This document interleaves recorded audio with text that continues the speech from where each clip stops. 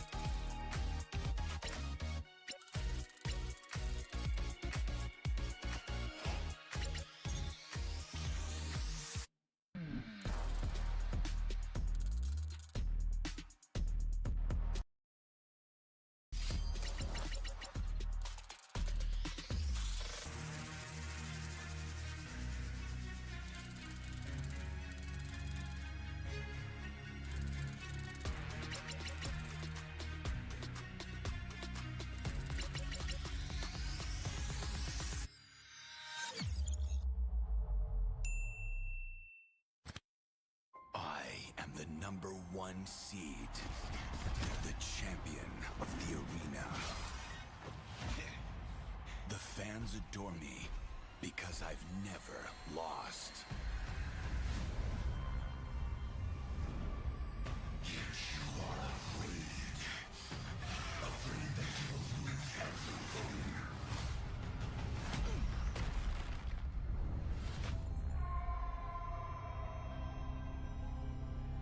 Do you ever get scared of losing, Kimmy?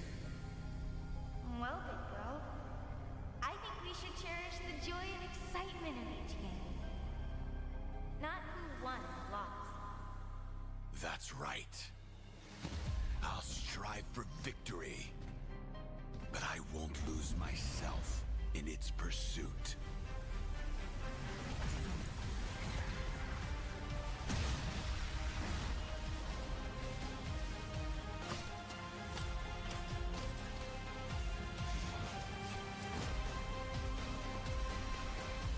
World Championship.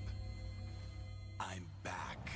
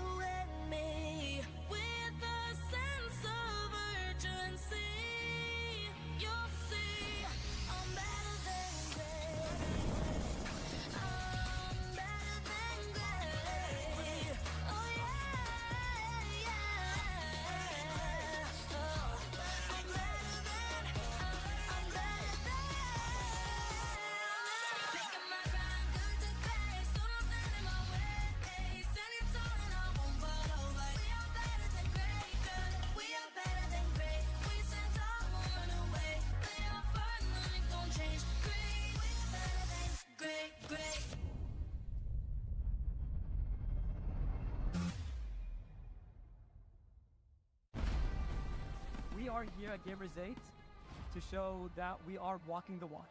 We have had amazing reactions, major idea owners, and a lot of potential partners and stakeholders coming in here and taking a peek. Gidea's cube over here has been the nexus of this zone. What I saw it from the outside is very mysterious. You want to know what's happening inside.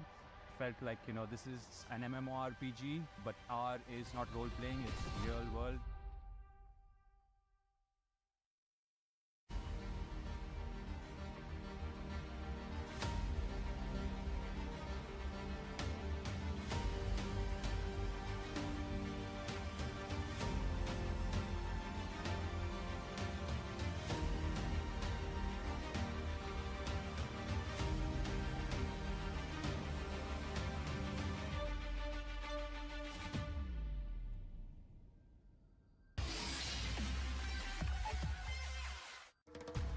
Grab only.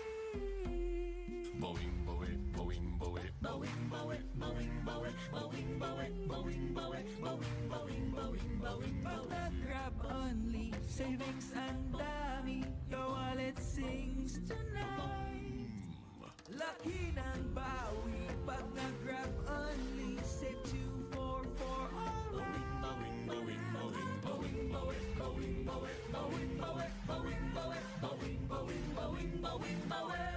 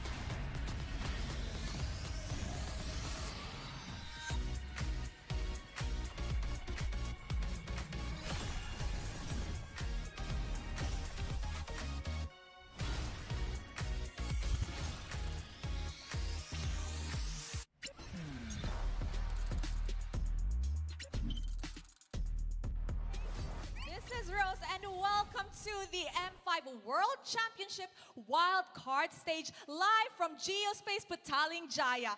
And right now, we are actually technically making history, as this is the first ever wildcard stage that the M Series has ever hosted, and it's live from Malaysia. So guys, as you guys can see from the crowd, the Malaysians are here in support for SMG, and we would like to interview a fan. Come here. Hi, how are you? Hello, I'm good. All right, so I'm gonna ask you first, where are you from? I'm from the Philippines. Oh, you flew from the Philippines to watch the wild card? I know, I'm based here in Malaysia. Oh, okay, you're based in Malaysia. So we can see from your shirt that you're supporting Team SMG. But let me ask you, why Team SMG?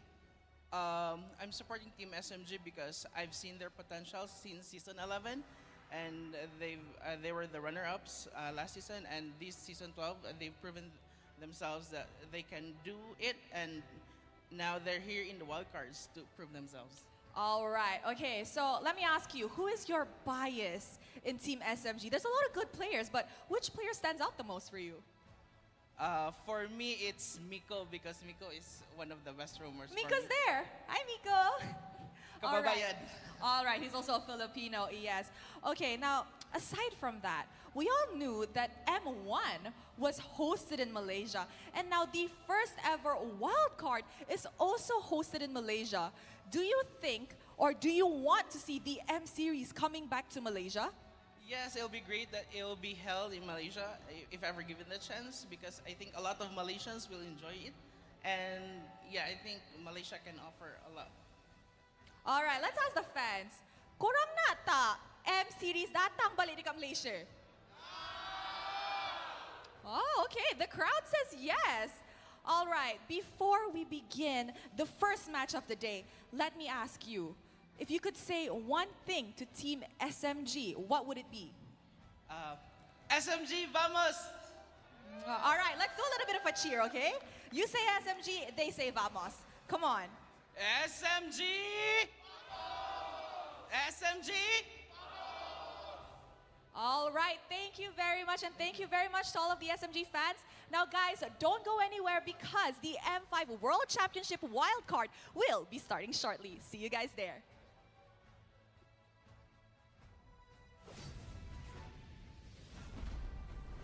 We are here at Gamers 8 to show that we are walking the walk. We have had amazing reactions, major ID owners, and a lot of potential partners and stakeholders coming in here and taking a peek. Gidea's Cube over here has been the nexus of this zone.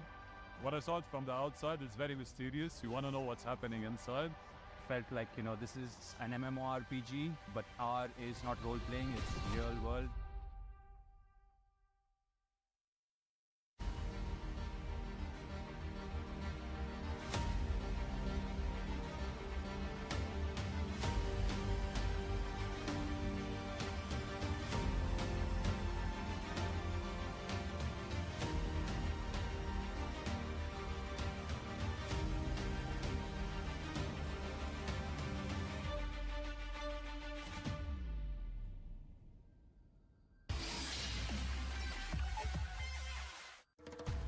Grab only.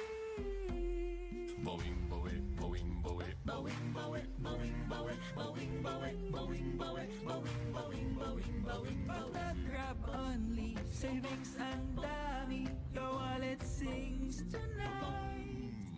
Laki ng bawi. Pag nag-grab only, save 2 for all. boing, boing, boing, boing, boing, boing, boing, boing, boing, boing, boing, boing, boing, boing, boing, boing.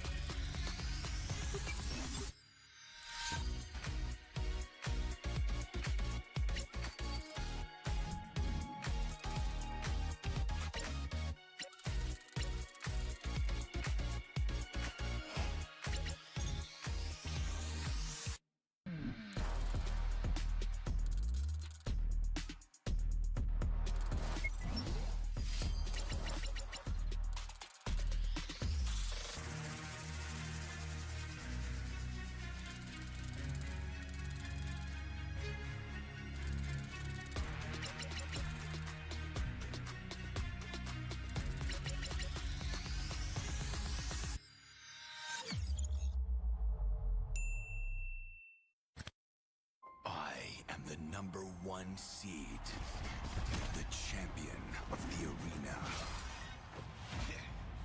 The fans adore me because I've never lost.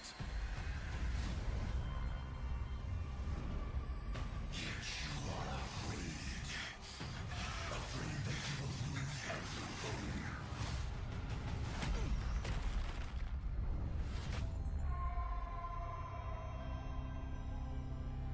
Do you ever get scared of losing, Kimmy? Well, big girl, I think we should cherish the joy and excitement of each game.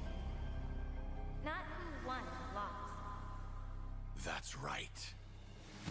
I'll strive for victory, but I won't lose myself in its pursuit.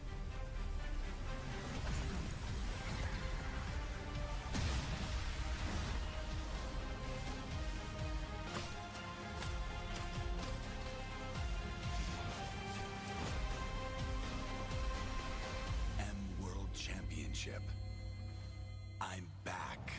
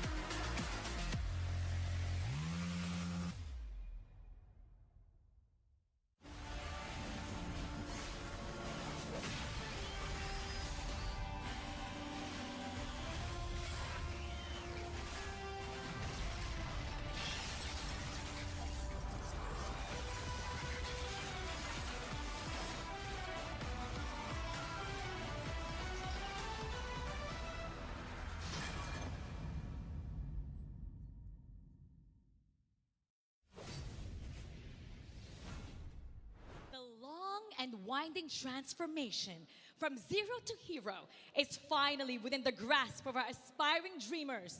Salamat Petang, Malaysia! Salamat Sore, Indonesia! Kamusta, Pilipinas? Hola, Latin America! Privyet to our fans in the EECA! Ni hao to all our Chinese friends. Assalamu alaikum, MENA region. I'm Mara Aquino. I'm LaFell. And I'm Rose. And welcome to the Mobile Legends Bang Bang M5 World Championship Wildcard Stage. We're here and gathered in the beautiful country of Malaysia to witness 8 teams from emerging Mobile Legends Bang Bang regions duke it out in a 4-day slugfest. What's at stake is the final 2 tickets to the Philippines to join the other 14 teams in their pursuit of the M5 trophy to bring back in their home countries. The mere fact that we're all gathered here today for this event itself is a historic feat for the M Series tournament, right, Mara? That's right.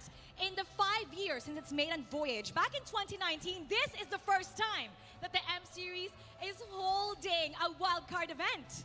The presence of more developing region in this competition is a testament to the global growth of the Mobile Legends Bang Bang competitive landscape. We have representatives all the way from Peru, EECA, Nepal, Laos, Mongolia, Saudi Arabia, Malaysia, and of course, the most anticipated, China, ready to brave the challenge to become better than great.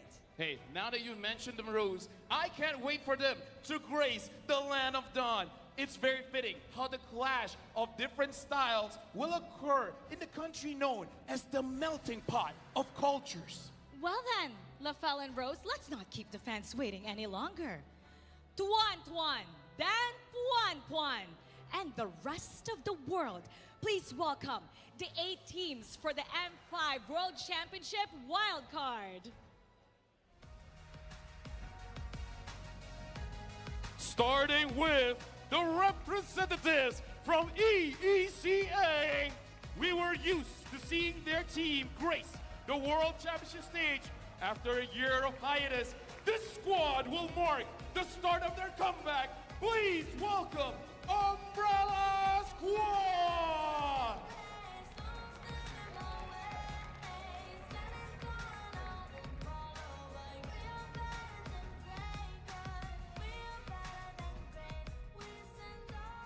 Their meteoric rise this year got them standing a step closer to the World Championship stage of MLBB.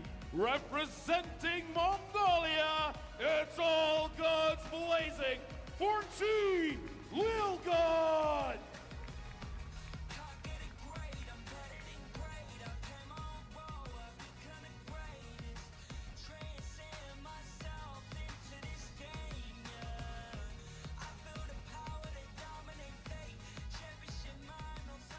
Representing the Kingdom of Saudi Arabia, the runner-up of MPL MENA Fall 2023, bask in their presence as they are ready for their grand landing.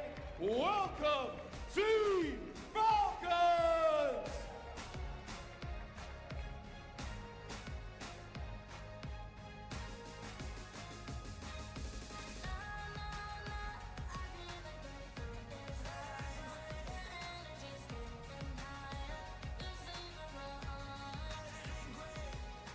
Hailing from Nepal, rising tall and proud like their mighty mountains.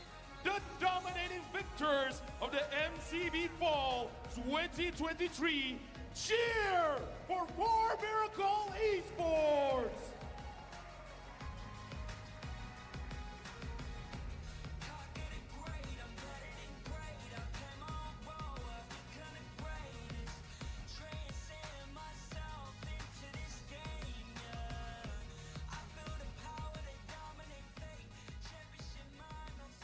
The squad that looks to establish the dominance of Latin America in our ever-developing esports landscape the second runner-up of Liga Latam 2023, the pride of Peru, Imperio Esports.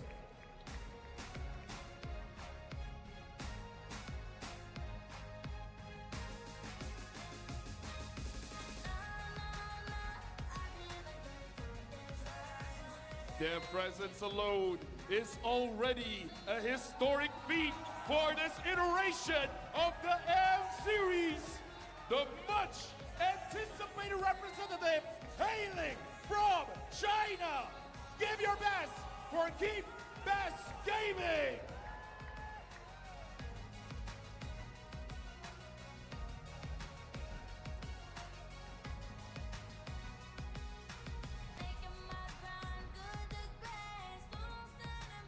Back to redeem the battle-hardened region of Mekong, the champion of the M Challenge Cup Season 2. Don't sleep on Laos's Nightmare Esports!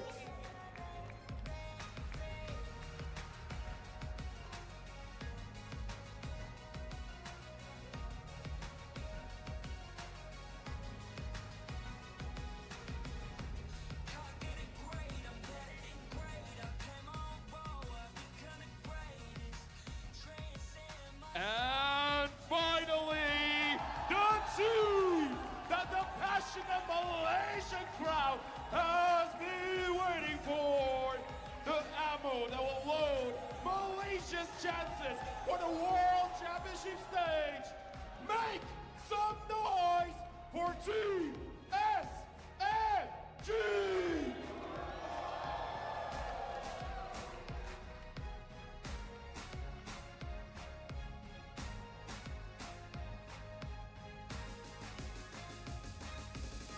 Ladies and gentlemen, this is the very first match of the M5 World Championship wildcard stage. Team SMG of Malaysia taking on Nightmare Esports of Laos. Will Sasa be able to lead his team in front of the home crowd? Or will the Laotians take the first step towards being better than great? The grand stage is set. The players are more than ready for action. And the rest of the world is watching. All that's left to do? Be better than great!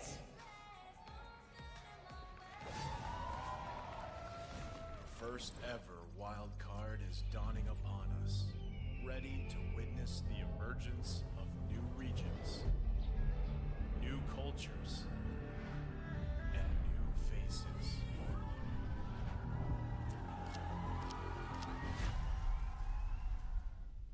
Where 8 contenders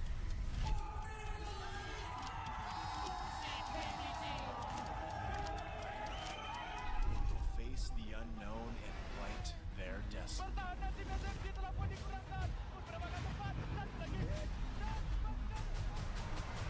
We didn't do well last time.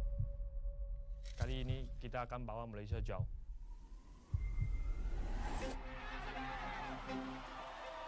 Мы были в шаге от победы, но мы еще свое скажем. Мы не проиграем, даже если ад замерзнет. Nada puede impedir que llevemos un nuevo contendiente LATAM a la fase de grupos. إن شاء الله هنقدم كل اللي عندنا وهنصعد بإذن الله للفاينل.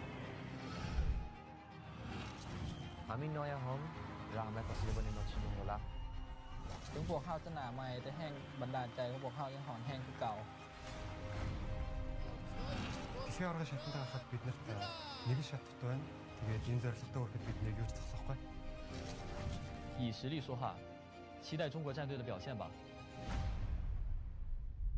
In this clash of cultures, our contenders strive for one common goal: to seize their spot at M5, to rise as a new generation of global players.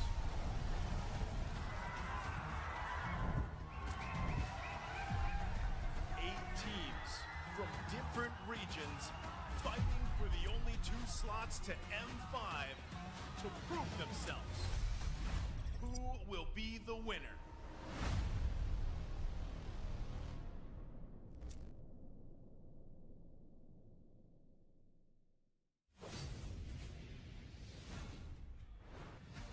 beautiful introduction and what an remarkable atmosphere. Now I can say Assalamu alaikum and welcome to the M5 Wildcard events that being held here in Malaysia. I'm gonna be with you casting, and also I will be joined by giant casters. I am Yasu, and I will be joined on my right.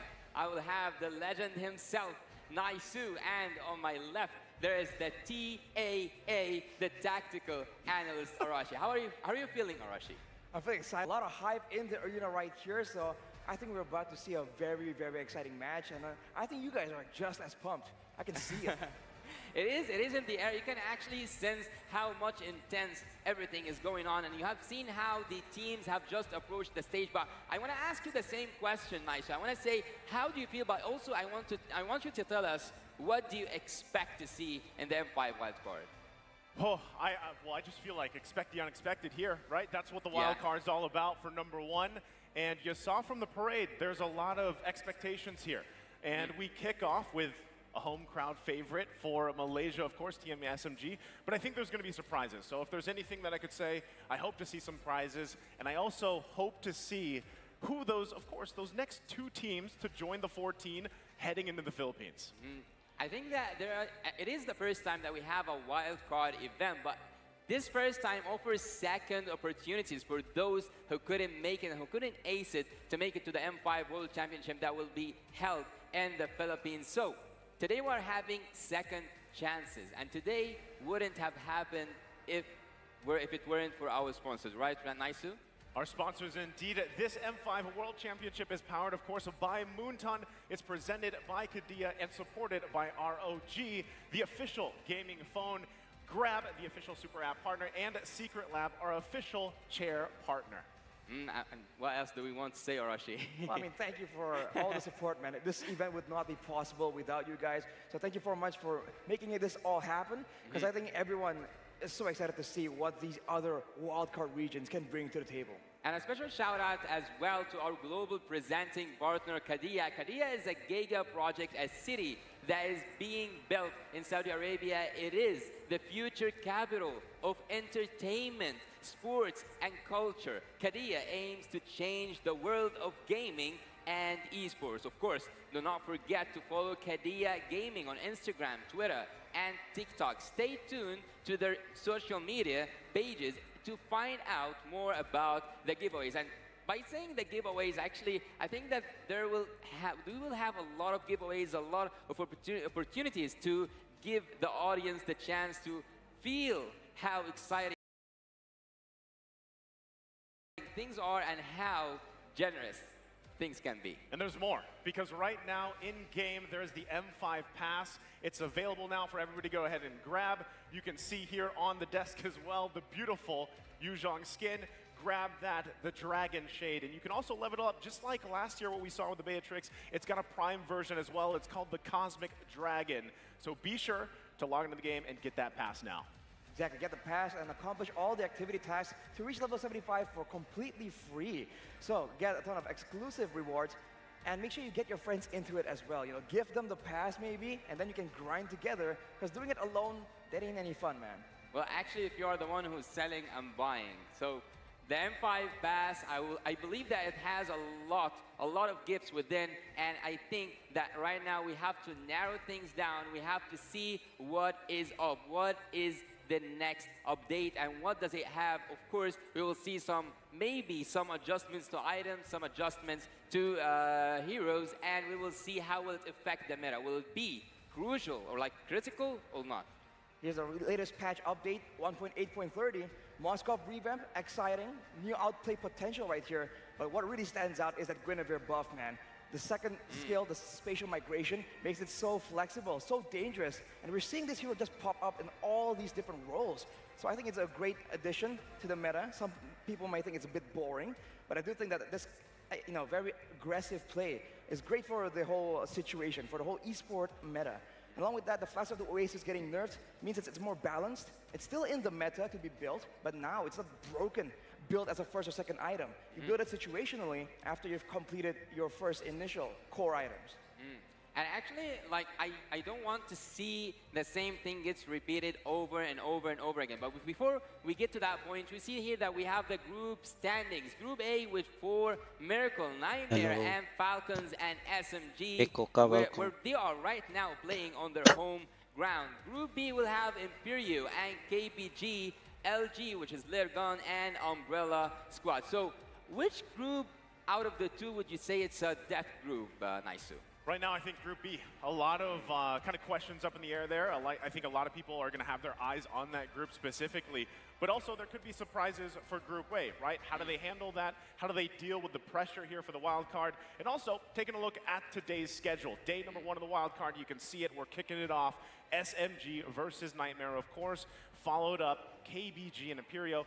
That is a match alone that I cannot wait to see unfold. And actually, also, I'm looking forward to see that Lil Gun game against Umbrella Squad. But before that, we will have Falcons team going up against 4 Miracle. So today is actually full of, I would say, let's get back to the point where what I was saying, that maybe we will see something different, because today it's an international event, it's an international stage, and there are players from all around the globe. I don't want to see a meta forcing itself today. I don't want to see a meta forcing itself during the whole series. So I want to see the variety, and I want to see how much it's different between each region and another. So do you think that we will see multiple cases, or like multiple strategies? I think definitely so. This is what's so exciting, right? There's so many regions out there with a completely different meta than what we're used to seeing in all these previous tournaments. So I think bringing a bit of that, unique flair is something we're all looking forward to. And along with that, hopefully, in future, more regions will start joining us as well in the wildcard series. So we can see, again, that it's not just all these top-tier, quote-unquote, big regions that can make meta gameplay. There's also very unique styles that we're just missing out on. And also, like, SMG playing on their home ground, as I said, they have the support of their audience. And actually, I wanted to call it the player number 6. So right now, we can see that we have when the Jokers become serious. They are both famous that they are Jokers within the team. They make a really unique atmosphere, and today they will get serious. What I love about this is Jokers, right? The reason why they're Jokers, these guys are jolly guys, right? We've had the opportunity to talk to them, even at the hotel and everything. But that's the thing, right? Even though they're fun outside of the game, when they get into the game, that's where they have to step up, right? Typically, when you're looking at these guys, these players, especially in the roam role, they have to be able to carry through the game, help the team get to where they need to be, so that they can, get the win, basically. So actually, they are the roamers. So basically, mostly, they are the shout callers as well. But before we head into the game, let's see the roster. Redeem code nahi hai is time. We have Miko This time and redeem code Jasmine, nahi hai. Jokster, and like among how can I say? Wait. Oh, this is the team SMG. So Sasa, Saxon, Smooth, Stormy, and Miko. Sorry, I just got messed.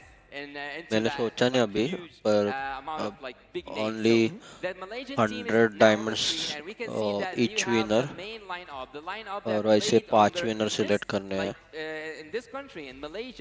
मैं सोच रहा हूँ 4 दिन का stream है तो every day 1 winner और final तो Sunday को है उसमें 2 winners select करें. What's so scary for their opponents today? And speaking of them, we're going to see them later, right? But I think the big problem here for them is also the huge hero pool for Stormy, right? He has a lot of mages in his arsenal. With the current dynamic meta, with all these new heroes popping up, it's going to be very dangerous to see how much flexibility they have in the drafting phase. And actually, also, after talking about Team SMG, I think that Team Nightmare will appear with us in a bit, and this team will actually bring something new to the table, and they are not a new guest to the international stage. And actually, by mentioning the international stage, a fun fact is that SMG team has been already to an M series, an M3. They are really good at that edition, but they get a chance to go to another M if they get the ticket here in Malaysia, and they get the ticket here from the wildcard. And that's the thing. So if we're talking about the matchup, right? I mean, Team SMG, a lot of people have this certain expectation for them. They went full 7 games back in their MPL, right? They brought it, and they, like you heard, They were basically one hit away from securing that championship for them. Now they have to get the second chance here. But across from them, right, Nightmare, this is a team that has been around for, in terms of the esports MLBB scene, this is a while, right? They have been together for quite some time, and I believe this is also the lineup from MSC 2021, if I remember correctly, right? These guys have been playing together, the synergy. Anytime we talk about teams, we talk about their synergy with each other. Nightmare has that, right? They're a reason why they are where they are, but that's where we have to compare it, right? They're up against the first obstacle in front of them is technically a Titan from Malaysia, right? Team SMG, they have their imports, of course, but overall, this team has solidified themselves around that, and it's worked great for them. That's my biggest question, though. Is Nightmare, granted, they have the synergy they have the experience that they have from the years, is it enough to actually go ahead and start this day with, technically it would be an upset, guys, right? I mean, come on, let's be honest. It would be an upset if they are able to beat Team SMG, match number 1 here in Malaysia. I think everyone loves an upset, but I think the home crowd. Recharge नहीं वो transfer कर देंगे इसके account पे है मतलब जो winner है उनका आईडी हमको देना होगा वो लोग ट्रांसफर कर देंगे. So I think Team Nightmare in a way has a chance to really surprise them, especially in the first 1 or 2 games, right? Before Team SMG can really get a read on what they like to do, how they want to play. And usually when there's this kind of lack of information here, it all comes down to the roamers, which is why we're highlighting it so much. Who can really get the advantage here, get into position first to start up all the ganks, to try and make sure that their team gets the vision they require to really get an edge in the beginning of the game. And actually, after speaking a little bit about how will the match go, I'm wondering, will we see an outstanding hero? Will we see, actually, this question, I think the answer is already here. I think that Guinevere will be most picked or like most banned based on like the past period of time. She's played in the mid lane, in the room, and like everywhere, just not in the gold lane yet. Maybe we'll see it in the gold lane. You never know. It's the wild card. It is a wild card, so maybe we'll see a wild pick as well. So actually, after seeing that, I remember that there was a time where there was the almighty Fredren. Like, yeah, he just had his moment, like more than he actually, he got so much recognized that at some point he was the most picked and the most banned. Yep. And are you saying you feel like that might happen with the Guinevere, right? Because if anything, since we took a look at the way that patch has changed things, right? The landscape here, even from recent tournaments internationally, right? We saw just how much he was picked up in enough time for them to basically adjust to that, right? The fact that Guinevere is locked in now quite a bit, do teams have an answer for it, right? For the most part, right? Because even with that small change, the way that the spatial migration works, it's deadly for a lot of these teams that like to play certain ways. So I feel like now you've had, honestly, it's not that much time, right? You have to have an adjustment for that and an answer to that. And also, I've seen Team SMG and especially Saxa making a lot of, I want to call it Joker picks. I don't know how it's like Joker picks. Because you can, it's also Flix picks, but in Mina we call it Joker picks. I see. So it can work in multiple places. So at some point, I think also at the finals of MPL MY, Saxa managed to get that Benedetta transferred from the XP lane, which was like the natural lane that we see Benedetta being played into the jungle. He takes it into the jungle and he makes an outstanding performance out of it. So I just think that Team SMG will bring up something new to the table. And will we see the hospital meta, Arashi? The hospital meta. I mean, we'll have to see, man. We're going to go straight into the drafting phase right here. This is the beginning of all the games here. This will make or break the gameplay in the game. Like you mentioned, man, we have to see if the hospital meta does make an appearance and which heroes will be used to try and make that happen. Because with the fact that the Oasis getting changed right here, it's not going to be as simple. And I think a lot more focus can be put into the jungle as well. Because as you mentioned, flex picks can move into the jungle. And with the change towards the Retribution, towards the Lord that now does more damage, what you pick and what you use in the jungle becomes even more important. Well, ladies and gentlemen, get your snacks, fasten your seatbelts, because I welcome you on this marvelous international journey that we will start we will start it right now, actually. We already started it with this amazing first match where Team SMG, the home defenders, are going up against Team Nightmare, who might, just might, give them nightmares tonight. So, we right now see that the draft already started and the Guinevere is already banned alongside with the Matilda. So maybe, yeah, that's an indicator that we might go towards the hospital meta. But on the other side, there is the 1-1 and the Arnold. So far, Naisu, I see that there is no focus on a certain role. Here's the thing. I'm glad Guinevere's banned out, right? So, because Arashi, you were there, you saw how MPLI went and everything, it was picked up so much, so now this leaves us to that, right? What is going to change here? What is the priority? Especially as we talked about how the supports have changed, even with the flash of Oasis changed, right? What do teams want to lock in first priority-wise? Arashi, you probably have a better answer to this one. I think we've seen a lot of teams prioritize the gold laners, because in the late game, that's what really matters. And there's a very limited amount right here, especially with SMG banning away the 1-1 and the Bruno as well. Yep. It seems like they're trying to get something that's advantageous, but also maybe it's a bit of a fighter-centric kind of draft, because with the emphasis on marksman, usually you want to have tanky heroes that can only be taken down by the marksman.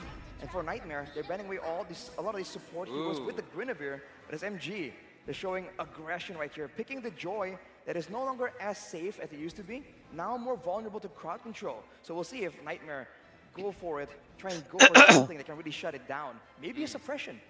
Maybe we'll see something different. You never know. Maybe we'll see Menstar coming up. Maybe we'll see Kufra being picked. Even suppression here, as you said, maybe we'll see a Franco or a Kaja. So what I've noticed while I was like making my studies about Team SMG is that they don't like to go up against Bruno at all. So it's not, mostly it's not that they are adapting or like taking pick from the enemy. They are not just, look, for me, how can I explain this?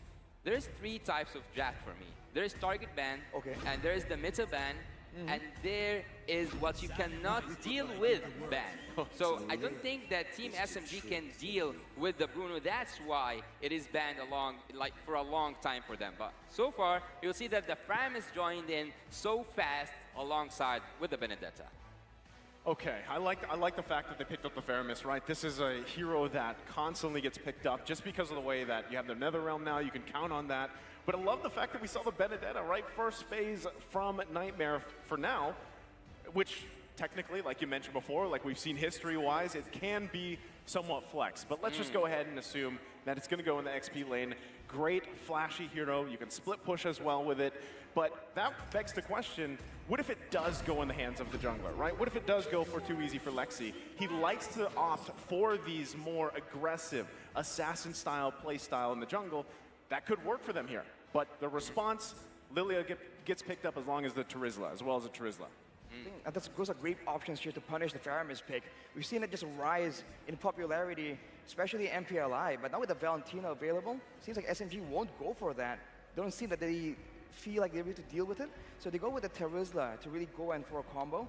And then they have this Lilia right now with AoE, technically DPS, a lot of magical damage again and again. So the Netherrealm from Faramis, it's going to be a big weapon for Nightmare, but it also can be something that SMG can take advantage of to really shut them down here. And also, like, if the Valentino was still available for Team Nightmare and they managed to transform this Faramis to the roaming beauty, I think that it has a lot of ultimates on the other side from Team SMG. There is the penalty zone and like tons of other ultimates that haven't been even revealed yet. So it is a good choice for them, but I don't know if it's gonna make up or like will it be good in terms of taking damage from Team SMG, because so far the marksman is not up yet, or like the gold laner is not up yet, and they already have a lot of damage. Mart is being in from Team Nightmare, and the first phase of drafting is done. You know what else is a surprise as we wait for the second phase here of bans is Nolan is still open, right? Nolan is a really? hero. Yeah, it's a hero that teams love to just go ahead and take that risk. Okay, we see a swap. I don't know if that's actually happening, right? It's magic. As we talked about the Benedetta, that's out of the picture right now. We don't know. We'll have to confirm later. But with that being said, now you have the Marches there. I was asking about the jungler matchup.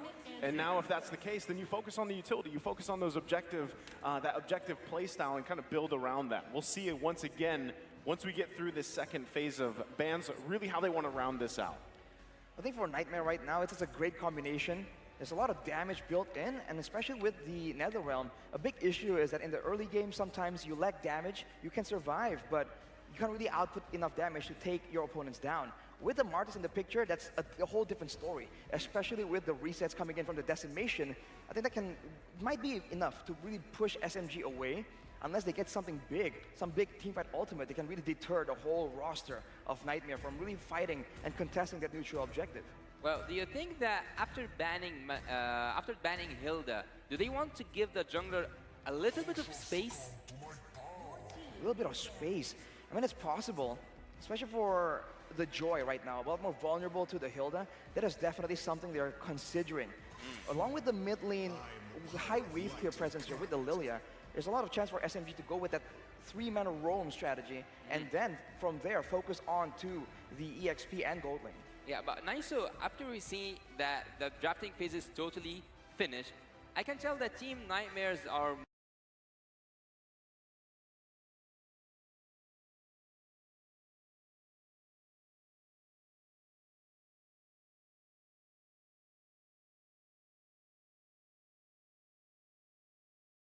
or will it be just focusing on some picks that will stop them or like will make them stumble during the game? After taking that suppression hero out, I don't know what SMG is planning to do.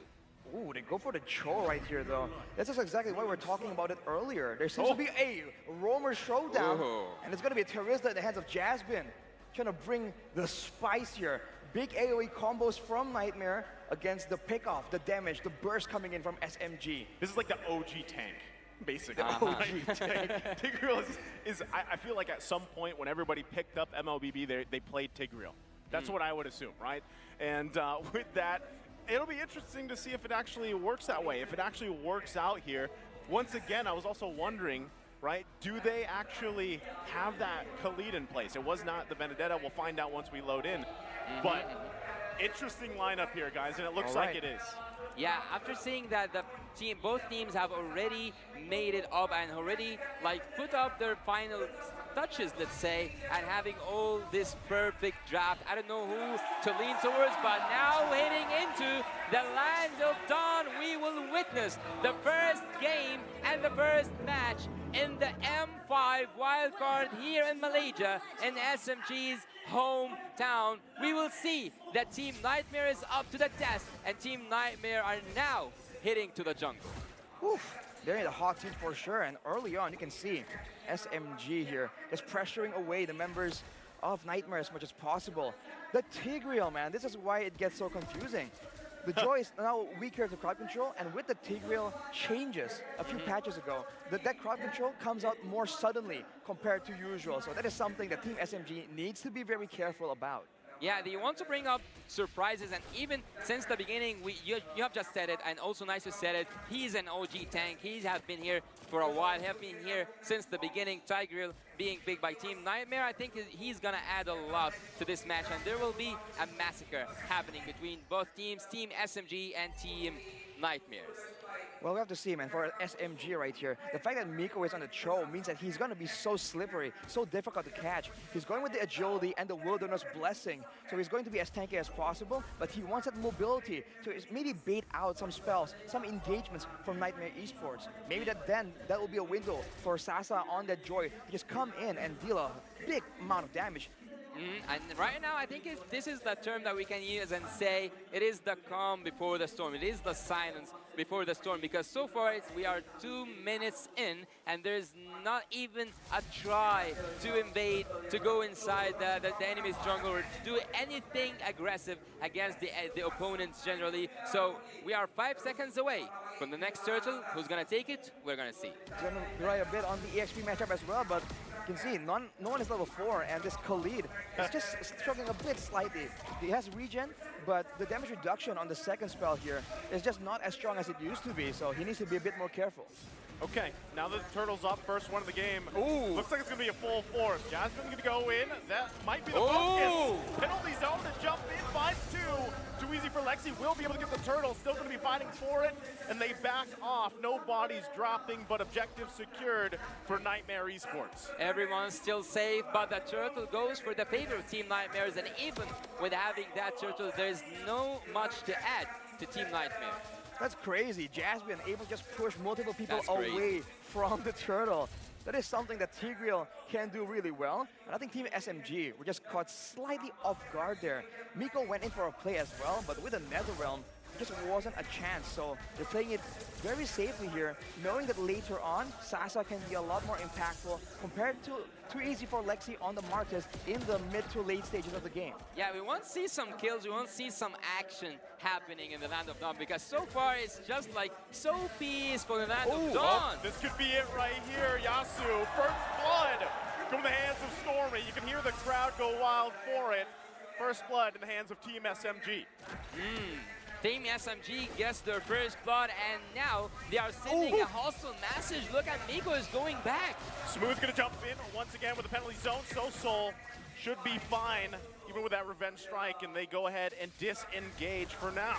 Look at how aggressive Jack is on the Khalid, man. Just going in with the Raging Sandstorms. That's a big engage tool, and for now, he can't afford to do so. But later on, he needs to be a bit more conservative. Whoever lands the bigger ultimate between Jack and Smooth in the EXP lane, that can really swing the tides of the battle. For now, even though Nightmare Esports technically has a lead, Team SMG are the ones with a bit more of a gold lead, so their firing patterns, for sure, is a bit better compared to Nightmare Esports.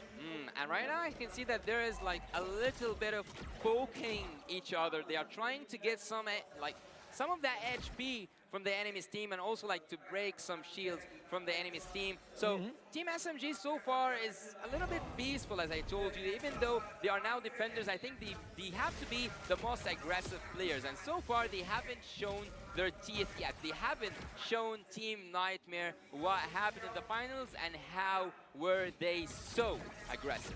I think this is a big problem for Team SMG. If they mess up here, the resets, the decimations is just such a big risk. For Nightmare Esports, it's not exactly the same kind of deal, but look at Miko. Miko's gonna go ahead and zone them out the best he can. You also have now, still, Turtle's gonna reset. So, interesting that they went with that. Jack is just around the corner. The biggest thing Team SMG has to look out for is implosion with the Raging Sandstorm combination. That's Jasmine flickering in with it. Still going to be going for it now. Turtle for the taking. Jack finds Saksa. Flicker penalty zone comes through. Too easy. Gets the turtle, and they have to battle it out now. Smooth in trouble. Multiple bodies chasing him, and he will go down. It's Jasmine again. He's down. Everyone is now down. Team Nightmare gets the turtle, and they also get the fight. Oh, Miko, he's in trouble here. Gonna get dragged, and Jasmine gets another kill on this Tigreal. That is just crowd control advantage at its best. You would think that Jasmine on the Tigreal is going to be a bit too telegraphed, too easy to avoid. But right there, he just gets the play onto Sasa. And of course, Jack with a great follow-up.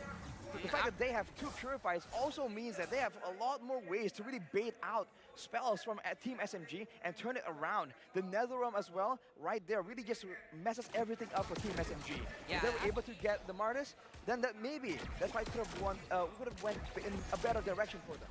And maybe if you look at the statistics, Team SMG, every time they lose the early game, is so hard for them to come back again. So Team Nightmare now have the advantage of the kills, but there's no so much difference in terms of the gold, and everything again goes back and scrolls back to the safe zone. There's nothing happening in the Land of Dawn right now except for people waiting.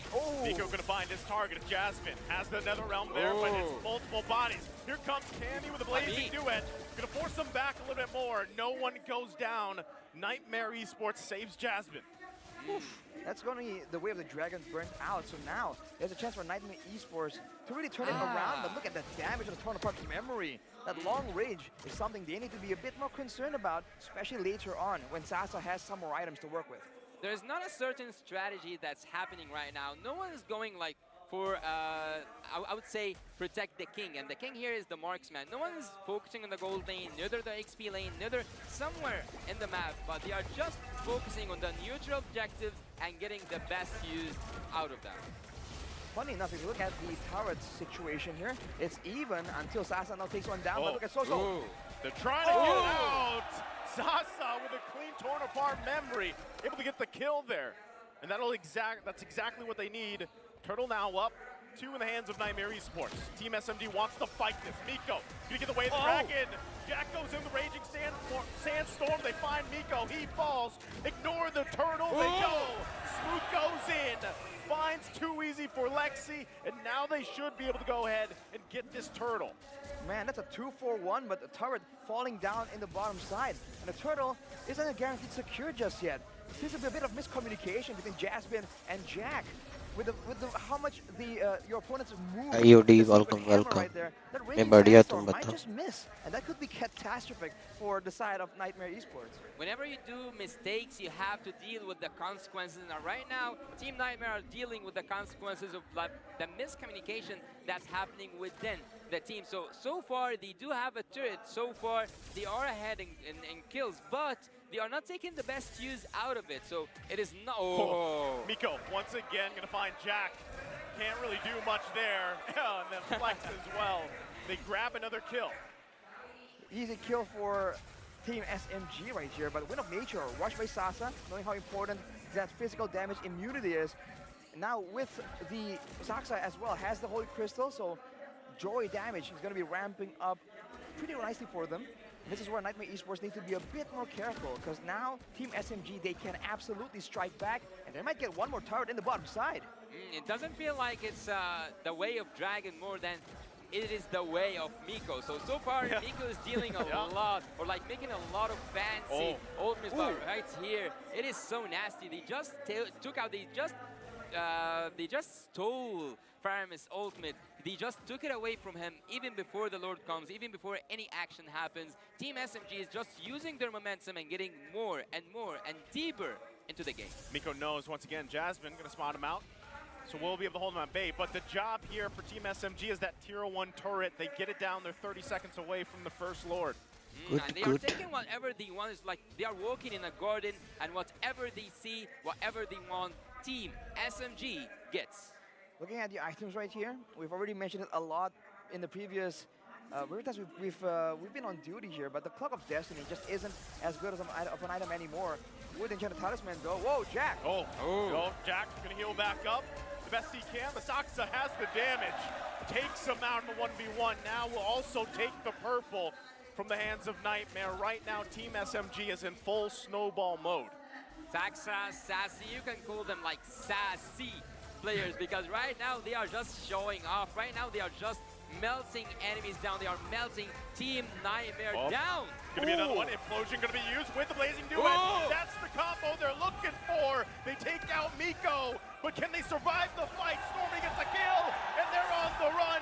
Body after body's gonna fall from Nightmare. Team SMG answers back.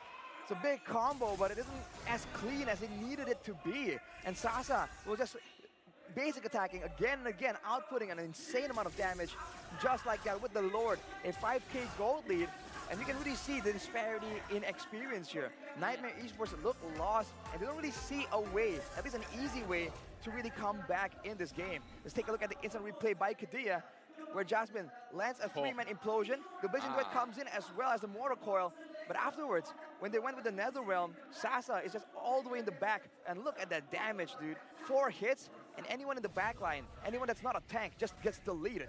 Yeah, that's when the goal difference speaks. That when the strength actually speaks. And right now, Team Nightmare are buried by the mistakes they have done throughout the early game. Right now, they are in the defensive mode. Right now, they are behind their inhibitor turrets. Right now, they got to deal with this Lord. Is only the first one. Should be able to make quick work of it, as Nightmare does. But are they going to lose anything more? Saxa going to jump in behind ये लोग कुछ भी लेते हैं will Jeet back जाते हैं. off though. So right now, Nightmare holds on to their turrets for now. They didn't really use the waves as efficiently as they could right there. Fortunately for them, Nightmare were able to just defend.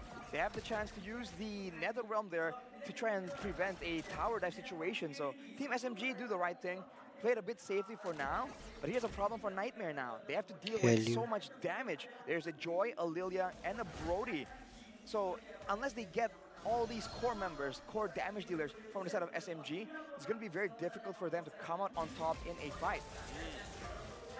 Still, going for it. Another clean kill. Stormy does it again. There's the kick with the way of the dragon, the way of the Miko. Jasmine the target. He falls in the jungle. And Team SMG is relentless right now.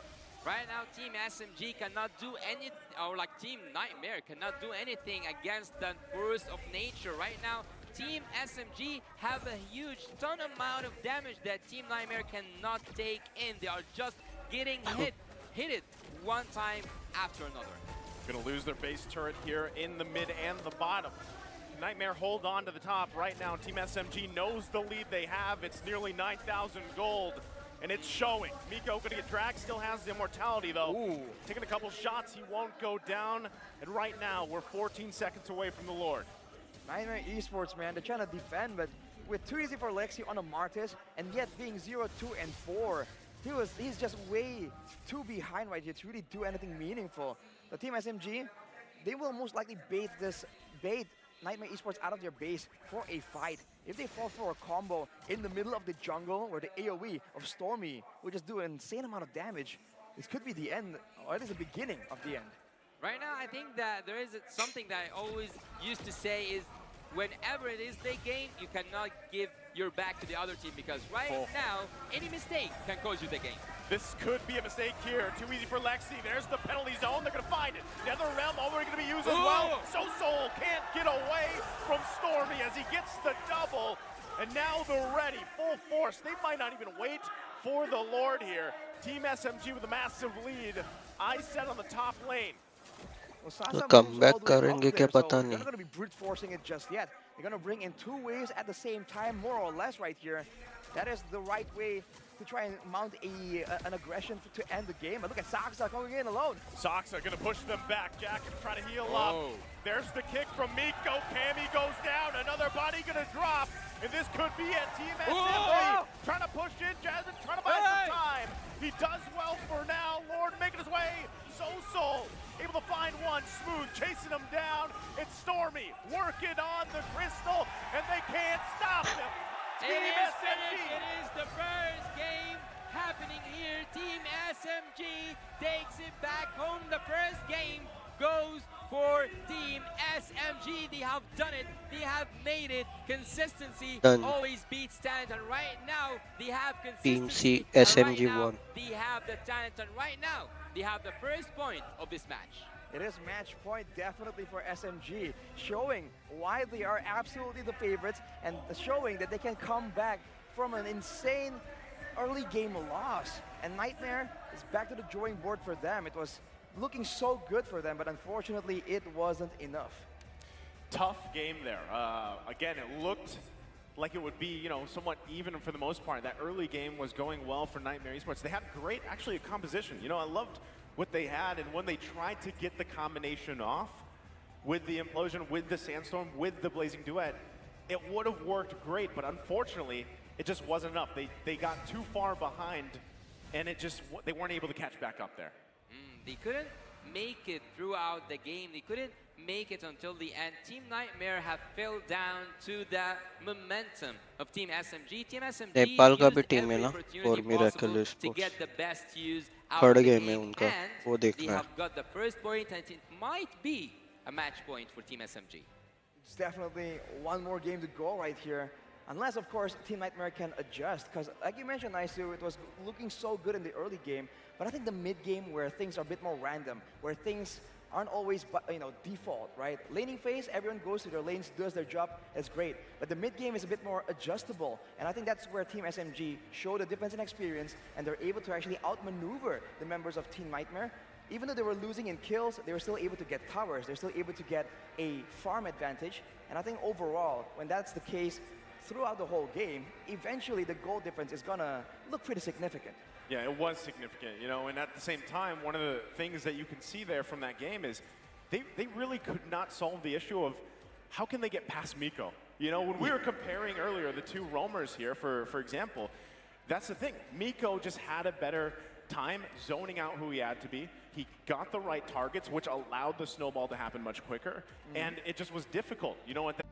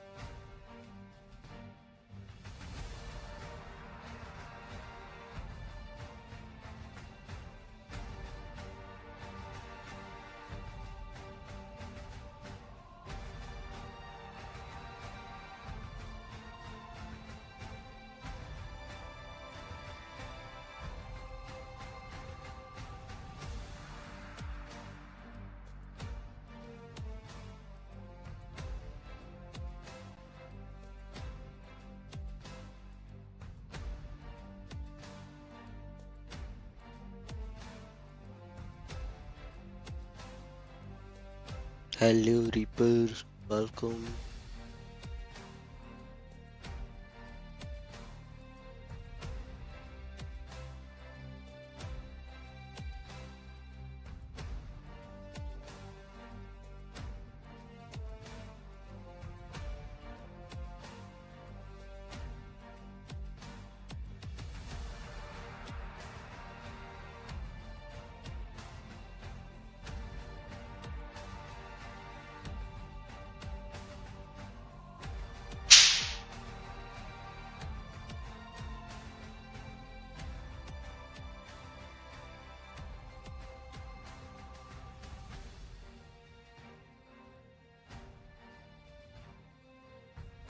वो तो है,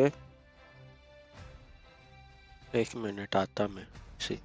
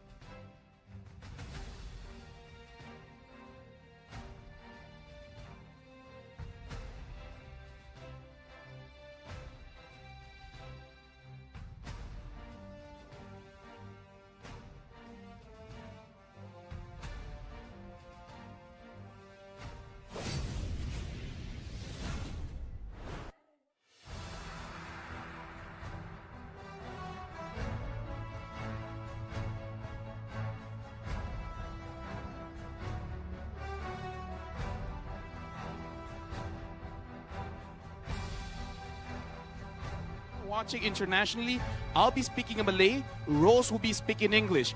And now, I will speak in Malay. Okay. Bila interview je, asyik-asyik muka Ciku, asyik-asyik muka Gary. Kan? Ciku memang sejak live stream ni suka berbual depan kamera? Saya pun tak tahu, dia macam tiba-tiba. Saya datang nak tengok, tapi dia kena interview pula.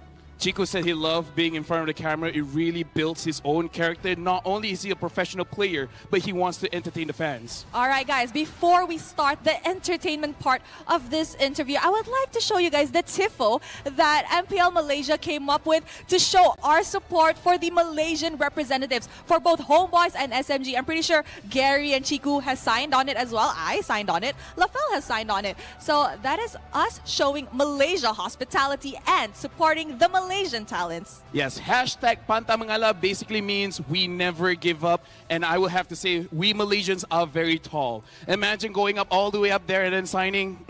We're at least 7 feet tall. Right, exactly. All right, so let's head right into this, okay? Let me first ask, Gary, in your opinion, which teams will be qualifying for the M5 main event? Saya rasa SMG dengan tim dari Mongolia. Apa nama dia? Lilgan. Lilgan. Ah, yang tu. You guys know what he said. He said SMG and Lilgan will most probably be going to the main stage. All right, for Chiku, who do you foresee entering the M5 World Championship in the Philippines? Aku tak faham apa soalan dia. Soalan sama kot, dua tim yang akan pergi ke M5. Okay, kalau saya semestinya SMG dengan Lilgan tu. Same. Wow, same. Copy paste. It's the same answer. Copy paste. No need for translation. No need. All right, so actually, let me translate. Okay. They say that SMG will be going to the wild card because they believe in their friends. They have trained very, very hard, and they will go represent Malaysia. And Lilgan has been surprising everyone on the world stage, so they are looking forward to see Lilgan going to the Philippines and give every team there a big challenge. Gosh, that was an amazing translation. Amazing. All right, Chiku, you want Lilgan and SMG to enter, but in your opinion, which team is the dark horse? Which team will give them a fight for their money?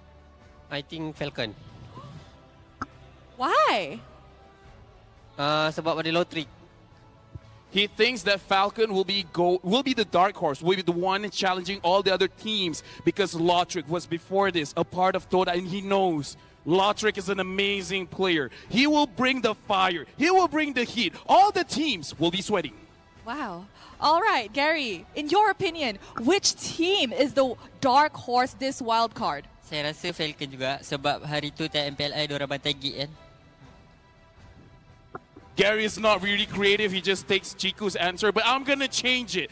Falcon is dominating because for some reason, they have found a way. They found the secret sauce, the hidden key to attack all of the teams Gary has faced against them 10,000 times in scrims, and every single time, it's a very hard game. Even Gary was sweating. He could not get his own purple buff. It was a difficult game. Oh, wow. Okay, so I feel like the longer this interview is, the longer LaFell's translation becomes. All right, so Gary, I heard that there are rumors surrounding your team in ML. So, Gary, do you mind spilling or maybe addressing the rumors regarding your future in MPL Malaysia? Future saya rasa tak ada apa-apa lagi sebab saya pun sekarang tidur kat rumah gaming house Team Hut aja. Gary said he cannot predict the future.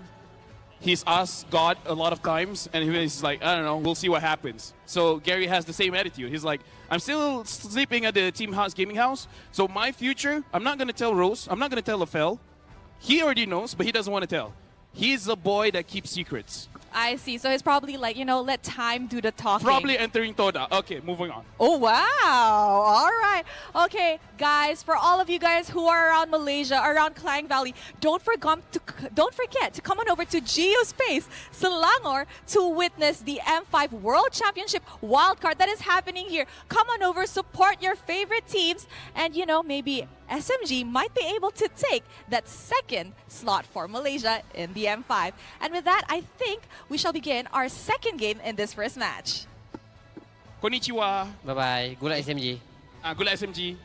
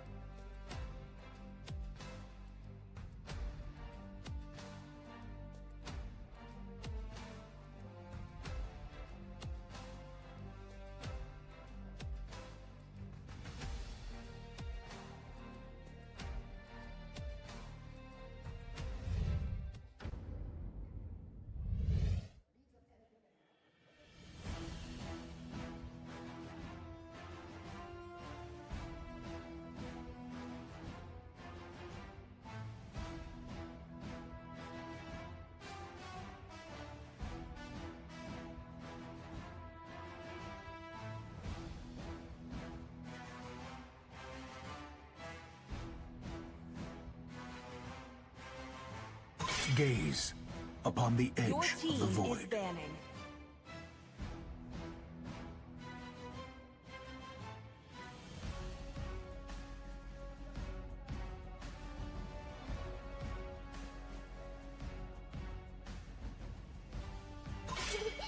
To me, Your fun is all team that is matters. banning.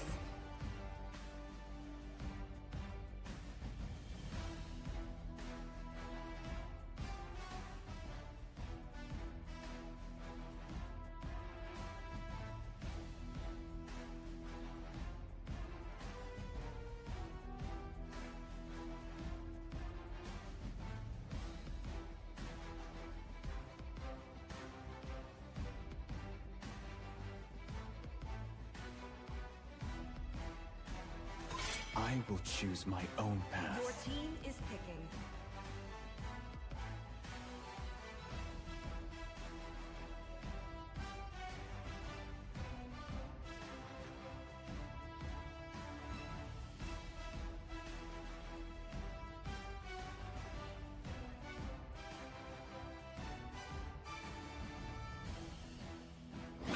win the race against your time. Team is picking.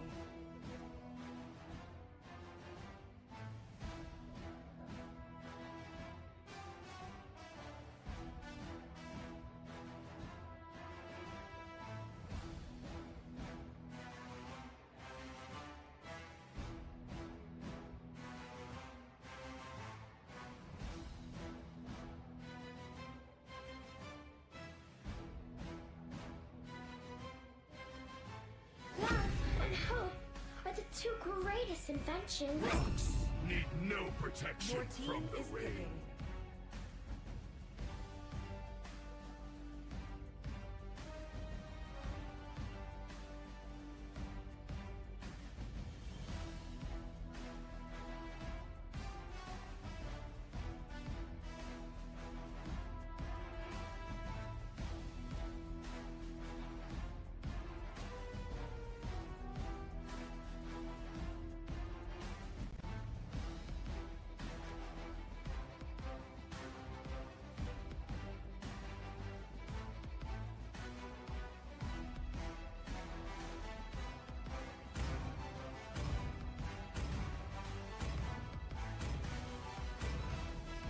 Sand rises when I give the word. Cure the pain. Your team is picking.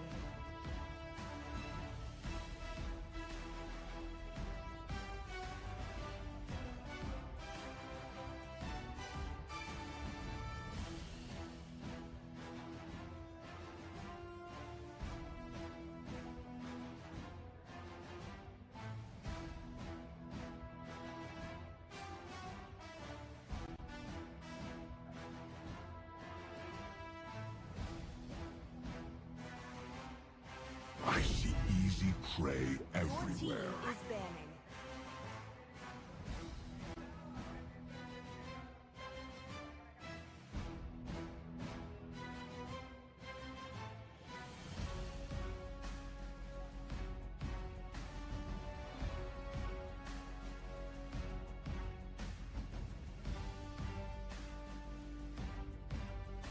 Always on the way. Your team is banning. Let's go. Your team is banning.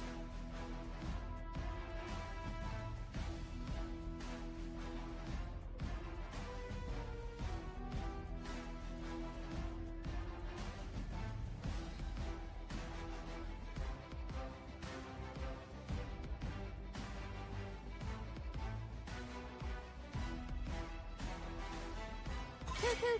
Horology is my craft. Your team Diggy is my banned. name.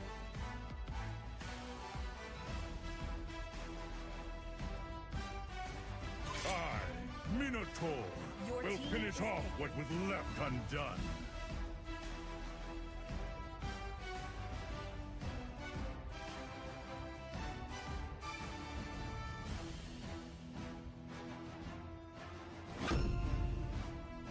Your team is picking.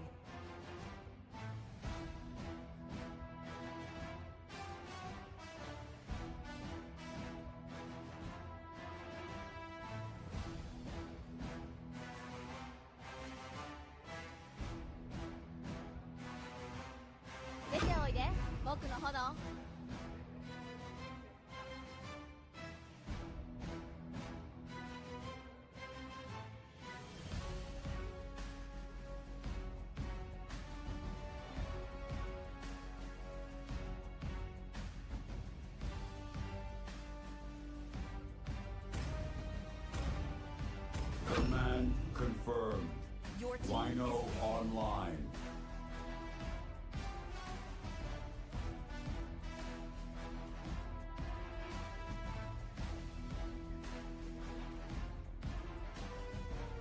Introducing my buddy. That's Maru.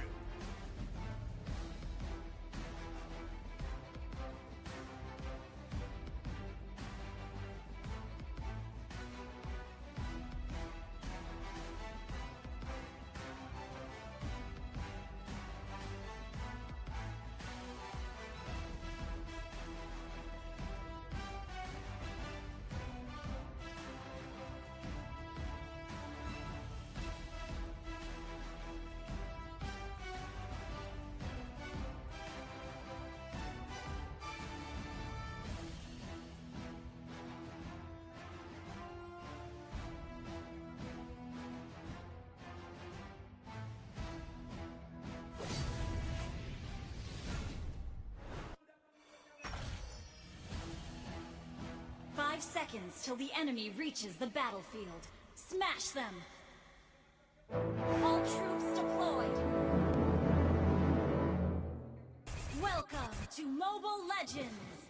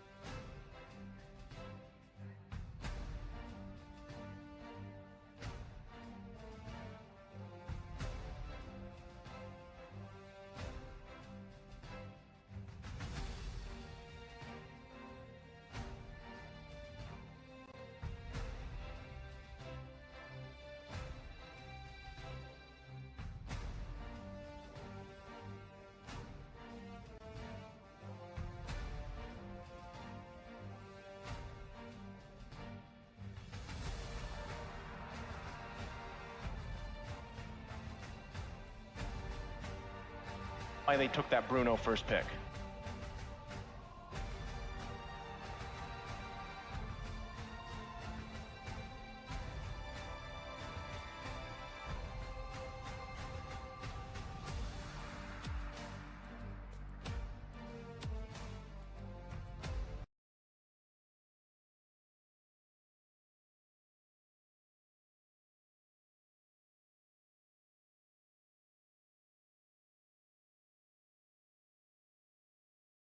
Just realized that he went to the support item actually, so more movement speed, more regeneration coming from him, and he was able to find wild charges towards Sasa, but for the most part, right, he was just really struggling to get away from damage in the early game. You take a look at some of the items, as we were comparing earlier, the Claude not needing the boots is an advantage, but when the teams aren't really chasing each other down, then it doesn't really matter. Cammy is still with no boots, and even though he doesn't have the BMI, that mobility, he is still doing great. And with the Windtalker as well, he just has a lot more attack speed, so a lot more damage output, especially after the Blazing Duet has been used, right? With the Blazing Duet, you have a lot of damage output, but after that, you have shred damage. Whereas for Cammy on the late game, especially when an Angela or Claude is just stuck in the front for a second too long, those crits are hitting for 1,600 damage, man. You cannot stand there. Yeah, and also Team SMG, like bringing up like a point that have been said in that draft, they cannot deal with that Bruno. So the Bruno was justified, and as a first pick, which was like a little bit new to us to see him getting as a first pick in this current meta, but do you think that we will see Bruno getting banned at the first phase from Team SMG in the next match? It may be contested, man. I mean, I think any team would like to have a Bruno right now. It's strong in the lane, decent mid game as well, and strong late game. So there's not a huge downside to the playstyle. If you compare to Claude, for example, good mid to late game if you have your core items and your power spikes. Right. But in the early game, you will kind of struggle a bit in the lane. You kind of have to try and survive there instead of bully. So I think that having the kind of pressure in the early game, especially if you can secure a good jungler, really makes for a very solid early game strat. Yeah, but there is something really interesting in the screen right now. Team Nightmare only needed one Lord to finish the job. Yeah, I mean, if you look at this at the composition, they have the stronger late game just because they do have magical damage to play around with. When you have an Angela, take full advantage of it. You can't really rely on an Angela to do damage per se, but when she goes into the hard guard, when you're getting that huge shield, you have to try and take some damage away from your teammates into that shield. That's the only real way you can use the Angela in that late game. And I think SMG just weren't doing it as often as they really could be, and that was one of the main problems.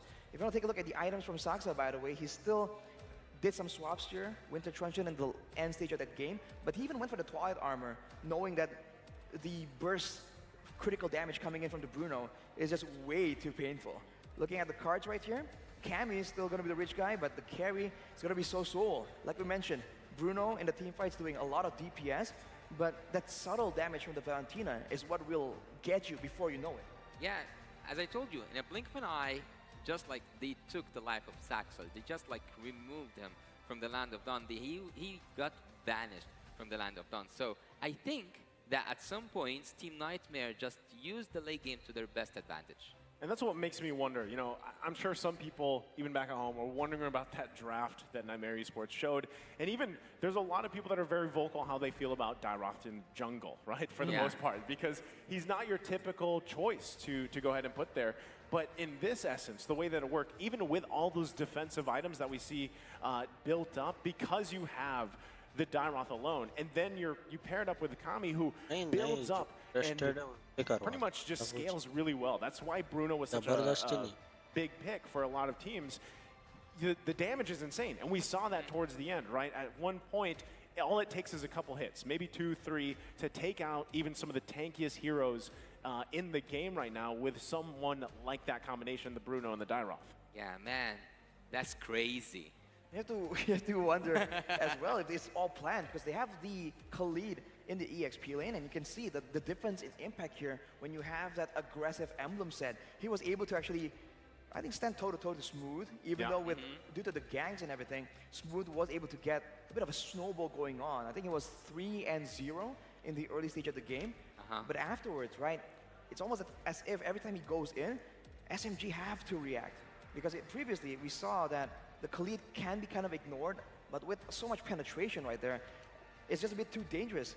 And if you look at the team fight participation stats here, I think you can see for SMG it's a very clumped up together style, and for Nightmare it's all about making sure that Too Easy for Lexi is participating. And the fact that he has 92% kill participation, it does show that he is, participating, but it also shows that there's a lot of fights near the Lord, right? Because that's where he would be, and that's where he can actually get a lot of his physical damage shred, his physical defense reduction, to try and take down the members of SMG. Yeah, but actually I feel kind of sad for Saksa because look, he got 200k damage dealt upon him. So this guy have handled a lot of damage. He sucked in a lot of damage. But there is a question. Do you think that the draft itself as a whole played a huge role in the game, or was it the opportunities that made it possible for Team Nightmare to come back?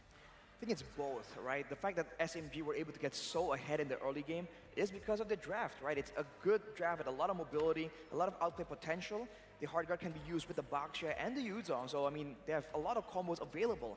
But that's also why in the late game, they don't have a Brody or a Bruno or a Beatrix, something that can take down towers very reliably. They have a Claude, and on top of that, they have no magical damage because they have an Angela that was building the Flags of the Oasis as well as the Fleeting Time. So he wasn't going with like a Divine Glaive or something. So the reason why they were doing so well and then not so much is because of that draft. And that shows again the importance of the drafts, but also how you execute and how you plan out the game, right? Because you need to end the game fast with SMG's draft.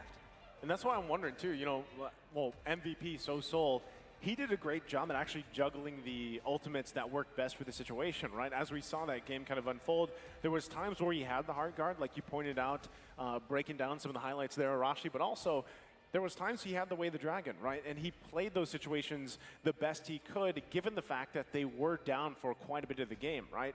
That is a huge responsibility in its own right for Soul, and he pulled that off really well.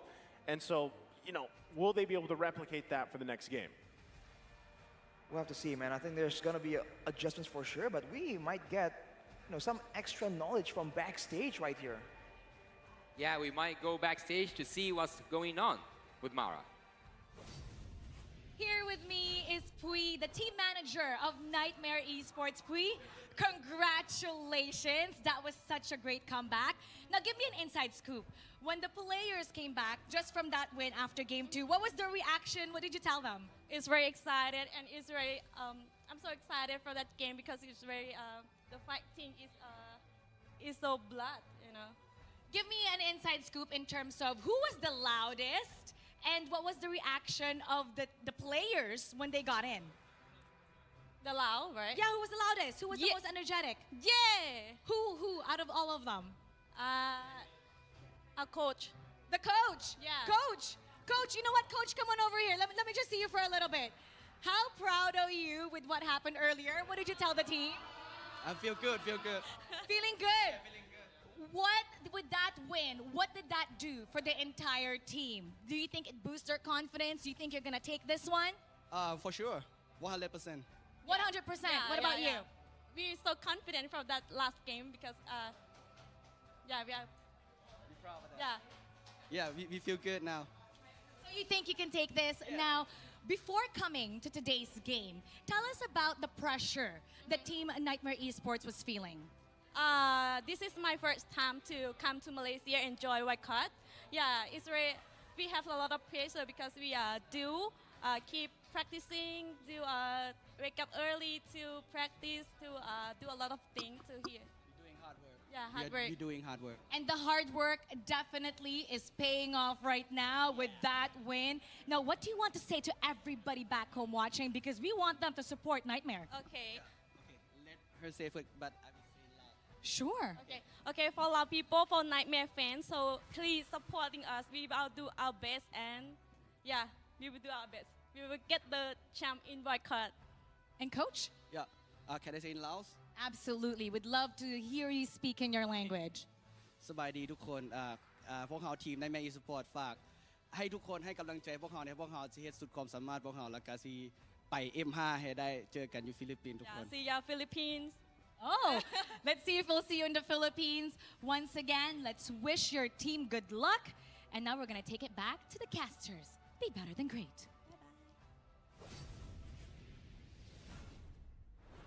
Turning that best of 3 to a best of 1 is such a marvelous thing to witness at the first game, at the opening of the M5 wildcard. And there was actually a really, really spicy, let's say, because like ever since I've came to Malaysia, everyone's talking to me, how like spicy tolerant are you, Yasu? But there was a spicy statement here from the coach. He said that we will 100% win this match, and they are running with the flow. And not just this, they didn't even just talk about this current match. They also said, see you in the Philippines. They did. So on the spicy meter for Yasu, that's pretty spicy, right? Yeah. I mean, at the same time, it would be a great start here. Day one, if this is an upset against Team SMG for Nightmare Esports. If they want to get to that point where they need to be, that's exactly what they have to accomplish here. And it starts down to the draft, obviously, right? I mean, they have pulled out some surprising picks that worked really well for them. Can they replicate it for Game 3? I think that's something a lot of people are wondering. And even for Team SMG on the other side, right? If they have a fully exposed base from the previous game like they did at around the 16-minute mark, can they capitalize on that? Can they end the game before something happens like what just happened in Game 2 against Nightmare Esports? Because we know that that's a strength they're going to be looking for. I think for both teams, there's a lot of adjustments required here to really get full success. And for sure, I think Nightmare Esports are the ones with the momentum here. They just won a game in a comeback fashion. And for SMG, they also just lost a game that seemed that would be going so good. So I feel like they have a bit of an edge technically in the mental game, but in the adjustments, in the drafting phase, we'll have to see. Because again, SMG has shown to have the more consistent, the more calculative draft, but Nightmare, maybe so far, they haven't really shown us all their weapons, right? They can bring out something really crazy right now and catch us all, including SMG, completely off guard. Yeah, they can catch us off guard because right now they got into their comfort zone. Now they are catching up to the momentum. Now they are knowing what's going on. And adding to that, noting that the previous games didn't have a huge issue, like an issue that it is notable inside the draft itself. So it was mostly for me, maybe I'll disagree with you a bit. The draft, like, of course, played a part. But I think that the huge part, like where my percentage goes the most is towards the gameplay itself. Right now we can see that also the fans are hyped up for the game because right now SMG team need the support of Malaysia because Team SMG will be going to match point against Nightmares, and it is still the group stage and it is still the opening match. My biggest, I guess, a surprise if we see this again is if Khalid is locked in for the third game. Right? Really? Because the reason why I say that is, and maybe you can break this down a little bit, Arashi, but how did you feel about the difference, right? First, we got to see Jack play the Khalid. Then we see Juviana play it, right? Different emblem set, different kind of strategy for both of them. Which way, let's just say it pops up. Is it a threat for Team SMG if that goes through again? Was that a big component to why things were able to turn around for Nightmare Esports the previous game? I think in Game 2 it was less of a problem technically because of the drafts, right? They don't have anyone to try and set up that huge Raging Sandstorm, and they didn't really have the pressure or the gold advantage or the control on the map to go for a 1v1 split push Khalid play. But you can see it from the gameplay that when the Khalid just goes full damage, has damage emblems as well, it's dangerous. So if you're on the side of SMG, you get concerned about that, and maybe that's where you just miss opportunities and miss chances to go in. So I think the Khalid, if it's a comfort pick here, it's important to be taken for Nightmare Esports. Right now we will start together the drafting phase of the last match that's happening here, that's taking place here in Malaysia between Team SMG and Team Nightmare, and we have already with the first phase totally finished, and Team SMG actually, Naisu. That's what I was going to say, right? So they multiple at least रहना था एक ही रखा है fan for them to play around with, because like I said, we saw that in the previous 2 games. They don't want to take that chance that possibly it has a certain type of impact for game number 3 when it comes down to a best of 1. And you can already see, right, the Guinevere are going to be taken out. Bruno is still open. Does Team SMG want to take up Bruno in the first pick? Yeah, but there's something that's quite notable here. I think that the meta is quite open, wide open, like in front of Team SMG and Team Nightmare. So I think that Nightmare has the advantage right now. Nolan's still out. Okay, like they have the Bruno first pick to SMG, but Nolan's still out. Matilda is still out. And also, like, what else? Angela's still out. I think there's a variety of picks that Team Nightmare can just pick off what they want. I mean, fairness as well, to a degree, is possible. But now it seems like it's going to be the Yuzong, and I think if you go with Nolan here, this is not a bad game. Bruno technically is a bit vulnerable, but no, they want that Angela, man. They want to try and get revenge, use SMG's own strat against them. They went for the Yuzong though, and At least 3 रखना था, which a lot of 3 भी नहीं people would रखा. say is even more एक ही important. रखा है. So for SMG right here, will they go for the Baxia? Because technically, as you mentioned earlier, Yasu, it's still a counter towards all this healing and shielding that the Angela can provide. And it's good against the Yuzong too. Yeah, and also the Matilda is still open, so we might see a support or like a healer, let's say, going for the favorite team SMG. Third But match Nepal वाले again, का है. I will say it again and again and again until you guys get Oh, bored miracle. of it. Guinevere will be forbidden this season. I don't think that we will see Guinevere being played at all. But again, there's still a lot of like picks open, a lot of heroes open, and we can see a really quick Matilda joined up by the Valentina. What do you think so far? Also, like, nice. I want to know your take on the draft. My take on this already in the first phase is the fact that you're going to be able to protect Bruno easily, right? You got the Matilda, you've already got the Valentina. You can take the Heart Guard if you want this time as well. You've got multiple options to protect by, you know, mid to late game your most damage dealing hero. And that's exactly what they're going for. We'll see how they round it out even further. So right now, looking at for Nightmare Esports, they've got to have an answer to it. Now next pick's going to be the box show. That helps them out with the situation that I just mentioned. Tactical उनको वो experience भी नहीं है sports का hero base draft. Baxia Yuzong, so I mean, I would say that's crazy, but I mean SMG got the same draft as well earlier, so far it's still pretty okay. But for SMG, they're banning away the Brody, banning away gold laners. They can try and outplay and be safe, and you know, output damage from far away before the Bruno or the Matilda and Valentina can punish. But just like that, the Nolan and the Daiwa banned away. So for SMG, they need to find a way to deal with these tanky heroes. Some shred damage would be very, very nice here. Yeah, after securing that marksman, after securing the gold lane, they will focus on the gold lane by nature. And also at the same time for Team Nightmare, after securing that jungle, they will focus on the second draft, banning jungle. These are like kind of the basics. We haven't seen something quite special in the ban list. Yeah, like we haven't seen something quite spicy as the Khalid, as also Nasu said earlier on. But Team Nightmare, I think that right now they are putting one of their cards that I like it. Yeah, wild card. See, और ये जीतेंगे I got you. Vampire का ये wild card है मतलब इसमें just wait for it. So Team Nightmare right now, after having that, like actually, I just wanted to predict it even before it shows up. Sorry, I stopped you from Yeah, it was just around the corner. So I was going to say that after having an Angela, I always expect to see either an Irithel or आज भी है कल भी रहेगा उनका. Well, the Irithel has great synergy with the Angela, and in fact, it was a broken combo that a lot of teams were just abusing. Having a Irithel with a lot of damage, with a lot of movement speed on top of, you know, maybe a sprint and her own ultimate, it's dangerous, but I can't help but feel that right now against a Matilda, it's kind of manageable, to a degree at least.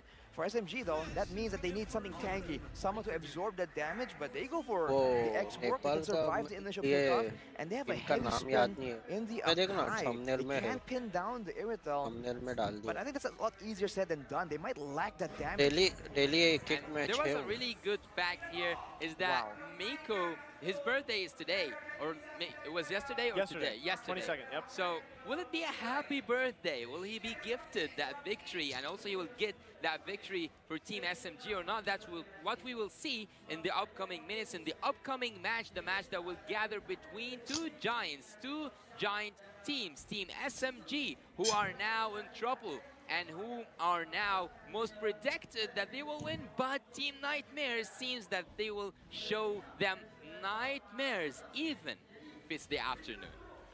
And with that, I was taking a look at the last lineups here for what's come down to a best of one between these two teams, Nightmare Esports. I love what they've done, right? They are quite durable. They're beefy. So we'll see if they can pull it off. Yeah, transforming this best of 3 to a best of 1 is always a pleasure. Seeing Team SMG go compete against Team Nightmare and trying to get that victory after starting it off with a really good initiation, like a really good start. Now Team Nightmare have that momentum. Team Nightmare just came from a victory and they can complete it. They can make it 2-1 in that opening of a Malaysian team here in Malaysia. Team SMG are in danger.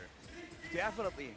Team Nightmare has SMG in their sights, almost ironically. But now, with the Minotaur, this means that the roamer can't really engage. They're going to be very one-dimensionally playing around the Baxia or the Yuzong for the engagement in the big fight. The Irithel will be able to do damage, but at the same time, you have to wonder what's the idea here. Do they want to all dive in together? Does someone want to stay in the back with Juliana? Juliana.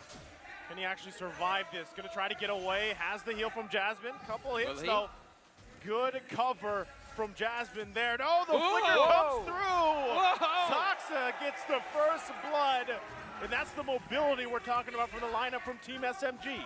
Miko, I think that you are the one who's supposed to be giving gifts, Yeah, not taking gifts, not giving gifts, because right now Saxa got a really good gift from Miko. Man, the Matilda is just so difficult to deal with in the early game. And before level 4, the Angela is great, but in the mid lane, you don't really win out in the wave clear either. So that is a change that was made onto Angela to reduce her flexibility. The wave clear department will be favoring SMG. What can they do with it? Can they try and use Saxa as a very aggressive, dominant jungler to push too easy for Lexi away and once again put him into a losing jungle matchup and make him have a difficult game? Well, one of the things I really admire about Team SMG's draft is that they have all kinds of damage. Magical damage, physical damage, and even true damage. But again, it seems like they will leave that Lord. No, they will not. He's gonna go for it again. Hard guard gonna be used. Saxa gets the turtle, gonna be fighting it off. There's the heavy spin. The lockdown comes through. Juliana will fall though, even despite Sosol using the hard guard. So with that, Team SMG gets the turtle and gets another kill. I do feel like the main issue right here is the target selection for Nightmare Esports. They've been able to go in the right time with the right tools, but who are they going for really, right? Were they aiming for Sasa there? He wasn't in the fight, I believe. Was he aiming for Saxa to try and deny the jungle take? It seems like they just weren't sure what to be doing there. So Saxa, with the heavy spin, just very casually takes away that neutral objective. In the next fight, they gotta put some pressure onto the Panda and make sure that he feels the heat. Yeah, he does feel that heat. He does feel that heat. And trust me right now, maybe Sosol will feel the heat. Sosol gonna be in trouble. Flickers out. Will be able to survive. Do they want more? Nightmare Esports is gonna put the pressure here. Jasmine there was too easy for Lexi, but they just back off for now. Too easy for Lexi. And actually, Lexi is living up to that. I've heard the song even just before we enter the game, the main theme song for our like M5. So it says the land is lava. So right now, maybe Nightmare will make the land lava for SMG because right now they have the opportunity to take this back home, or they might be just not up to the test. But so far, they have been up to the test. They have been doing so great and even better than great. Better than great. See how did I use it? That's very good. Well, for Team SMG, look at the wave clear potential. Sosol once again. Not getting away from that one. As you were saying, Rashi. Getting absolutely destroyed. This is what the issue right here. Nightmare Esports, they're winning in the jungle clear department because Baxia, very simply. But the mid lane is always favoring Team SMG. Even when they make it a 3v3 and Miko takes damage. Oh, Miko. Gonna have to flicker out. Will survive though. But again, Kami is gonna be the one that they have to watch out for. Scaling into this game. Right now, everything that Nightmare Esports have is just a lot of durability, right? A lot of sustainability, but you even saw just previously, Stormy picked up the necklace of Durance. That's going to help them deal with some of that healing coming from Soul. Right now, battle for the second turtle. Hard guard going to be used on Juviana, still trying to keep the map bay. Both junglers still going to be going for the turtle, and Saksa secures it. Jasmine going to fall, and now they're still going, looking for their own kill. Stormy's going to be next. Too Easy will fall as well. Smooth. It's a bloodbath in the turtle pit. Smooth has to flicker out. Will not fall though. He Juviana had to go back. He really had to go back. And now they managed to not just get the turtle, but also win the team fight. I wonder what's the mindset here with teams picking up the Angela and just kind of going weird there. Because right there, Nightmare Esports, they had the Yuzong Angela combo. Who did the dragon go on? It went on the Minotaur. Like, is the dragon hungry? Does he need beef? What is going on here? Why is Saksa being left open? Why is Stormy and Sasa, the core damage dealers, not zoned away from the middle of the big fight? Team SMG right now with two very easy neutral objective takes. Can they continue with this? And if it does, then it comes down back to the Lord usage, and maybe there, Nightmare Esports can turn it around. This is a weird game we're in. Yeah, it is a weird game, but it is not quite similar to the previous one. The only thing that's similar is that Team SMG is in charge. Team SMG is in the lead. From the early game, the very early game, the beginning of the game, they are still in the lead. But Team Nightmare just might pull off the same trick out of the same hat and take this game, and even take Saksa out at some point. There was a little bit of poking, but I don't know what's happening. They're going to be in trouble here. Still, hard guard going to be used. Sasa has to back off. Will he be able to get away? Heavy spin goes. Sasa going to fall here. Stormy trying to make his way for the fight. It's too easy for Lexi. That falls next. The 1-for-1 trade. They stay in the top side. Are they still going to go for it? Soul, Jasmine, Cammy wants to keep Saksa here. Stormy as well has his own Minoan Fury, and they will just disengage. Turtle now spawning in a couple seconds.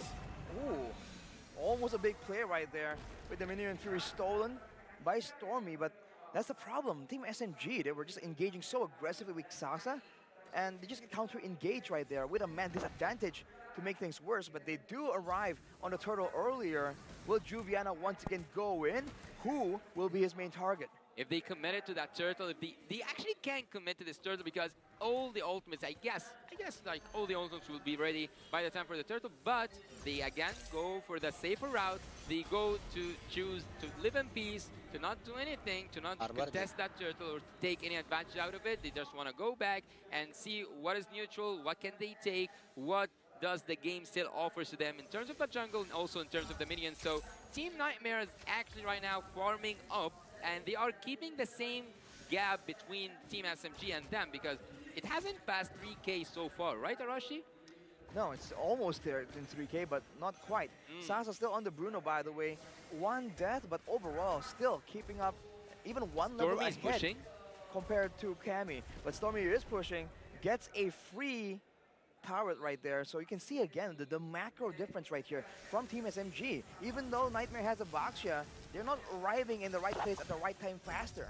Yeah, and Smooth actually before we Smooth, we want to see what's happening. What is going on in the top side? The Angela used her ultimate, but just saved Kami from whatever was coming his way. And I'll go back to my point where I was saying that Team Nightmare can pull off a good team fight. With that goal difference, I think that it's building up slowly to the Irithel, but what will be so annoying for Team Nightmare with time is when Smooth gets his immortality. With the immortality, it's basically 3 lives available for the X-Borg, but for Nightmare Esports, they can just keep going after the initial pickup unless they get jumped on first. They're going to go for this again right now, just disengaging, but Juviana flies in with a dragon form, holding them back. They might just want this turret and to disengage further. Stormy, though, looks for his own setup. Soul gonna fall, and another body drops up in the top side. Too easy for Lexi, trying to get away, but it's Last Insanity and the whole force of Team SMG to take him out of the top side. SMG was a massive play, get 3 kills in the top lane in the top side. Sasa is the ruler, and Sasa deals a huge amount of damage, and the Lord is up in the Land of Dawn and took us through that team fight. It had so much going on Arashi. I think it was all Stormy, man. He flickered in with the stolen Minuan Fury and was able to land it on Cammy of all people, catching him off guard, knowing that he has no Purify.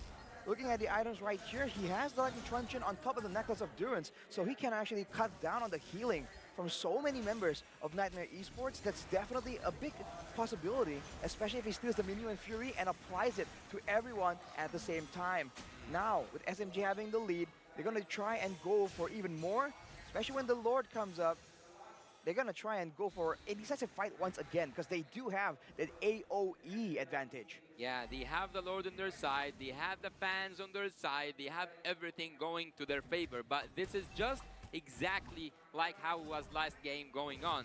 Last game was going towards the side of Team SMG, and even though, as you mentioned, they can go for defense, they have like clearance and everything, but they want to go for a more aggressive approach. They want to crack the base open. They want to see, and actually I want to see, will they finish with the first Lord for the first time or not? Dragon form again. Look at the damage. Juviana in trouble already. Has to back off. Trying to hold that tier 2 turret. But they got to deal with the Lord as well, making away the top side. And right now, Team SMG not looking to happen what happened last game. They want to expose this base. Smooth going to go in with Last Insanity, forcing Nightmare Esports back. Right now, Cammy gets the hard guard. They lose the turret. Can they make quick work of the Lord here? Oh, Miko. Certainly, he's going to be used. Now a couple threats for them. Team SMG now continuing on the mid turret. They get that. Still going to be fighting for it. Too easy for Lexi. Gets Smooth, but he has the immortality still. Nothing left for them to do unless they take the bottom turret. Yeah, the base is almost exposed, and Sasa right now will need some damage. They will focus on taking that last turret and they will not go for another fight. They will not go for the crystal. Now they will go back, and now you will tell us what did just happen in that team fight, Arasha, because I think that Team Nightmare could have pulled up a better defense. I think the problem right here is they have a dive composition, but you can see Juviana. It takes like, I think about 8 shots from the Bruno, from Sasa, for him to get dangerously low. So when you are that squishy against someone who is that far ahead, it makes it very difficult for you to dive with, with any meaningful result. Oh, maybe later on it's possible, but the recalls coming in from both these teams, trying to assert dominance.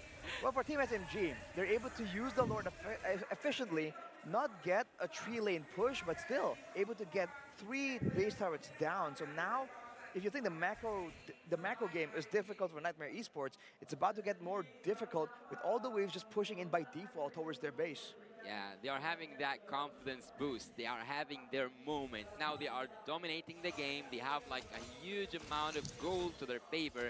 And also everything is going to their side, by the way. So actually, without needing that next Lord, we might see a finish. But Team SMG, as always, they go for the safer route, they go for the safer options, and now they will take that Lord without any Darkling में dust मिलते ही नहीं थे ना coming from the side of Team Nightmare, because Team Nightmare right now, they have to pull off that solid defense.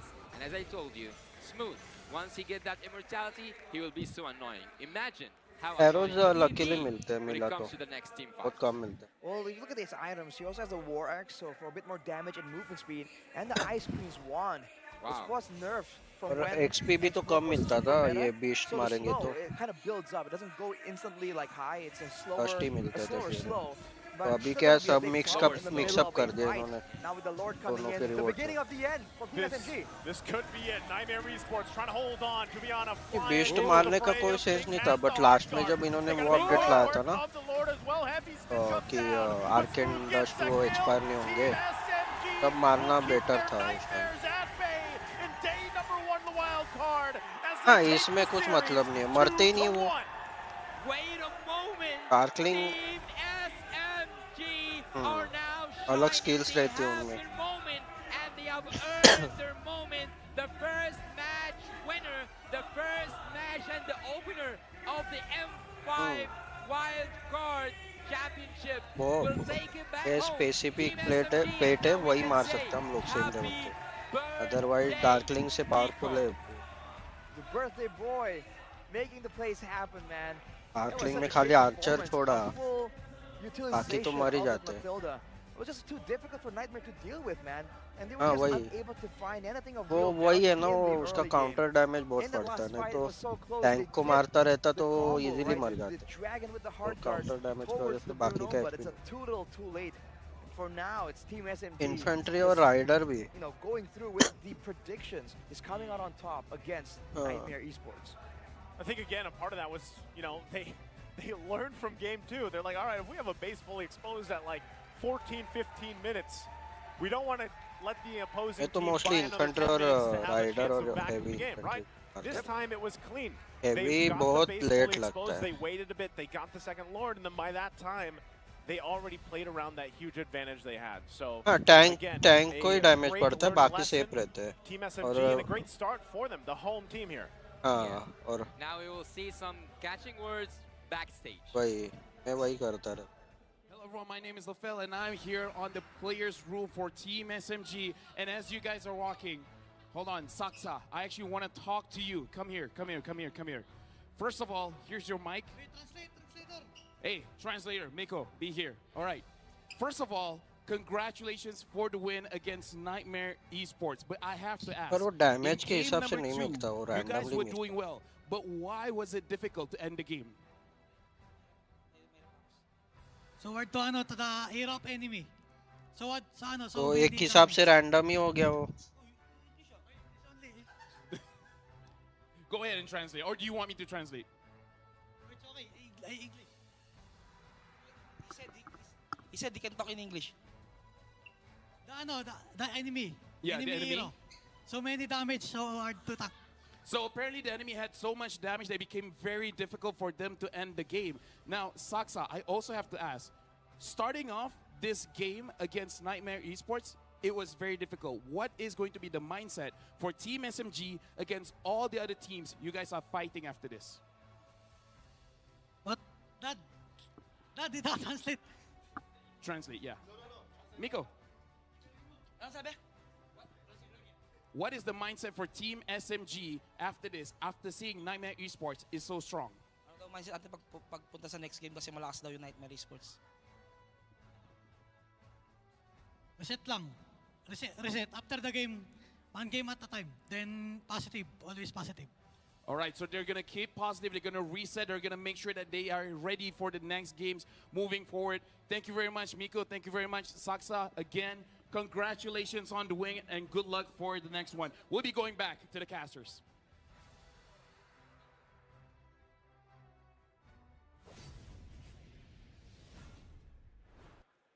Welcome everyone again. Now we are back to the desk. Now we get to see that Team SMG have made it and Team SMG have took their first victory. And as we have seen like backstage, Saksa have just told us that they will get things in place, that they will align their they will get to the right mindset to show us a better performance in the upcoming days. And these were like really good words coming from the jungler. And actually, at some points, as I told you, he was out in a blink of an eye. After the first match ended, after seeing that there was actually sometimes the momentum plays a huge role.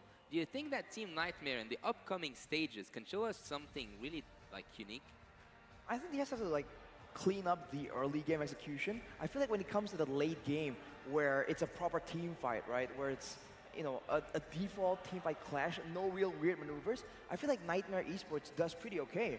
But on the flip side, right, SMG, what they did really well is that early game rotation. When the laning phase just ended, they really come out strong and they're able to get so much for their team. But later, it seems like during the team fights, it's just not as clean as you would expect from the tournament favorites. So I think both teams have to improve on opposite ends of the game, which is pretty funny, if you ask me. Well, actually, you have like kind of sent a message to Team Nightmare. So do you, Naisu, need to send a message to Team SMG? Here's the message right here. Team SMG, congratulations to Saksa for the MVP on this one. Again, you know, we saw his performance here, and I think that's a message enough because he's a threat alone to a lot of these teams that will be playing against Team SMG. He's a key component to the success that this team has had, and it shows, right? Even with a utility tank like this, the Akai, a lot of the times they found the lockdowns they needed, and it worked well for them. Well, he was also able to go and play this Akai in a more aggressive fashion. Here's some highlights brought to you by Grab. We're going to see some of the plays happen from SMG and how they're able to get ahead because they abuse the mobility and they use the Akai base damage and of course the heavy spin to really get a pretty much guaranteed turtle and lower take the longer the game goes. But aside from that, when there are no objectives on the map, he is still very happy to just come in and be that main engage tool and sometimes even cutting off members of Nightmare Esports from their own base. And he is never really countered or targeted in the middle of these fights, man. Look at where the damage is going. It's not going towards him. And the crowd control and the knockbacks, none was targeted at the main, the main man in an objective take, the jungler. Yeah, and if you look at it from another aspect, you can say that luck didn't play a huge part or even a part in this game. It was just pure professional gameplay, pure unique gameplay. And that's what we are supposed to expect from such a huge tournament. Afterwards, you can see once they have the advantage, they keep going for it. The wave wasn't really set up for a triple lane push, but with how ahead they were, with how much more dominant they are able to actually position over Nightmare Esports, they just keep going. And now with a marksman, they can really take down those turrets from a good distance. You can see that they're having a lot more success. And afterwards, they just lock the members of Nightmare Esports in their base. And here is that last final play. You can see Sasa was struggling, was in a bit of danger. But look at the coverage, man. The heavy spin just pushes everyone away. Whoa. And there's still the guiding wind to play around with. So he is just right there. Look at a healing coming in from the flash of the Oasis as well. So healing has been nerfed a bit with the support item change. It doesn't heal you as much anymore. But you can see that with the right composition, it's definitely still a very meta tactic. Like I said, man, if you remember early on, Stormy picked up, I think it was the first item. We'll take a glimpse at the items here in a bit, but the main thing is he took up that Necklace of Durance really quickly, and that's what really dealt with a lot of the healing, the sustainability from Nightmare Esports. That's what they wanted that Angela for, right? So if you're having such a massive lead in all the other lanes, and then you lose a ton of that sustainability on the other side, it's tough to deal with, right? It's tough to get back in that situation where you can go toe-to-toe with Team SMG here. Yeah, but I really have a question here to you, Arashi. Why, Miko, with his build, you think that he was squishy enough to, is he stay away tanky enough to be in the front line? Is what no, because he's not tanky at all. Look at his exactly. I do feel like the idea is for him to stay in the back, which is why it almost forces Saksa on the Akai to actually be as aggressive as he is. Like we saw him cutting off members of Nightmare Esports on the top side of the map. Looking at the cards though, which guy is Sasa? Because he was just farming up on that Bruno. And this is why Bruno is also so good, the farming speed. The fact that your first skill is technically a constant reset makes it so efficient to farm with when you're not disrupted. And the carry is still going to be Stormy. Despite the fact that he went for the utility quote-unquote item, the Necklace of Durance, instead of the usual burst or magical damage items, he's still able to be on top because of Altina, right? This is why this hero is so good. And he can use it in a variety of ways as well. But yes, I do think that's the idea, man. Like, they're gonna go aggressive in the front, and then Mathilda isn't gonna be the main frontliner. Even when she goes in with the Circling Eagle, she'll dash out with the Guiding Wind and take someone with her. So it's not exactly a frontline playstyle. So you are saying, like, if I understood you correctly, you said that it is used for engage and disengage, but not to stay up front and not to take or suck in a lot of damage. Well, after seeing the first match and after seeing what happened with us, it was a ton or a really huge amount of information that we saw. Let's hit it to a break and come back to you with the next game.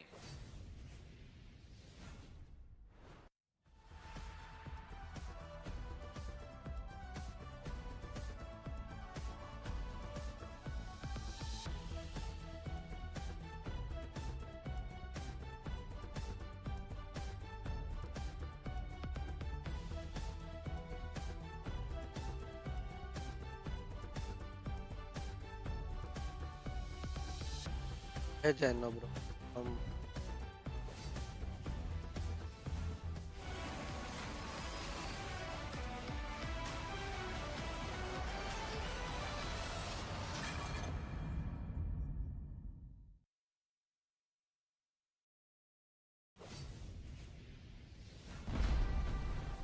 are here at Gamers 8 to show that we are walking the walk. We have had amazing reactions, major ID owners, and a lot of potential partners and stakeholders coming in here and taking a peek. Gidea's cube over here has been the nexus of this zone. What I saw it from the outside is very mysterious. You want to know what's happening inside. Felt like, you know, this is an MMORPG, but R is not role-playing, it's real world.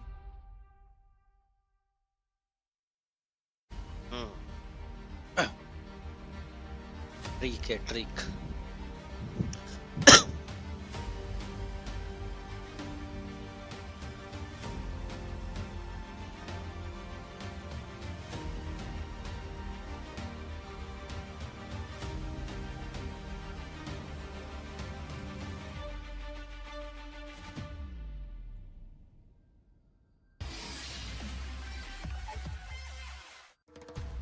Grab only. Boing, boing, boing, boing, boing, boing, boing, boing, boing, boing, boing, boing, boing, boing, boing, boing, Pag nag-grab only, savings ang dami, your wallet sings tonight. Laki ng bawi, pag nag-grab only, save 2 for all. Bowing, bowing, bowing, bowing, bowing, bowing, bowing, bowing, bowing, bowing, bowing, bowing, bowing, bowing, bowing, bowing, bowing.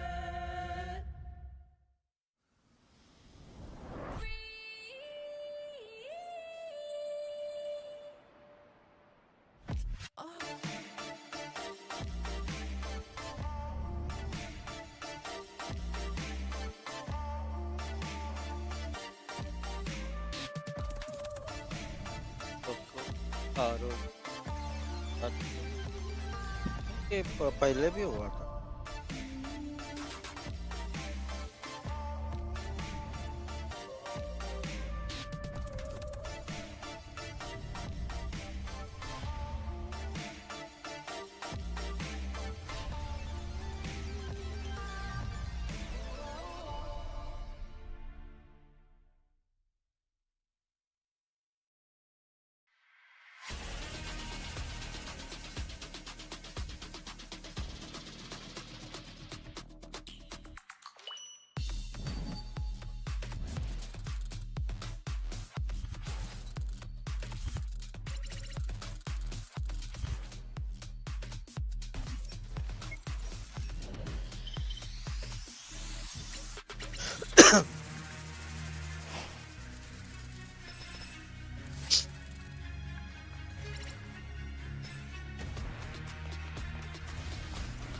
तेरा क्या चल रहा है?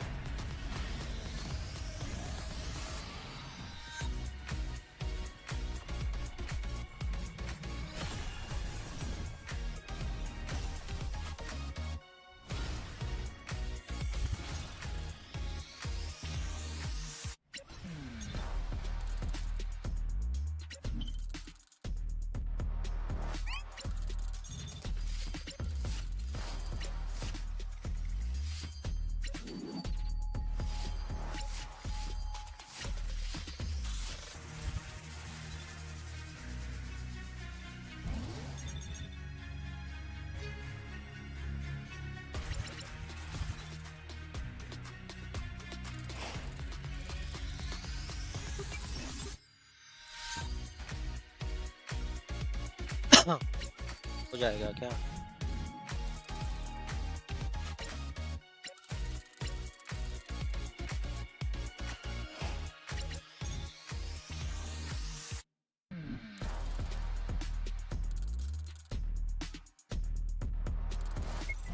नहीं भाई,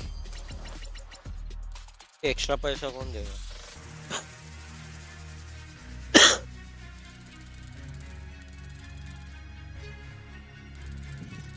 होता तो आया सोच।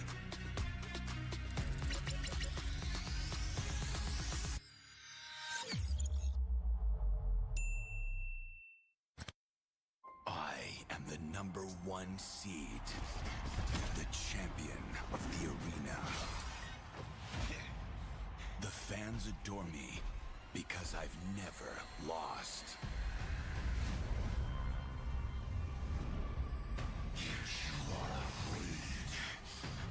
afraid that you will lose everything.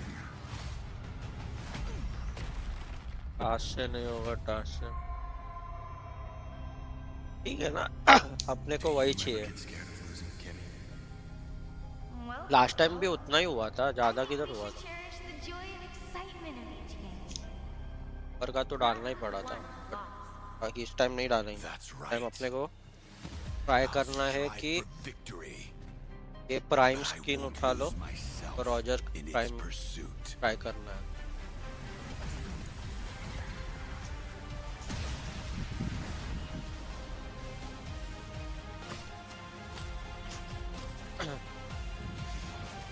दो 200 डायमंड का एक लेवल है।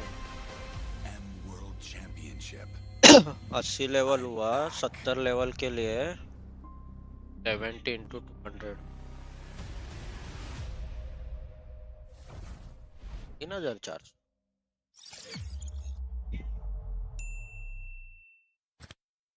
It is that time of the year. 14,000 diamond Best teams in the world.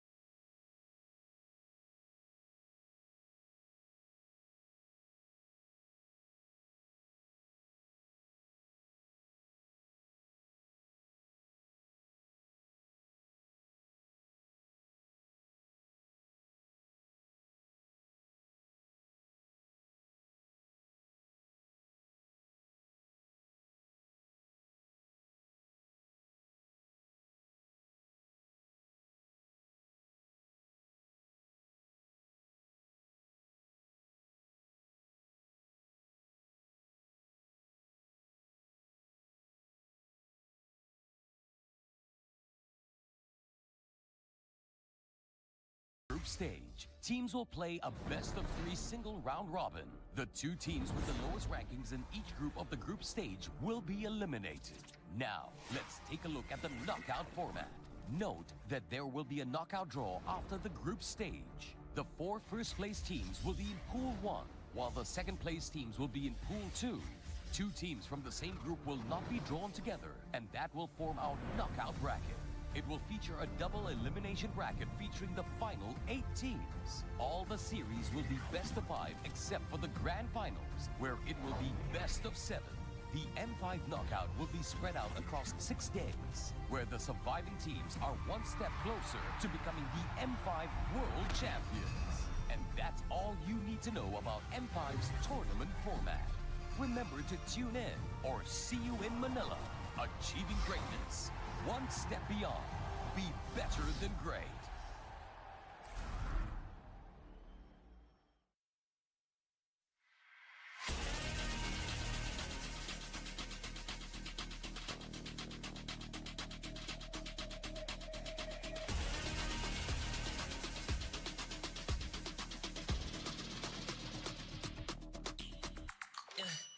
Hit me like I might kick over, but you could give me in no corner. I know I can make a comeback, ace this round and finish this game now. Got the power on my shoulders, yeah, you know that I'm a soldier. You could keep me off my guard, but you can't keep me from my honor. Nah, nah, nah, I feel like the floor is hotter, the energy's getting higher. You're saving my arms, 'cause I know just what I got.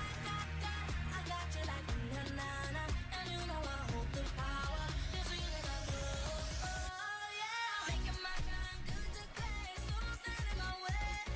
Standing tall and I won't fall over. We are better than great, good. We are better than great. We stand tall, won't run away. We are fun, nothing gon' change. Great, we are better than great. Can't get it great, I'm better than great. I play my own role, I become the greatest. Transcend myself into this game, yeah. I build a power to dominate fate. Championship mind, no time for the weak. We start to the game, shout, reveal. Better than great, that's how we feel. I feel like the floor is hotter, the energy's getting higher. You're saving my arms, 'cause I know just what I got. I got you like na-na-na, and you know I hold the power. This feeling I love, oh yeah. Making my grind good to great, so don't stand in my way. Standing tall and I won't fall over. We are better than great, good. We are better than great. We stand tall, won't run away. Play our part, nothing gon' change. Great, we are better than great. If we stand tall and believe we can make it, you and me, with a sense of urgency, you'll see I'm better than great. I'm better than great. Oh yeah, yeah. Oh, I'm better than.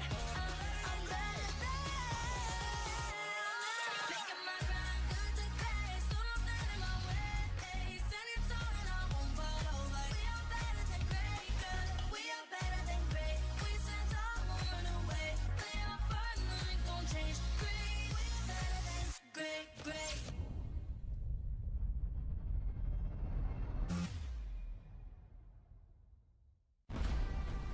We are here at Gamers 8 to show that we are walking the walk. We have had amazing reactions, major idea owners, and a lot of potential partners and stakeholders coming in here and taking a peek. Gidea's Cube over here has been the nexus of this zone. What I saw from the outside is very mysterious. You want to know what's happening inside. Felt like, this is an MMORPG, but R is not role-playing, it's real world.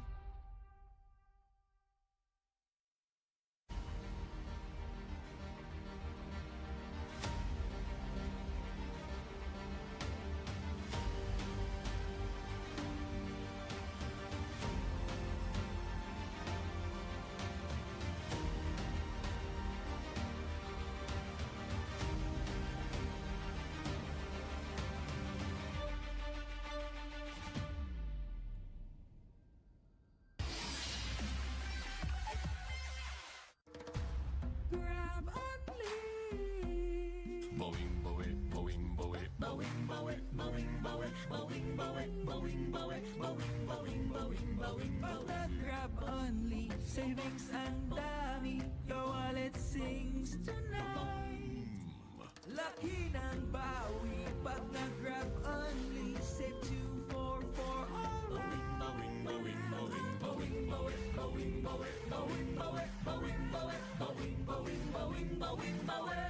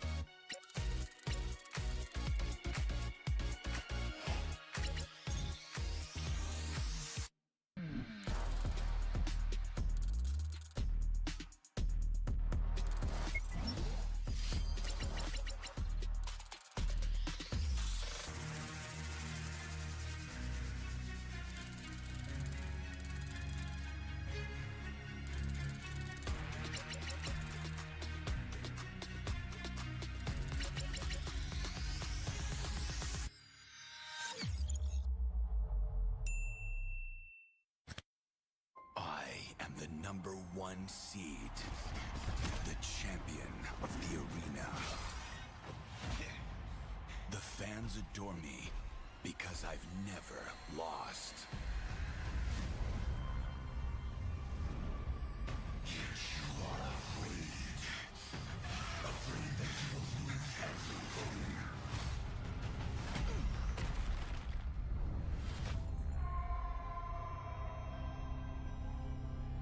Do you ever get scared of losing, Kimmy? Well, big bro, I think we should cherish the joy and excitement of each game. Not who won or lost. That's right. I'll strive for victory, but I won't lose myself in its pursuit.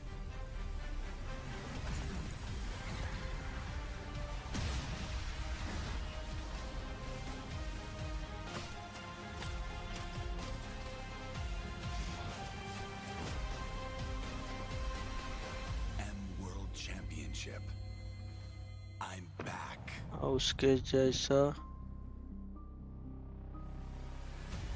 हाँ वो तो मिनोटोर का OP है अभी जैसे वो new item आया ना और ओपी हो गया वो हीलिंग भी करता है अच्छा खासा. It is that time of the year again when the best teams in the world will gather to compete and strive for greatness. This year, the Mobile Legends Bang Bang M5 World Championship will introduce a wildcard stage for the first time in history. Held in Kuala Lumpur, Malaysia, 8 additional teams will be given the chance to fight for only 2 tickets to M5. Let's look at how the wildcard phase will unfold. The qualified teams will be divided into 2 groups of 4 हाँ by a मरता तो random नहीं है. draw. Teams will compete among each other in each group. मरता नहीं है जल्दी.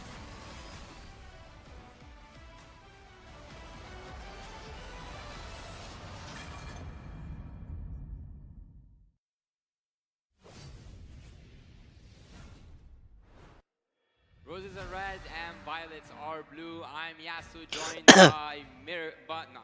Wrong guy. Rashi. Wrong And intonation. Taisu. So we are back once again to witness a really great game that's gonna happen, and we welcome you back to the Wild Card Championship. And together we will see who's gonna be able to be better than great, who will be able to be in the M5 Perfect World counter for Championship. I Lolita. want to know your take, Lolita Taisu. का counter है. What do you expect from next match? Even बहुत लोग का hopefully counter हो again, जाता you know, वो. after seeing the last one, the best of 3 going और 3 games, I think some tanky people बहुत are हो गया surprised वो. by that. पहले So maybe we see some मतलब surprises अगर here. But of pure course, tank में before we देखा talk जाए more तो about the मिनोटॉर match, है I do क्योंकि want to go उसकी ahead and healing just mention that ability की M5 वजह is से powered जा by जाके Mooncut. सेकंड स्किल It's मार presented करके by हील Kadia, करके supported by H ROG, the official gaming phone. Grab HP the official super वो app करता partner, रहता है. and बट Secret बाकी Lab, our official chair tank partner. Thank you very much for your support, इतने guys. टैंकी This would नहीं हो not be मतलब possible टीम फाइट without में. all your support, and we are very grateful to have this opportunity. But moving और on भाग here. भी सकता है. फर्स्ट स्किल मार मार के You should move वो on होता है ना and नॉकअप search मिलता है तो ज़्यादा hashtag कुछ कर नहीं पाते टीम में. MLBBM5 on TikTok to find the best M5 content there is. Remember to use the hashtag MLBBM5 to share your content and to stand a chance to win rewards. So at the beginning, we just said that there will be a lot of giveaways, a lot of rewards, and we have seen Team SMG gets rewarded for their hard effort. So KPG team, one of the most awaited teams to see what will they do in an international stage. So I took your take a little bit. I got some of your insight. I want to get that TAA insight on that. I feel like they're both very new in the international domain of Mobile Legends. So what I expect and what I really hope we're going to see is crazy picks. I mean, we saw a Tigreal. Who would have thought? I mean, a lot of people were memeing it, right? Like, oh, Tigreal now, the ultimate is like a lot more instantaneous, you know, it's faster. So it can be meta. It depends on how you use it. We've heard a lot of statements like this about multiple different heroes. So seeing it come out in the flesh is what we're expecting. And with both teams, relatively inexperienced. I really hope that we see even more of those. I actually got to talk to Team Imperio backstage, and they are so confident. They know what they can do, and they have studied their opponents. So Team, actually Imperio, they know what exactly they want to do, and I think they came today prepared. Not only that, but KBG, right? This is a team that we heard so much about, the region, if you will, as an entirety. And we already saw a glimpse of what's happening, right, in the MLBB esports scene for China. That was back in MPLI where we saw Nova play. Again, they were selected to play in MPLI. Just like now, KBG has been selected to play here for the wild card, right? And their hopes are to move forward, of course, to the main event over in the Philippines. Now, that's the thing. We know that this region and multiple esports titles is a powerhouse, right? Yeah. I think that's the biggest question for a lot of people is that going to be the same thing here for MLBB esports? I feel like there is an expectation for that, but based off the data and what we've seen, at least from the previous tournament, you have to see it in action, right? That's one of the big parts of it. The proof is in the pudding, as I like to put it. So we'll see if that can happen here. And against a team like Imperio, who, like you mentioned, Yasu, is obviously ready to prove themselves because we know how this region has performed even in history, right? Back in, it was Malvinas Gaming, right? Back for Malvinas Gaming. Imperial, in a way, they want to change the perception that has been built for that region. And this is where they start, against an opponent that a ton of people have their eyes on. Yeah, actually, if you spoke a little bit about Beru and their team in the M4, Team MVG, that team actually made it to the lower bracket, and they had I'm not going to say the best run possible, but they have shown up on international stage. So back at Biru, they already have that international experience. So did it pass, or like, did it get past the Team Imperio? Do you think that? Team Imperio, I think. What's the question again? It was like M4, MVG had participated, so Biru already had an international experience. True. So do you think when Team MVG came back to Biru, they have channeled that experience and passed a little bit of it to Team Imperio? I think definitely. I think when a region comes in contact with a different region, you're seeing a clash of a lot of metas, a lot of different mindsets even, maybe a jungle-focused gameplay or gold lane-focused gameplay. There's a lot of different things that you don't really need to, you don't have to have a lot of exposure to the whole region for a long period of time just to see and get in touch with that difference, and then bring out why that's the reason, and use that kind of knowledge to really bring out the best in your region, right? Spread that new mindset among your own players, because if you can do it well, if you bring, let's say, a single idea to your own region, but then you keep winning, then teams are bound to notice. Yeah, and also, like, speaking of history, both of these regions haven't showed like a really good history so far. So right now we will head towards the, like you can see the logo, you can see that everyone is getting aligned, everyone is getting ready just to provide the best experience possible for the players. We have all like the judges, like Marshals. What was it? Marshals. Yep. Marshal, not the judges. So thank you very much for your work, guys. Yeah. Team KBG are now coming to the stage, are now going to show us, are they gonna be better than great? History is not in the favor of Team KBG or like the China, and also it's not for the favor of Team Biru. They both had not quite mentionable runs on international stages, because once we mentioned MVG for Biru, we have to also mention Nova for China. Yeah, not only that, but again, as Imperial Esport walks out here on the stage as well, ready to face off against KBG. The thing is, from Peru, these players, they are ready to prove a point, right? Now the region itself has been quite impressive, if you will. There's a ton of talent there. And with this one specifically, you have to talk about the jungler, Aurora. He is great with meta heroes. He likes the off-meta picks as well, right? It really just depends on the situation and how they want to approach the game.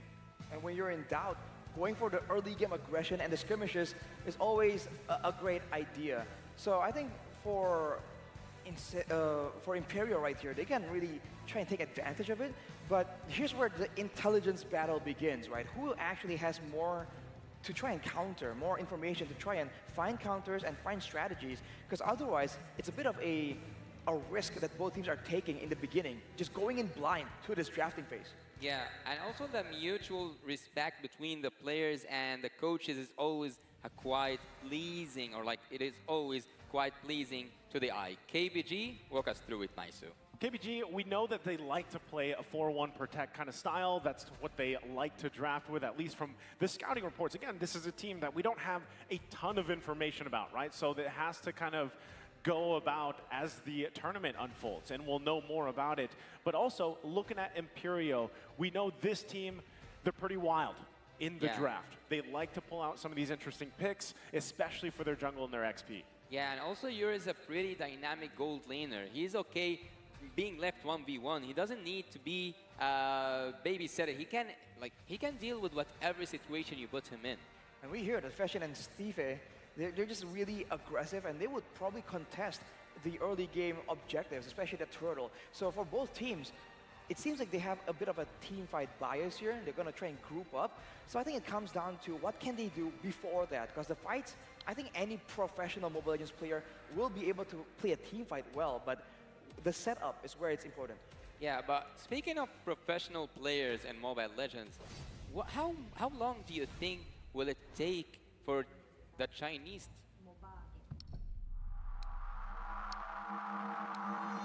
MOBA game, of course, it's China. China. United States.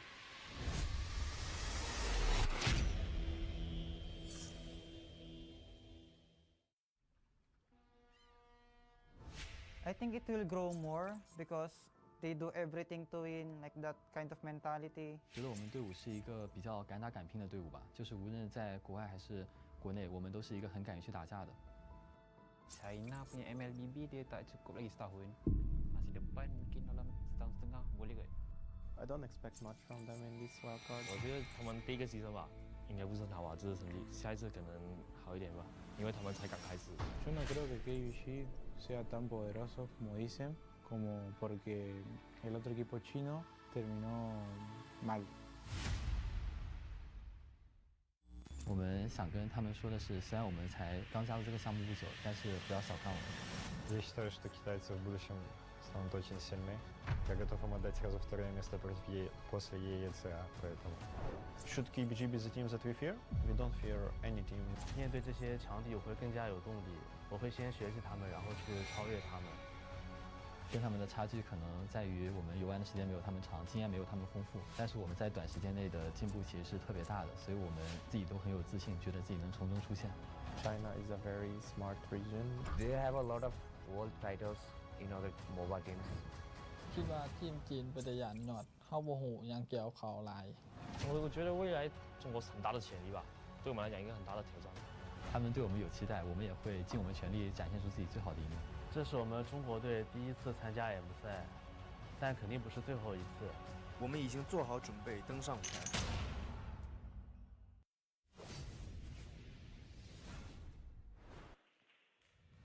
After seeing a lot of players being asked about Team KBG and what to expect from them, some of them said that we don't know actually what to expect from Team KBG, and some of them said maybe a year, maybe a two, and Team KBG might be better, or China. With suitcases like that, if you got a glimpse of those, it might be faster than you think, you know, for the most part. But you can see, even in that insider video, there's so much respect out there for this team.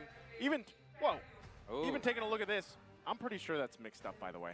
No, but you are the only one who predicted them to lose. Hey, my prediction, I do want to just say, I'm pretty sure that was flipped around, but who knows? I don't have a caster curse. I know, you know, international events, everybody likes to talk about caster curses, but I did say that I wanted to see KBG perform here. I would like to see them move forward, of course, and so I'm actually, I'm going to say that. I think they do pull through for this matchup here for Imperial. But again, we have known, like right now, your take on KBG and the prediction that you have, but I didn't quite know. What is your take on expecting Team KBG to win Arashi? I think I went for KBG there, 2-1, because I feel like you just want to believe, right, in this team that no one knows about. The Enigma situation Hello, here. Kishik, You're just a black welcome. hole. You have no idea what's going to happen right there. So I think that is something that they can use to their advantage. And as Maitsu mentioned, the Chinese region, man, they just have something. The only question is, have they had enough time so far? But did you rely on LaFell's research? Welcome. LaFell's research? I gotta say, man, that swayed my opinion really, like, pretty hard. I didn't quite believe it, but then seeing that there's so much information that I can't even process it, I think they have this in the bag. Yeah, they might have this in the अभी bag. इनका है शायद second match The चालू. drafting phase will start in a matter of seconds. Team KBG is up to the Maybe, test. but yeah. Team Imperial is also up there to prove that they can be better than great. The drafting phase already started, and whoa. First match SMG जीत गया, second match चालू हो गया. As a ban from Team KBG. Okay, interesting that they decided to go that route. You know, the response even from Imperial, they go ahead and take out the Bruno. That makes sense. The Matilda. Now, the YSS ban, I feel like could be something they just don't want to deal with, you know, for the most part.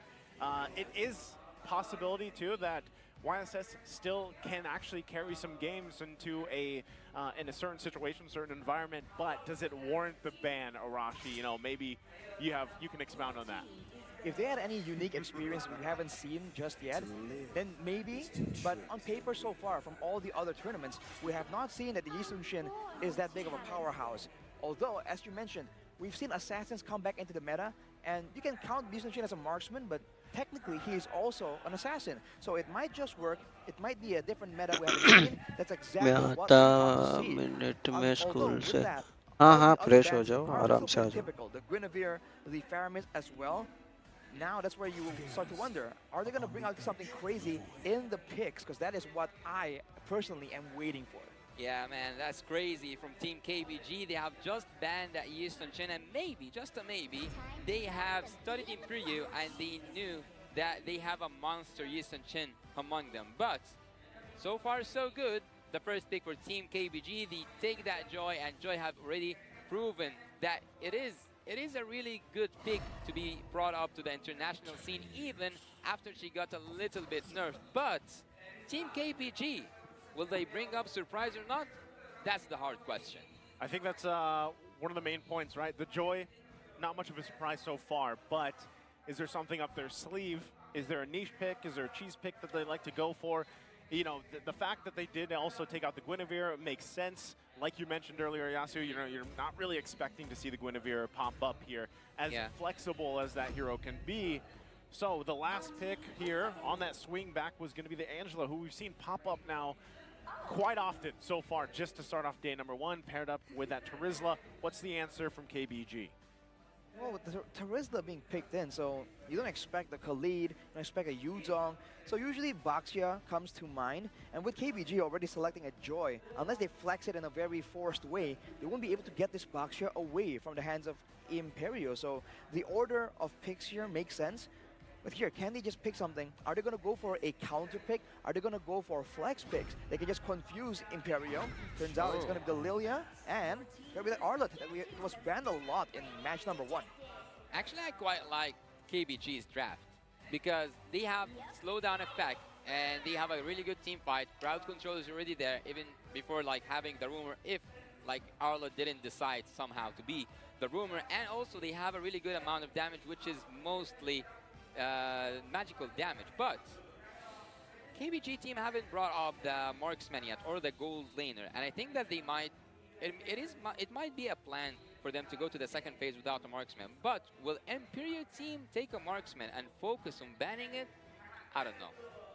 Well, with that, again, you know, KBG admitted that their hero pool might be a little less than what people are expecting to see or what they're used to seeing. But maybe they've just mastered, you know, some of that limited options that they've had the time to prepare, and you could see the execution there. Now, that response, once again, 1-1 popping up here from Imperio. This is a gold lane option that we don't see too successful nowadays from, you know, the former glory days of 1-1 being picked up all the time. Do you think that after Imperio's team got that 1-1 and started focusing on the gold lane, KBG, after taking the jungler, will they focus on the jungler or not? On the jungle bans, perhaps, but no, the mid lane is what they're targeting. They want to make sure that no fast clear is available. One of the only heroes that can really match Lilia is the Novaria, so that will be denied away. Here's a fun fact. They believe in luck, and when they're practicing in the coach's house, they always use the exact same chairs for good luck. That's from Imperio, so they we'll should have see brought him here. if they get lucky. maybe they are sitting on their own custom chairs. They have the custom secret labs in their coach's place. Yeah, and maybe all the stars are aligned for Team Imperio to have their best moments, and maybe they will take this back home. So Team Imperio, so far, again, so far so good in terms of the draft, except for that Houston Chin. It is a surprise to me. So yeah, you can see that even the fans, they have some fans already, let's go KBG, and people are rooting in the stage for KBG. But Imperio team, they have that Diggy in the ban list, and now they use more crowd control into it. पता नहीं It's a really good combination. नाम किसको याद रहता है इनके KBG respawn. First is the carry to shred down these tanky members. The Terizla and the Kufra will not be able to stand in front of the carry for a long period of time at all. And the X-Borg just is to deny the pickoff and to deny the bit of the crossbow of tank damage. Because, you know, in MPLI, Wolf was mentioning that this 1-1 is one of the best marksmen in the game. But that's only when you have all the right prerequisites. Yeah. For now, a lot of crowd control, an Angela to boot, that is a lot of damage. And you wonder, is it going to be a protect the 1-1 strategy? Because Blacklist was the one using it in MPLI. If they want to go for a mage right here, it's also an option, but it's a Roger! What? The Wolf is coming. The Wolf is coming. Wow. We see that right now. Roger मेरे is को इनके being नाम याद brought नहीं up to रहते the हैं international As we scene. mentioned, Wolf. Yeah, They Wolf. picked Roger. Coincidence? Is it possible? Maybe a coincidence. Maybe they heard you. That's why they took the Wolf. So, all right. After the game, or International like after the Wolf. draft finished, who do you lean towards, Naisu? Man, with that Roger pick, I don't know. that's a big risk plus the 1-1. So right now I'm gonna have to go with the lineup for KBG. It's more standard-ish in a way. There's some variation there, but again, we'll see if this has plays a fact that they have a limited hero pool. Maybe they've mastered these heroes and they make it work. We'll see. We'll find out. Yeah, in their first appearance, KBG are now challenging themselves to be better than great. The game will begin, and the second match will be here with us, brought to you by Kadia, brought to you by the sponsors for the sponsors for this game, Simba. Okay, Simba in the jungle. So Simba is there. I don't know if there is like a fun fact behind that, but anyways, KBG's team and also Imperial's team will start the classical way.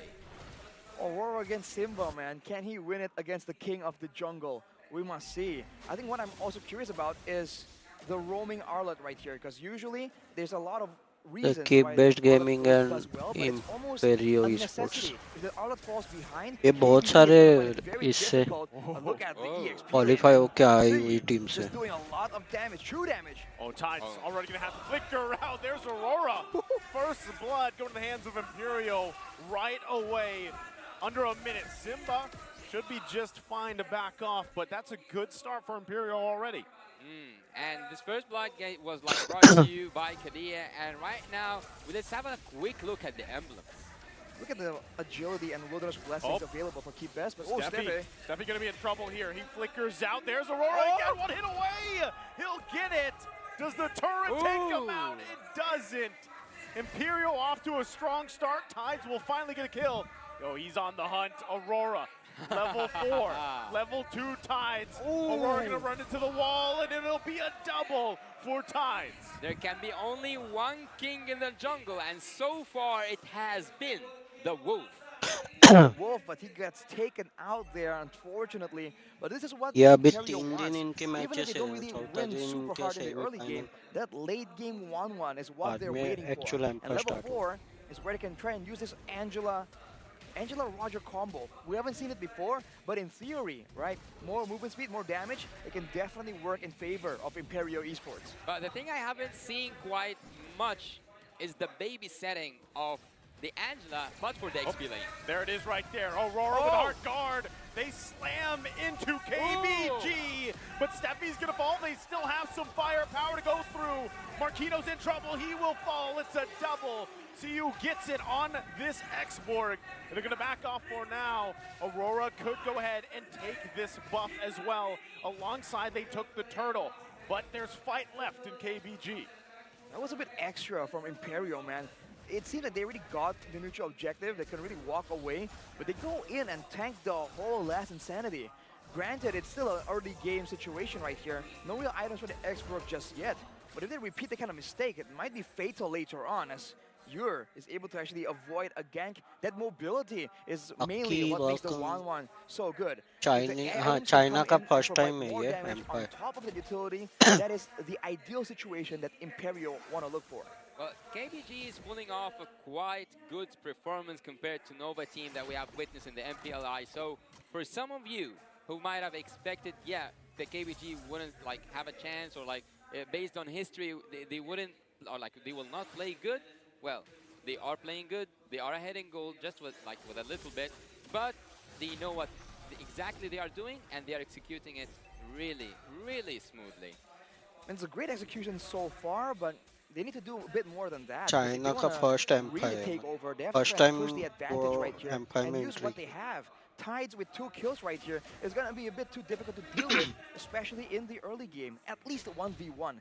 That is something that they have to try and take advantage of, and maybe do some aggressive maneuvers into the jungle, right? Let Simba, the rightful king of the jungle, to assert his dominance. Well, the king in the jungle, as I told you, there should be just one king in the jungler. A ship with 2 captains always sinks. So this ship should have only one captain and only one ruler in the jungle. Will it be Simba, or will it be Aurora? You're in the mid lane is trying to just like freeze the lane a little bit against God Yang. And so far, so good. Team Imperio and Team KBG are just around the corner to be equal to each other.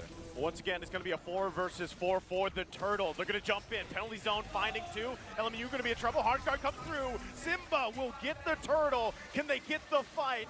Simba's still going to back off. They're trying to get Marquino. They can't find him. Tides flickers out. Stays alive, or tried to, as he gets 1 shot left by Aurora as he finds the kill. What a fadeaway by Aurora right there. That was a messy fight, but Imperio, they're still coming on top technically. I think Keybest Gaming were just a bit too overzealous right there, almost baited. And when they're kiting backwards from Imperio, that's where it's kind of dangerous, because they do have that Lilia that outputs that damage. And the Purify makes it so difficult for Imperio to get a decisive kind of team fight, because there's always going to be a back and forth kiting situation. For now though, the fact that Aurora has 3 kills is definitely not ideal, and he, I believe, is out-farming Simba, having a 1-level advantage. So that is something that Imperio need to be using to their advantage. I'm impressed actually by the performance of both teams, because so far Imperio have been showing really good performance, and KBG, it seems like he knows what's happening inside that bush. He just doesn't want to get in because he knows it's a diff bush, and if he went in, he will just like lose his life, and it's not worth it. They don't like, how can I say, they don't want to play an aggressive gameplay, and also I think that they have prepared so much. Yeah, again, a part of this is protect Godyak, right? Let him shine on this carry later on. And the fact that Tides kind of stalled this initiation from Imperio for now is great. And you can see some of the backup from LMU is coming as well. We'll see if they can keep it together. Godyak going to be the focus here. Under the turret they go. That's a lot of damage. Plus the hard guard comes through. They get the lockdown. Godyak going to fall. Simba joining the party. Can he get a kill? Gets the minion to clear it out. Keeps the turret alive. But they lost 2 bodies for KBG. What an insane dive right there. Godyak just does not have enough damage to really compete in that situation. And that was even before the crossbow of Tang was used. So Imperial Esports, this isn't even their final form. They can go even harder than LMU. Gets the crossbow of Tang off that time. He's going to take out LMU. And now a Turtle, 3rd one in the game up. Does KBG actually want to contest this? They're still relatively keeping the gold even. But you can see the decision-making coming through. Final slash. There's the hard guard already being used on Aurora. They're trying to fight it out. Last Insanity can come through as well. They force Imperio back for now. So you're going to have to flicker out. He stays alive. No one falls. But Turtle still for the taking here for Imperio. I think that Nickford pick is the one that Team KBG focuses on to carry on the early game, but the late game damage will be most focused on that carry and the true damage.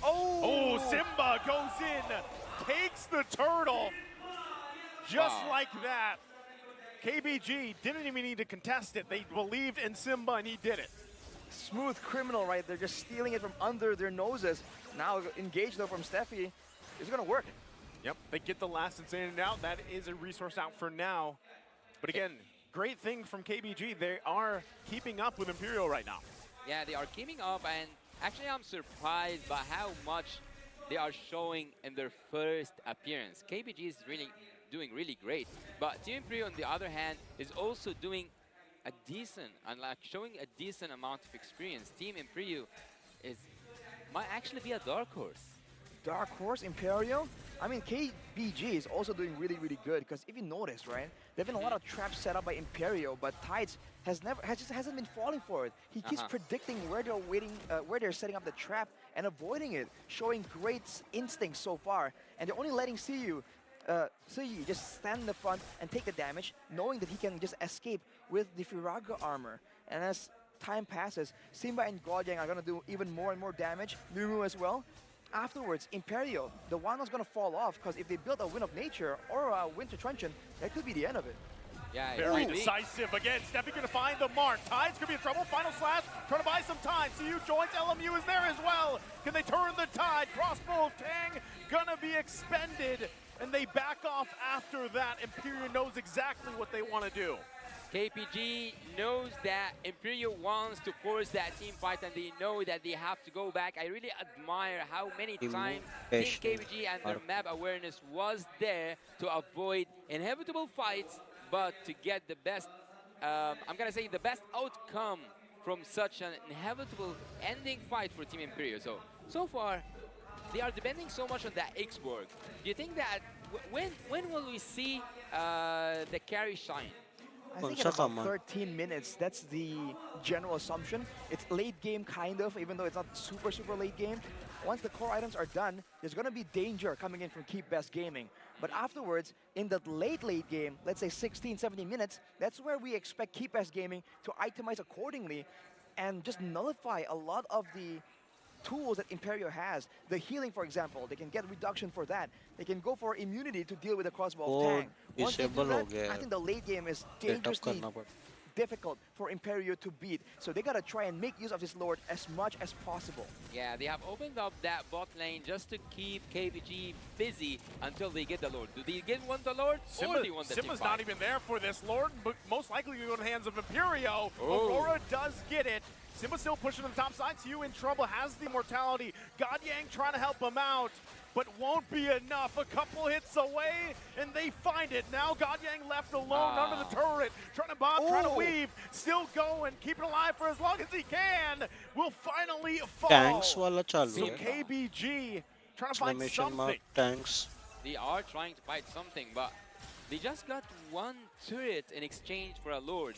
Maybe at some point, maybe that's a good exchange, but look at both junglers. They are just like hungry. They, you know, like Simba, he's hungry. Wolf, he's also hunting blood. So both of them want to get that kill, but they are now back to safety, and Team KBG approaches a defensive phase. It's a 2.3k gold lead, and Imperio are trying to increase it even more with this Lord. See that Keep Best Gaming are just content on staying under the turrets. It's playing it really safe right now.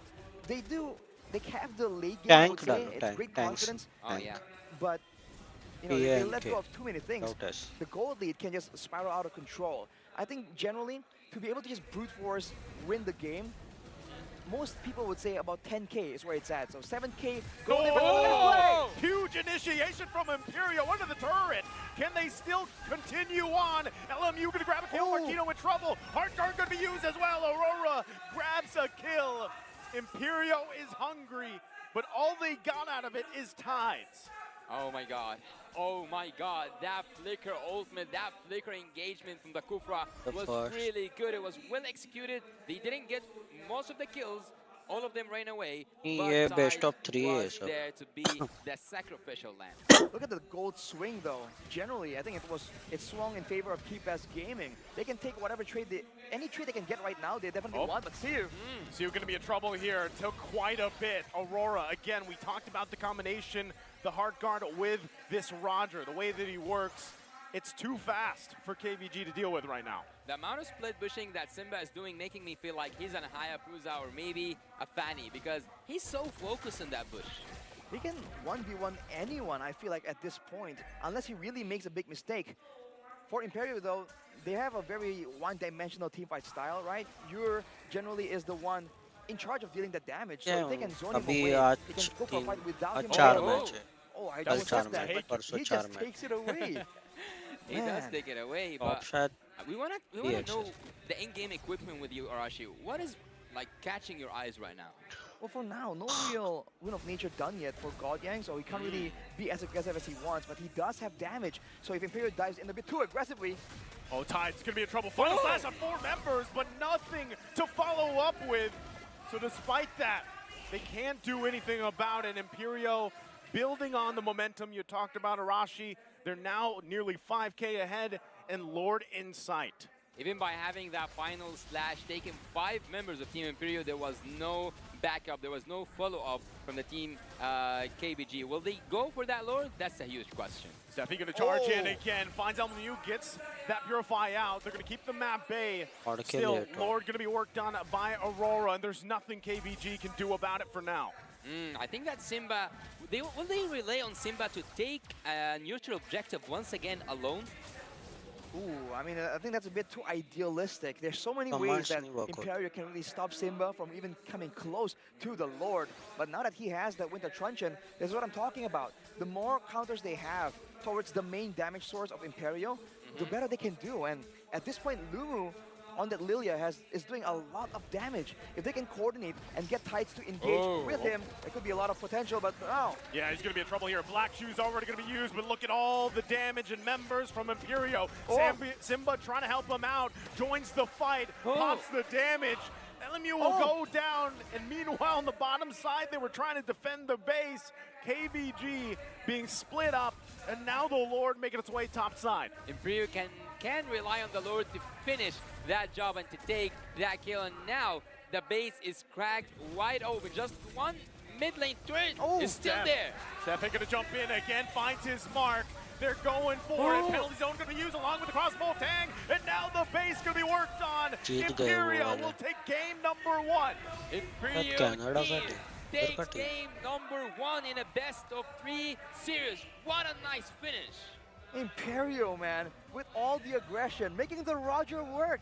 That was such an insane performance, and despite the potential in the late game, KBG just was not allowed to get there.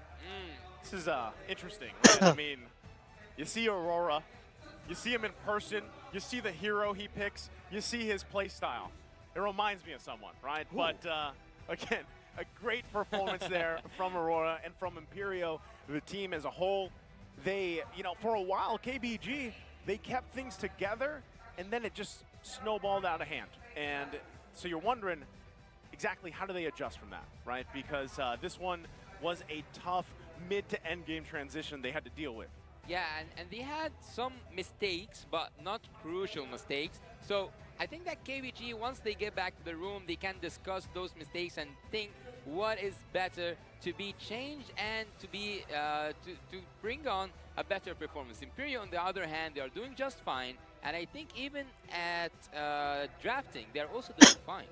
I feel like in the drafts, I think it's a two-parter, right? The drafts have potential depending on how the fight goes, but even how they play out the fights, right? KBG were caught in multiple AoE spells again and again. And if you look at their composition, a lot of the heroes don't really need to be with each other to make the plays happen, right? Even the Lilia, to an extreme degree, can just go in aggressively solo and then Black Shoes out. But they stay together like a team fight composition. And in this situation, in this context, with Imperio Esports just still ahead in gold, I think it's a bit too dangerous to just clump up against them and get run down S5. Like, I'll say this, KBG this game, there was a lot of hope there. There was a lot of hopeful moments in this, and I feel like they relatively, with the draft that they had, they did well enough, right? I mean, for the first game, they might be working on some nerves, some shakes here and everything else, but based on this performance from game 1, the foundation, you can see it's starting to be set. Again, they had not as much time as some of these other teams to prepare for this, but I will say, at least from what we saw, previously in the MPLI, this is more, there's some promise here, right? There's promise that they could pull through. They just have to, I guess the biggest thing is how fast can they adjust? How fast can they learn from the mistakes that they clearly made in this game, right? There's, at one point, again, Simba was trying to push the top side lane while they were dealing with the Lord, right? So there's something they have to work on, and also just the rotation-wise as a whole would be something that they want to go back and look at. And now we wait for the game MVP here. There he is. Oh, he's looking absolutely pleased to be here right now. That Roger pick. The Roger pick, man. Well, MVP of the game here, Aurora on that Roger. Definitely making a huge statement and getting the snowball. He wanted a very aggressive emblem set right here. And usually, it's a bit too risky. You lose out on a lot of value on the other emblems, but he's able to make it work. And with a 94% kill participation, he definitely was the go-to weapon for Imperio Esports, and he's able to deliver as well. This is what we were waiting for, man, since the beginning, since match 1. Where are all these off-meta picks that we haven't seen in a long, long time? Finally, we see one, and it comes out strong. Yeah, and also, you have to put into your consideration that there's a lot of pressure on both teams because there's a lot of expectation on both teams, and on Team KBG, they are, let's say, majority of people are expecting them to be a dark horse. So there's a lot of pressure. They are against a huge challenge, but who wins that challenge so far is Team Imperio.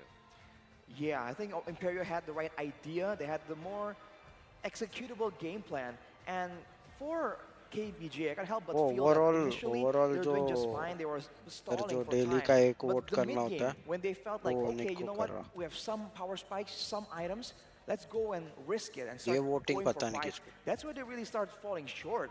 So maybe it's only a matter of waiting a little bit longer, because you can see that when they were spread out, when they were avoiding fights as much as possible, Imperio were struggling to really find those big team fights, those big pickoffs. So I think that is something that they can definitely try and do. Not only that, you know, but in just a second we're going to look at the highlights here and kind of how this all unfolded. But one of the main things too is, yeah, you know, Aurora was able to shine as MVP, but a lot of that too had to deal with the fact that you have Fashion here on that Angela, able to provide the heart guard. You see a lot of these early skirmishes also go in their favor because of that. I mean, even this, right? The snowball kind of already started, and that's why I say KVG did a good job. Despite this, they found their own counterattack, right? They found their own punishes against Imperio, but unfortunately, it wasn't consistent throughout the entire game. And I think when they just relied too early to try and go for a proper 5v5, because like we mentioned, the damage is definitely there, but not when they fight, you know, sporadically like this. They need to try and make sure that they have the right idea. They can corral Imperio Esports into the right zones to just, you know, output the damage they really are trying to get. And you're going to feel bad for Godyang, man. He was trying to survive as best as possible, and you see some mechanical plays from some Happy Feet, kind of dodge away from a lot of spells. But overall, in the end, he did not get to that power spike where he can actually make a difference in who comes out on top in a big fight. And also, drafting-wise, KVG are doing good. But they need to work a little bit on their macro and micro skills. Actually, the micro skills were good, but the execution and like getting the best use out of it just wasn't there. Yeah, they got to be very careful about this, man, because you can see that every time they lose a fight, Imperio has the right composition to just run them down. They have so much mobility tools, 1-1 with the hops. I mean, the Angela and the Roger, there's just so much movement speed that you can really escape from this comp. So they got to play it safer instead of being more aggressive in the mid game. And they also didn't get to coordinate the big crowd control tools they have, like the final slash from Tides here, with a lot of damage. Like even here, Godyang tried to output it, but it wasn't Godyang good for the team. Or like go even for two different objectives and make Imperial team, yeah, go take the Lord, but we will use that time, we will use that opportunity to have a trade that is worth giving you the Lord. I feel like honestly, considering that especially the carry is just taking so long to spike up to the late game, you're gonna require Simba and Lumu to just go and do a lot of damage, do a lot of aggression here. Because if you look at the stats, right, at least when it comes to orange buffs, he's been able to actually go into the jungle of Aurora and try and find trade-offs from those big teamfight moments. But unfortunately, they weren't using the Joy in the early game as like one of the main playmaking tools. And I think that could be something they can try and do in the next game. Yeah, Joy definitely, one of the reasons why we see teams prioritize that is because it has such impact from, early to mid game especially, and then the impact is still there in the late game. But like you mentioned, Rashi, I agree with that. I think the carry just takes a little bit too much time. It's one of those picks that, yes, it's also just very singular focused. The damage potential is great against some of the more durable heroes, the tanks, but you need to buy so much time. So if you don't have control on that early game, again, you're against a Roger and an Angela combination alone, you're going to struggle in terms of the way things are going time-wise for the team, and that's kind of what we saw unfold here. We have been used to see Angela getting like in combo or like in sync with some, let's say, specific picks, utility heroes mostly. So after seeing it being combined with that Roger, do you think that we will see that as a thing happening during the whole series? I think it's always been a thing, man, with the Roger and technically sometimes with the 1-1 as well. But at the past, like really far away before these updates. So I haven't seen a Roger getting played lately, generally. So having him with an Angela, yeah, it is something that we have all seen before, but from a long time ago. Exactly. I mean, the Roger Angela, I think the building blocks of this strategy are present, right? Movement speed, snowball potential, damage. And, it works well with the big shielding because he is not very tanky either. So I think that kind of potential is available, but teams just haven't been experimenting. Because you've seen the similar approach being done with, let's say, the 1-1, the Irithel, right? Marksman, fighters, quote-unquote, with the Yuzong as well. There's a lot of ways you can combo with the Angela, but I think now we're going to get some insights from Mara. Yeah, we will head back to an interview and we will see some information brought to us by some of the players, maybe even the coach. We will see in a bit. Let's go backstage and see what's happening. And now it's time to meet the fans of KBG. How you guys doing? You know what? What's amazing? KBG, Keep Best Gaming, is giving this to everybody here at Geospace venue. That's why everybody should come. So everyone right here has this clapper. Let's take a look. Let's take a look. Also, we have this flag right over here. So how about, let's give this to somebody. Here, you hold this one right now. Now, we have some fans right here that we'd like to get to know. What's your name? Vincent. Oh, Vincent, you have your own mic, Vincent. Hi, Vincent. Okay, and what's your name? My name's Tinu. Tinu, who do you think is the better fan right now?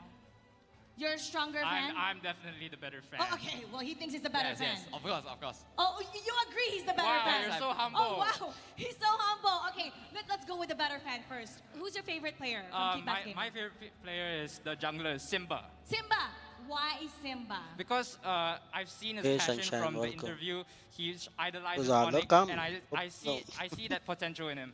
So you see the potential in him. So you watch all his interviews? Yes. Okay, tell us something about Keep Best Gaming that maybe a lot of people don't know. Okay, you give us... Let's pretend you're a reporter. Tell us something. Give us an inside scoop. आता दिवसाचं असतं का They've shift won their championship in the China region, and they've beaten Nova, which was from MPLI, right? It was actually a close, very close fight. Very close fight, yeah. Okay, how about you? Who's your favorite player, Vincent? I think it's the XP laner, CU. CU? I think it's a good XP laner because he has played the role of XP laner very well. Like just now, the play of X War, I think it's very well. Like he initiates war and then he takes the damage and all that. Yeah. He just gave us a report about KBG. Now, being one of the fans of KBG, what's something that you can report on and give us an inside scoop about? Tell us any facts about KBG. Why do you think they're gonna win? I believe that they have been training it for a very, very long time, as I know it's like more than a year. ठीक है And then I think their cooperation and their communication is very well. So I believe that they can win this match. Okay. Okay. Now I want to see the way you communicate with the crowd. We're gonna see who has the better cheer amongst the both of you. All right. And how about everybody here? Everybody behind me? Yeah. We're gonna back them up. We'll start first with you. All right. Do you have a cheer? You know what? I'm gonna hold this. Because you could use anything. You could use your clapper. And whatever he's doing, you guys have to repeat. All right, here we go. 3, 2, 1, ये Malaysia में है KBG. और empire जब actual match start होगी वो Philippines में Keep the best. Keep the best. Keep best gaming. Keep best gaming. KBG. KBG. All right. Okay, I like it. Okay, now it's your turn, Vincent. We want to feel some energy. I can hold this up for you if you'd like. Okay. In 3, 2, 1, go. Keep best gaming. Keep best gaming. Let's go, keep best gaming. Let's go. Let's go, keep best gaming. Let's go. Let's go, keep best gaming. Let's go. Let's go, keep best gaming. Let's go. Let's go, KBG. Let's go. Let's go, KBG. Let's go. All right. You know, they thought about that on the spot. Now, KBG is right there sitting down. What do you want to say to Keep Best Gaming? Let's go, KBG. Epic comeback. Epic comeback. What's your message to them right now before we start? No pressure. No pressure. No pressure at all. Reverse sweep. Reverse sweep. Let's see if it's going to be a reverse sweep. Right now, it's 1-0. We're going to see how game number 2 goes. Casters, be better than great. Ladies and gentlemen, we have just heard a really, really good statement from the audience. We might see a reverse sweep for Team KBG. Might? I mean, they were pretty confident, man. They're saying, do it. It's going to happen. So it's not even a maybe at this point. So said definitely. Now, Ontario Esports, they are the ones who are under fire, man. Y'all gotta keep it up. Make sure that it gets to a clean sweep, because otherwise, I think KBG's got a lot of support right here in the arena. KBG's got a lot of support, but you can see Imperio there. They're feeling pretty good about the win, right? I mean, in a way, they controlled the majority of that game when it got to that mid to late game transition. So if you're KBG, you're hoping for them. That's hopefully what they were able to fix in this short amount of time from game 1 to game 2, because there's a lot of boxes they need to check to get us to a game 3 for that reverse sweep that the audience here is hoping for. But right now, I think one of the biggest things is you change the bans a little bit, right? Maybe you let one of those slip through. I'm not again sure exactly why the YSS ban earlier. I'm wondering if they just opt to not go that route and maybe leave, let's say, the Guinevere open. Maybe that's up their arsenal. Again, we have to mention, and from what we've seen, that hero pool wise, it might be a little limited for KBG, right? And you want to be able to see the execution factor, like I was talking about when they had that first draft from the previous game. It showed that they had that under wraps for the most part, but again, carry, right? Just takes too much time to scale up against what was being presented to them from Imperio. Well, if you thought about it, this is the Any desk, the Right. Arashi, Naisu, Yasu desk, where anything can happen and everything will work. So maybe you will see something or like anything that happens inside the game, and yet it works. M5 का अभी तक update नहीं है, but Team KBG actually, ये when they wild entered card the है, ये drafting कर phase, सकता they है. shocked M5 बोले तो not है just अभी तक. us at the casting table. I think also the Mostly viewers, तो कर like with the रहे Yisun Chin ban. But the jungler from Team Imperio also didn't pull off like a regular pick. Exactly, and you have to wonder if maybe KBG, they're banning the Yisun Shin because they know something that Imperio, likes to do. The Roger, if you can substitute the Roger for the Yisun Shin, I don't think it's exactly like good, like the same way, but it has the same kind of potential to be played in a similar fashion. So I think that is something that KBG can be still concerned about. My real concern about their draft is going for the flex from the Arlet to the X-Borg, right? We expected maybe an Arlet in the EXP lane, but you see there's a good combination here, the Joy, Arlet, and Lilia, but they weren't able to actually get that 3-man roaming squad to work effectively in the early stage of the game. So if they want to go with that, if they want Arlet to not be in the gold lane and help to carry out, then pick a different marksman. You need to put someone with the carry to make that work, because otherwise then you can pick something else that maybe is a bit more flexible for the rest of the team and not just go with that. If they want Arlet to not be in the gold lane and help to carry out, then pick a different marksman. You need to put someone with the carry to make that work, because otherwise then you can pick something else that maybe is a bit more flexible for the rest of the team and not just for the select few laners in the mid and jungle. Yeah, maybe just babysit your gold laner and depend on the late damage, but I agree with you. We might have seen like other choices other than the Arlet and also some picks. But Team Imperio on stage right now, they seem so confident. They seem like, hey, we're gonna take this to be the first sweep in a series in the first day, and we will take that.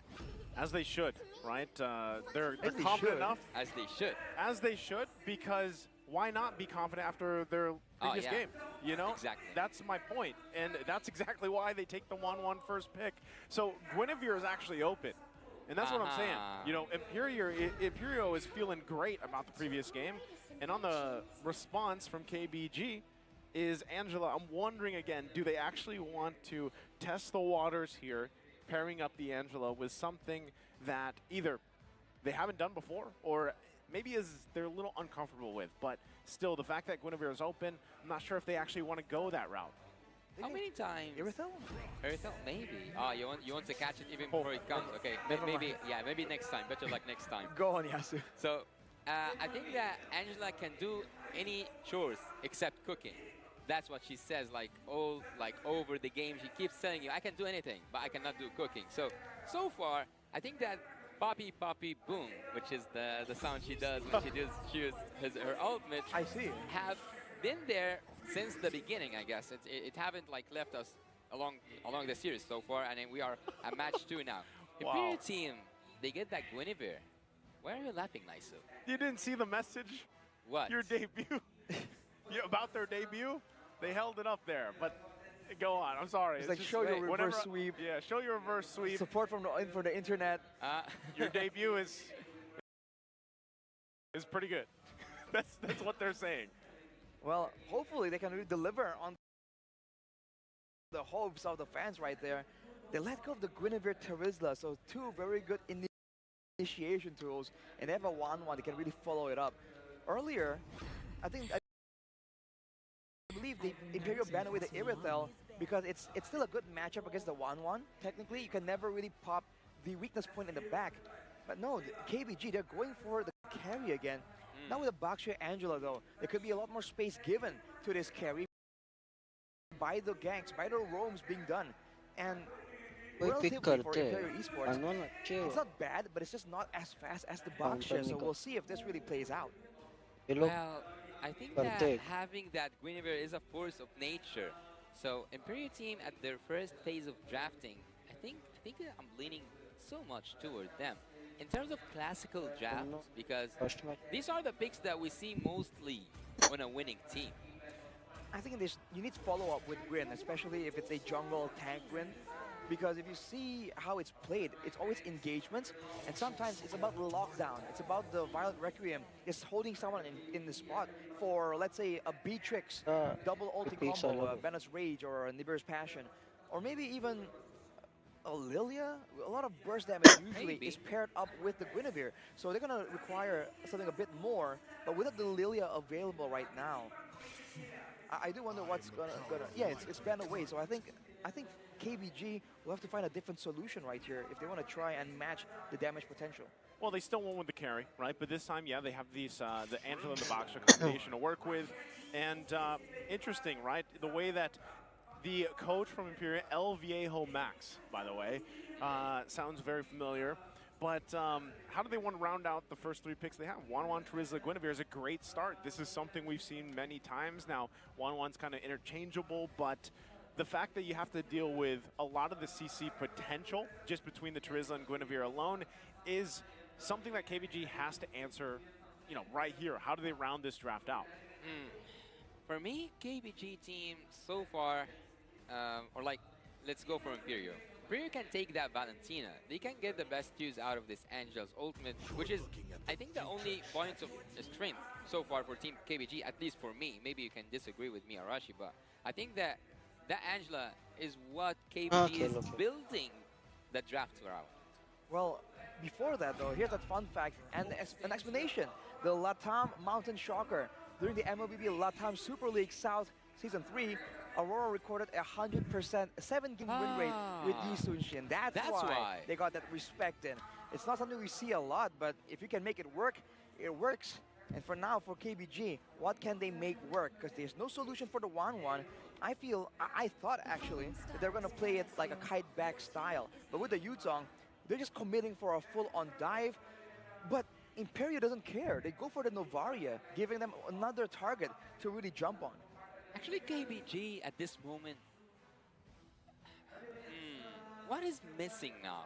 Maybe a mage, maybe they can make Angela play as the mage, but I would actually recommend a mage because so far, Team KBG is doing really good in terms of drafting. So, and also Imperial on the other side, they have a variety of good selections. If you are talking about the magical damage, the physical damage, the crowd control, and even like 1-1, she's already also a force of nature. So far, Minotaur, who else? A suppression hero maybe? Well, it's an Edith, so it's a great choice technically against the Terizla. There's a lot of damage built in there with the passive, with the true damage. And there's a second life here. If you're gonna focus down on Edith, you gotta make sure you seal the deal, because otherwise the Primal Wrath will allow her to actually do a lot more damage back towards you. I thought that Minotaur would be in the consideration because of how divey, right? How close 1-1 needs to be. I thought crowd control can protect the carry as well, but turns out it's gonna be that Edith used as their main, their main tool right here for defensive purposes. And as I told you, they might change the Angela and they might change her duties because she can do anything except cooking. She is now in the mid lane except for being at the roamer duty, or like on duty to do some rooming skills stuff. So right now, holding the strings for this game, the wild card at his second match is witnessing Team KBG going up against Imperial team, and so far this might go to a reverse sweep according to some of the fans, and according to the confidence, Team Imperial have this in the bag. All right, we'll have to see how both teams can really, you know, execute their game plan as much as possible. You're seeing Tides being aggressive right here, but a level 1 Edith isn't that strong against the Choice particularly. Earthshatter does not land, forcing the flicker away. Imperial Esports already delivering on the early game aggression. Based on the draft, I would actually, this is one of the points I've missed before we enter the game. Based on the draft, I think that KBG will, was that a steal? No, not a steal. So unfortunately, I wanted it to be a steal, to be honest, because I always love that shot. Okay, Simba's gonna jump in, but again, it is a Guinevere. Aurora will get out just fine. But with that, Simba might actually want to go ahead and contest some of the jungle, and that looks like what KBG wants to do. Meanwhile, hopefully they're not overstepping this. There's the toss-up with the onward. Flicker from Marquino. They're still looking for the kill. First blood, though, from Veshin. LMU can't get the kill on Marquino, and now Steffi's still there. Simba's gonna fall. Can he get away? He's got some fancy footwork, and that was tough to see for KBG. That was way too early for Keep Best Gaming to go in, man. They do have the Yuzong advantage, but the Terizla in the middle of a big fight can output an insane amount of damage as well. They were just a bit too eager. I feel like they really should not have gone all in there. You know why? There's something called, and I learned this from a good friend of mine, it's called the BOS. The BOS. The Body of Smith. Body of Smith. Shout out to Leo. All right, back to the game. You're going to explain what that means? Yeah, you're gonna the body just of leave Smith, it. it's his passive. Sorry, it's Terizla's passive. I thought you guys were hanging with me. Got you. Well, yes, the damage reduction on the Terizla, the lower your HP gets, that is what that can be abused by Imperial Esports. And now with them being behind the turtle, might be taken by Imperial. You're gonna have to go for it. Tides trying to set something up here. Turtle still gonna be worked on. There it is. Simba gets the kill, but it's Aurora to get the turtle. Tide's gonna fall, and now the attention on Steffe. Can't get away. Double kill for Simba as 3 fall for Imperial. They tie everything, and now KBG are 3-3 in terms of kills, and they are back in terms of the gold. But there's something that you actually said, Arashi, earlier.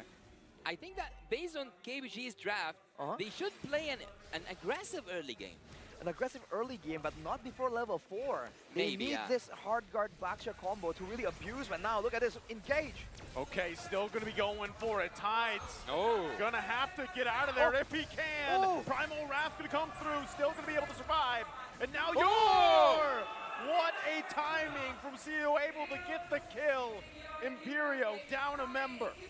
Man, out of nowhere, the Dragon arrives. 2-1 in the early game. That is what you want on the Yuzong.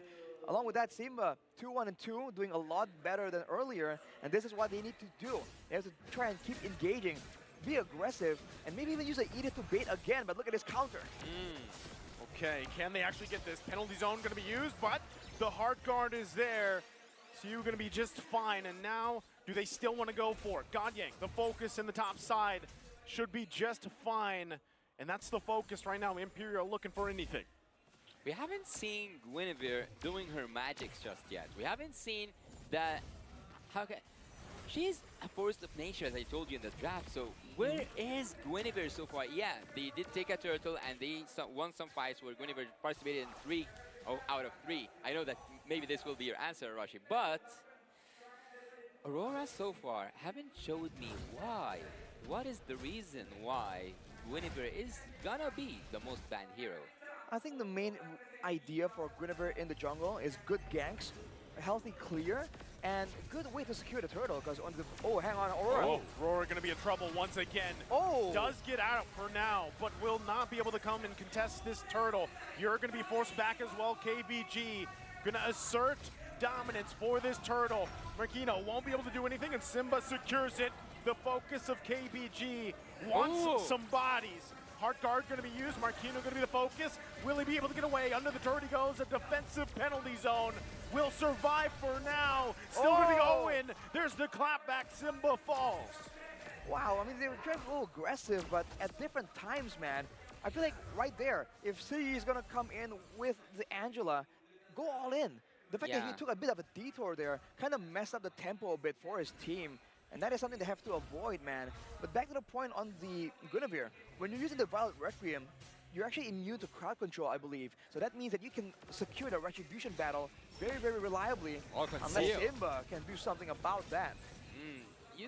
Seeing that conceal being used by Team KBG, I thought they're actually going to use it to go into a team fight. But you actually raised a really good point when you said it took a little bit more time than it should just to follow up on that team fight around the top lane side. But we might see it continue here. They're going to go for Steppy here. Heart guard going to be used as well. He falls. So right now, KBG focusing on the top side. They still want to push for the turret here. They already got the kill. They're trying to cut them off. Fashion trying to keep them at bay here. Trying to keep Yer protected. He should be able to get away. Going to go ahead and try to rely on keeping them at bay, but the turtle will fall here. Keep Best Gaming gets the first turret they needed of the game. They have asked to take the first turret in top lane, and that's what they got. If Yer was staying there for a bit longer, I think it's going to be, I don't know if I'm using that word in Arabic, a sandwich. Do you guys? A sandwich? Yeah, he was like in the middle of four people. Spatial migration going to find the target. Godyag in trouble. Will be able to survive though. Good that he does, because that could have been deadly. Turtle now spawning here. Both teams want to contest for it. The two ultimates down, technically from both these teams. 3 actually from the side of Keep Best Gaming. That's a good point, Yasu. The sandwich, right? The pinch maneuver that Keep Best Gaming can do if Imperio are not careful. If you look at the compositions, actually they're fighting the top side. What is that? Oh, this could be troublesome. Marquino gonna fall. Turtle secured by Simba. KBG looking to punish where they can here. And right now, just trying to hold down the top lane. They are going to hold down to that top lane, but I think they are just buying some time until the Lord is up. But until the Lord is up, KBG are now a little bit, let's say, in control. They are ahead in gold, and they are ahead in terms of, like, they are so much different than last game. Okay, KBG trying to get here to help Simba out. They're going to find the kick from Stefe. Can they get the kill right now? Trying to find the shot. Tides goes in with the conceal. Looks for the onward. Gets the flip, and Yer will go down. KBG fighting for it. A 1-0 for Keep Best Gaming. There's way too much damage, dude. Whoever doesn't get jumped on, they have to deal with getting hit by the other guy. If they go on Godyang, Tides can do a lot of damage to the Primal Wrath, and vice versa. On top of that, Simba and CU as well. The issue right here is that there's a lot of utility that's on short cooldown for Keep Best Gaming. So Imperio Esports, their damage, their burst, their crowd control, everything are very long cooldowns, right? The penalty zone, the Astral Sphere as well. So they can't really go for a prolonged team fight. They are the ones that have to go for a decisive all-in that just pays off a bit too late in these big fights. Yeah, but how much did KBG change when they went to that break? I think that this KBG is not the same KBG at the first game. They know now what they are doing, and they are executing it really beautifully. What was that? Gonna have a misstep. Wasn't able to find the connection he was looking for, and now KBG looking to possibly punish. They're going to force Aurora back. Tides not going to find it either. Penalty zone, but he flickers out. Good response there. Steppy in trouble. Godyang is on the board again. Gets the kill here, all before the Lord comes up. See, with the Petrify, they're making the plays happen. Won't have it for the next team fight, but hey, it doesn't even matter. KBG just keep going in. Marquino going to keep them at bay. They still hold on to the turret for now, but now that the Lord's up, you can already see as well. Aurora staying there. Tide's going to go ahead and use the Primal Wrath. They get the turret. That's what they wanted. Can they get the Lord here? I think that's a really hard question, because everyone is alive from the side of Team Imperio. They can contest for that Lord, and the 3K gold difference isn't that scary for Team Imperio, especially because we are not like in early stages. We're not around the mid game. So Imperio team, they do have the opportunity, but they just need to have that perfect execution. That's the big problem right here for both teams, right? Keep-Best Gaming can really stay on the Lord, and there's no real way of them to actually catch someone reliably. Maybe an onward from Tides. For Imperial, they have the bigger team fight utility, but if they miss it, it's going to be a lot more punishing for them. Yeah, I think that Sho needs to take someone out of Team KBG before anything started. We need, or like Team Imperial needs an outplay to start that team fight. Would you agree, Naisu? Yeah, one of the only things that, I mean, could turn this fight around for Imperial's favor is if Yer is able to get the airtime he needs with the crossbow of Tang, right? For the most part, he hasn't been able to shine just yet, and it's been Godyang's turn this time, this game, to shine here. But as the game goes longer, it might get a little bit harder for Imperial to find those setups they're looking for unless KBG, we've seen both teams actually have some missteps. Conceal. So it's going to come down to that. Again, Conceal. Steffi going to be the target. They're going to be forcing him back. Look at that Festian now forced back as well. Hard guard already used on Godyang, and that's the call they wanted. They want to go for the Lord now. A response with Conceal. There's the penalty zone. He's going to find multiple members. There's the knockup as well. Still going for it. You're trying to get the crossbow Tang off. Can he get it? He's stuck on the wall. Can't go. Aurora going to be in trouble now. Tides gets the kill he was looking for, and that's the Lord as well for Simba. And forcing Yor back. Godyang gets another kill. Imperial is in shambles. KBG have just said, we are here, and they have just put their first footstep, and they might just take it right now. 3 members down. 5 seconds till Marquinhos is even on the board. They're going for more. They can try and pick up Yor and Fashion if they're not too careful here. Oh, wait, what is that? Oh, Yor, he does get crossbow Tang off, but it's all on Tides. Tides going to be just fine. And they back off. They call it off. Lord still making its way on the top side. Wow, they went for aggressive play right there, even though the Lord was coming. I feel like they could have really played that a bit better, managed the waves maybe back a bit. But with the Lord taken out, it won't be relevant to the base take. But the empowered waves in the bottom side in particular is something that Keep-Best Gaming can still use. We've seen again now that you can give the carry, if you can give the carry the space, if you can give Godyang the space to maneuver and do damage, he goes in, man. He is aggressive in this game, knowing that everyone else is buying him space, is healing him, peeling all the opponents away from him. Now it's Imperial's... the question is Imperial, what can they do to really shut down the carry? 3-0 and 2 with a Purify as well. Well, as you said, they fully commit to it. So KBG so far have been showing off. I don't know if this game went to a game 3, how better can KBG get? In terms of like one break made them look like monsters. So Imperial team right now, they need to catch up that momentum. They need to catch up with Team KBG, but I think it's really hard. Oh, Steffe. Oh, not sure if you want to commit to that, but he gets the Dragon form out. So that is there. Still has the immortality though. And before the next big objective, he should be fine. But he showed up that skin. He did. He did. Looks good. But he also used the Petrify, by the way, so the backline of Imperial are not going to be as vulnerable. But now, look at Steffe trying to make something happen here, threatening with the Jeet Kune Dos. And one of these times, man, that Jeet Kune Do is going to be followed up with a flicker, and you won't be ready for it. For Keep-Best Gaming, though, the fact that their frontliners have Athena shields means that Fashian's damage on this Navaria is so limited. Oh, they're actually just going to fight it out here. A good spatial migration with the Requiem. Penalty zone to follow. Who's going to go down first? Tide's going to be in trouble. Hard guard there. Primal Wrath comes through, but it's not enough. Now LMU all left alone. The rest of the team cut off, and they have to retreat. But Imperial wants to continue to punish. They're going to chase down CU. He has a Dragon form available, and that's the disengage from KBG.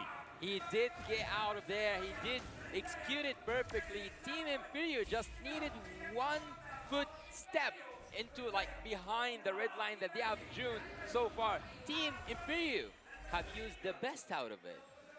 No Black Dragon form, no Petrify. They took that moment to get in aggressively, and now without Lumu available, he can join with the hard guard, but he might not get the chance to penalty zone. Still going to go into Marquino, going to take the brunt of the damage. Aurora gets the Lord, but can they get out of the fight here? Aurora going to jump in with the spatial migration. Hard guard there as well. Yor's in trouble. Godyang gets a kill. Now they're chasing Aurora. He tries with the Violent Requiem, but it's not enough as it's a double for Godyang.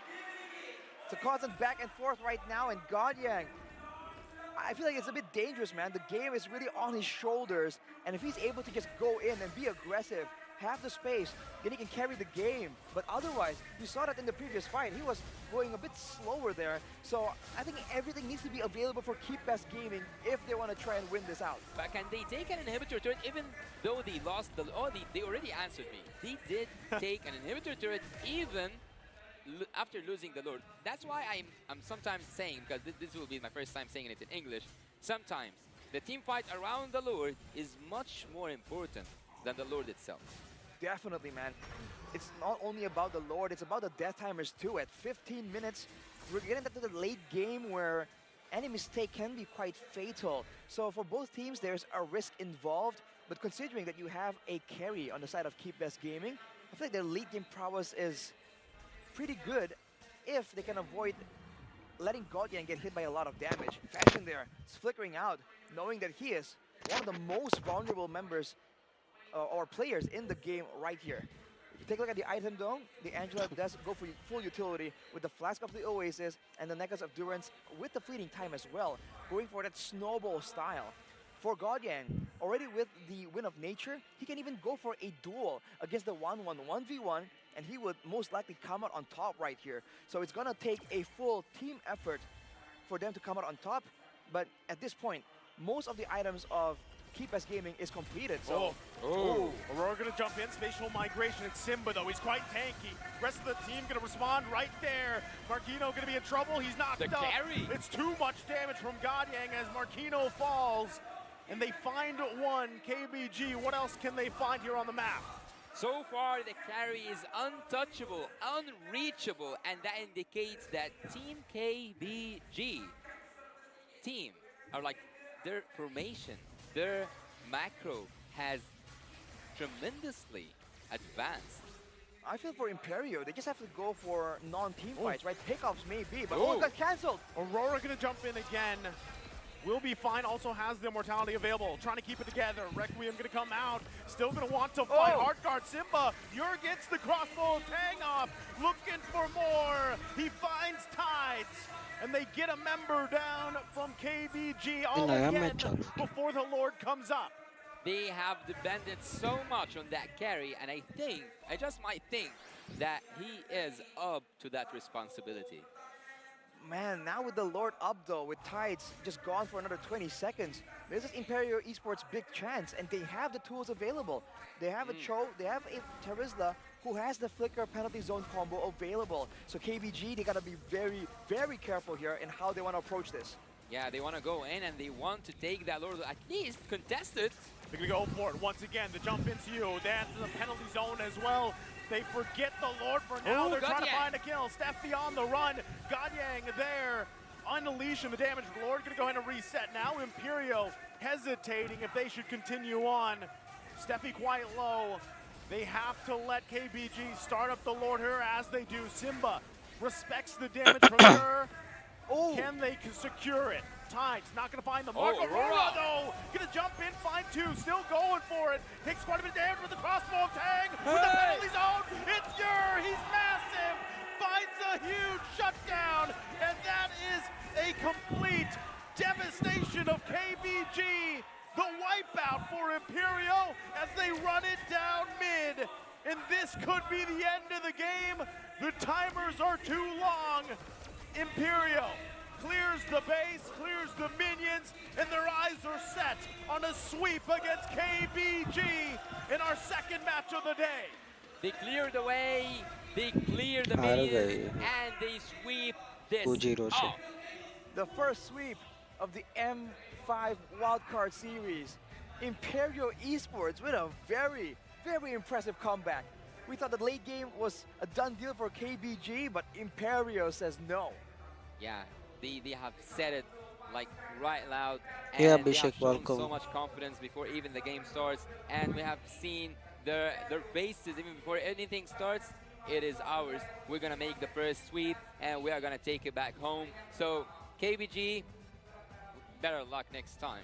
Hey, like you said, Yasu, the improvement they made from game one to what we saw here in game two speaks for itself. Yes, tremendous. It's their first match of the wild card. Hopefully they're able to learn from this, recalibrate, and then when we see them play again in the days ahead of us, there's even that much more improvement. Who knows what can happen here, but this game, for the majority of it, was KBG's. It's just Imperial, man. The way that they punish mistakes that speaks for itself as well. So again, this was a match that was very back and forth. It was a lot of action, and I love to see it for the wild card for day one. It's what we've been expecting, man. We saw the crazy picks, the crazy playstyles as well, man. Game number 2, that was a back and forth endeavor, dude. Like, both teams were having momentum, and somehow, some way, the other team was just able to find that specific moment. And towards the late game, maybe that's why that shows again the experience difference, because KBG, it seems like they have a lot of basics mastered already. The laning, the roaming, the vision, and map control. They show that they have it all. But at the end of the day, the experience in that late game, that doesn't lie. And you can see that Imperio, they use it to its full advantage, but that's only for now. With more games under the belt of KBG, that's going to be even harder and harder to do as time goes on. Imperial should embrace that feeling right now. They should embrace that win, that first sweep of the, let's say, the M5 Wildcard Championship. It's the first day and it's the first sweep, and they should take pride out of it. Look at the team, look how happy they are, and they do, and they should be so happy because they deserved it. Again, MVP for this game could have gone to anyone, but it's going to go to Ur. As you saw, that end, that crossbow of Tang, he was looking for that, the perfect one for the entirety of the game, and that last one that he had was what everything he put into that game, that's what it was about, right? He was able to get the airtime he needed, he found all the right marks that he needed, and it was just, again, amazing MVP performance here from the team, but also from Ur.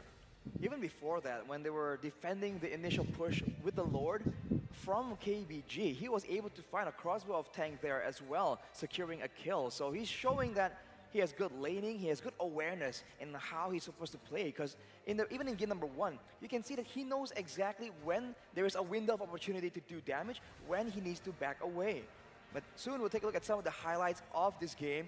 We can break down a bit more about maybe what were Imperio able to do, because the highlights are going to be predominantly KBG going in with the second chances that they have on their team, man. The Primal Wrath, the Hard Guard, there's a lot of ways they can really get ahead, but that's pre-level 4. Initially, it was Imperio who were able to try and get some value, but afterwards, they really fall to this combo, man. The Boxer Angela is just so strong, and along with the Edith, that means there's a lot of damage output that KBG can really do to try and punish them in the longer engagement.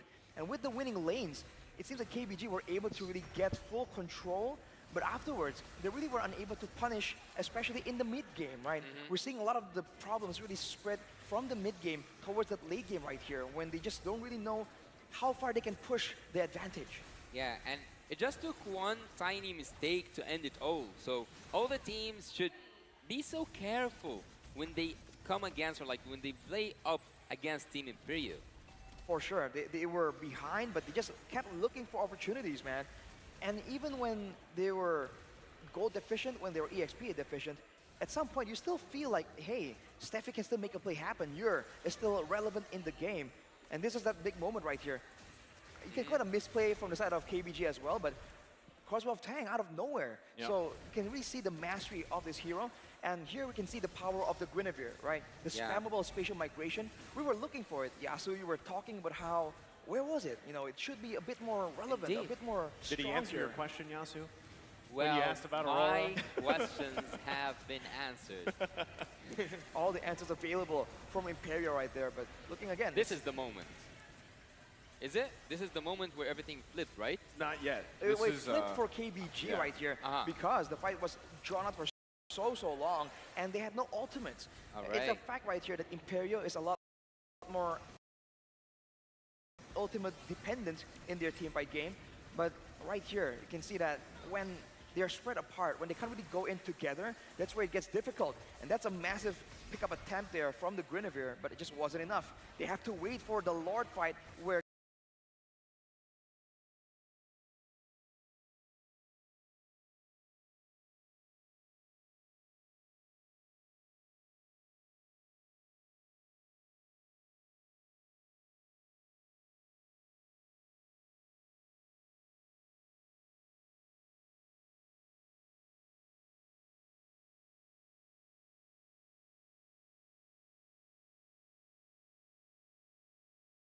KBG is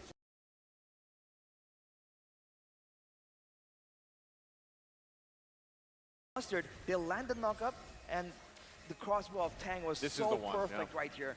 I want to see the items as well, though, because I feel like this could have been avoided.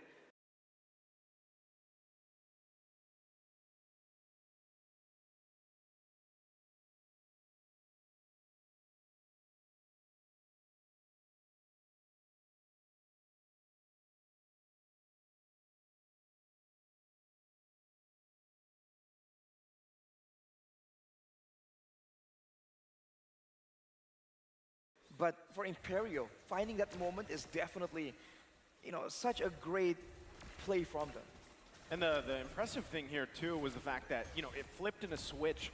And if you look back at this, KBG, for example, we talked about this in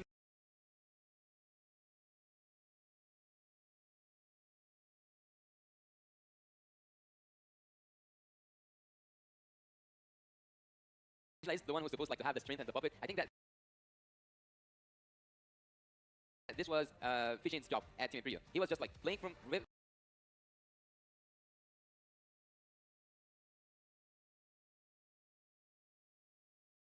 really far and yet dealing the sufficient amount of damage to make Team KBG go back. And honestly, I think it was a, you know, a respectable attempt for sure. I think it really could have gone either way. But we have to see, man, can KBG really learn from this experience and find ways to really, you know, adapt to the mid game? Because it's a fact, right? We're told that they have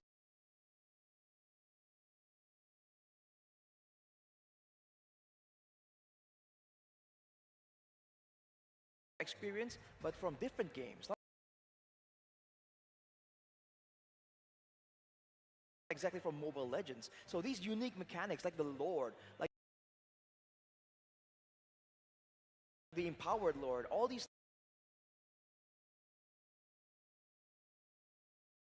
things are relatively new to them, so they have to try and get used to it. And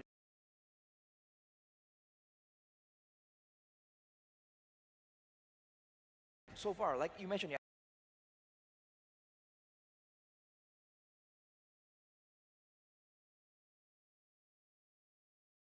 so it's been one game, and they've shown tremendous improvement. Yeah. Can you imagine with, you know, the passing games coming in the wild card, how good they can get? Yeah, it's gonna be tough. And not only that,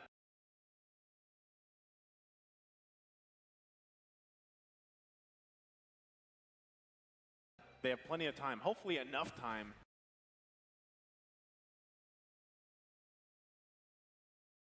to adjust from that and show us what they're made of in the days to come. So let's go to a break and come back to you.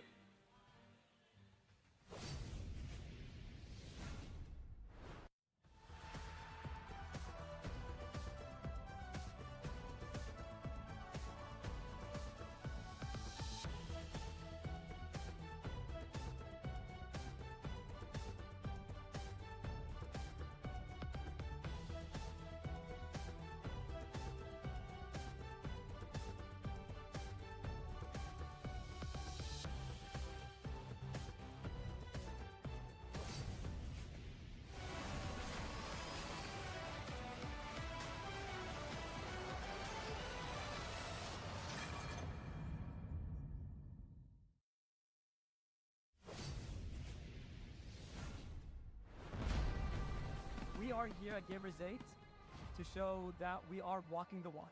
We have had amazing reactions, major ID owners, and a lot of potential partners and stakeholders coming in here and taking a peek. The DSQ over here has been the nexus of this zone. What I saw it from the outside is very mysterious. You want to know what's happening inside? Felt like, you know, this is an MMORPG, but R is not role-playing, it's real world.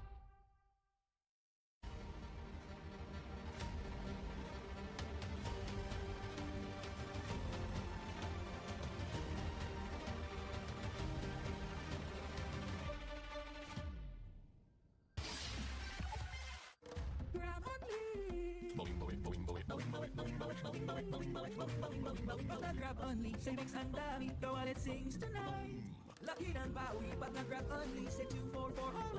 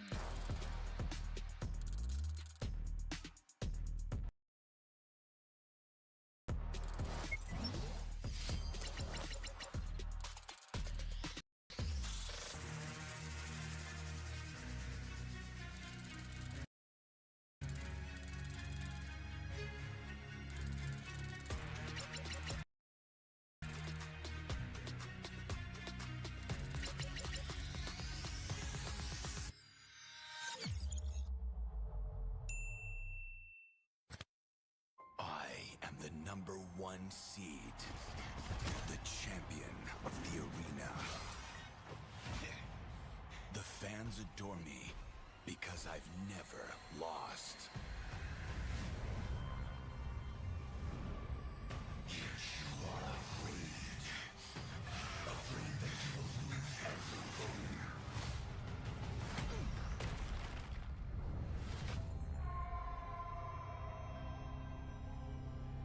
Do you ever get scared of losing, Kimmy? Well, big bro, I think we should cherish the joy and excitement of each game. Not who won or lost. That's right. I'll strive for victory, but I won't lose myself in its pursuit.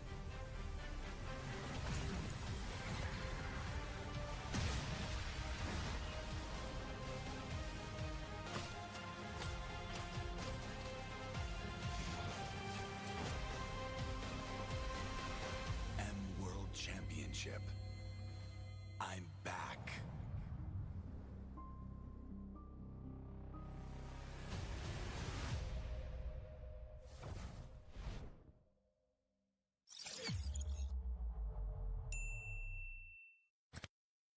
It is that time of the year again when the best teams in the world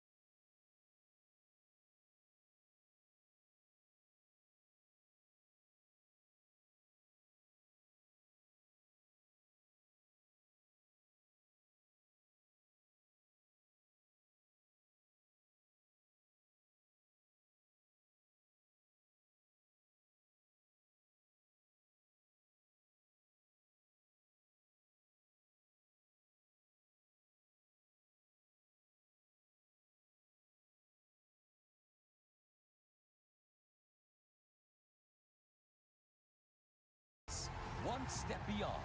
Be better than great.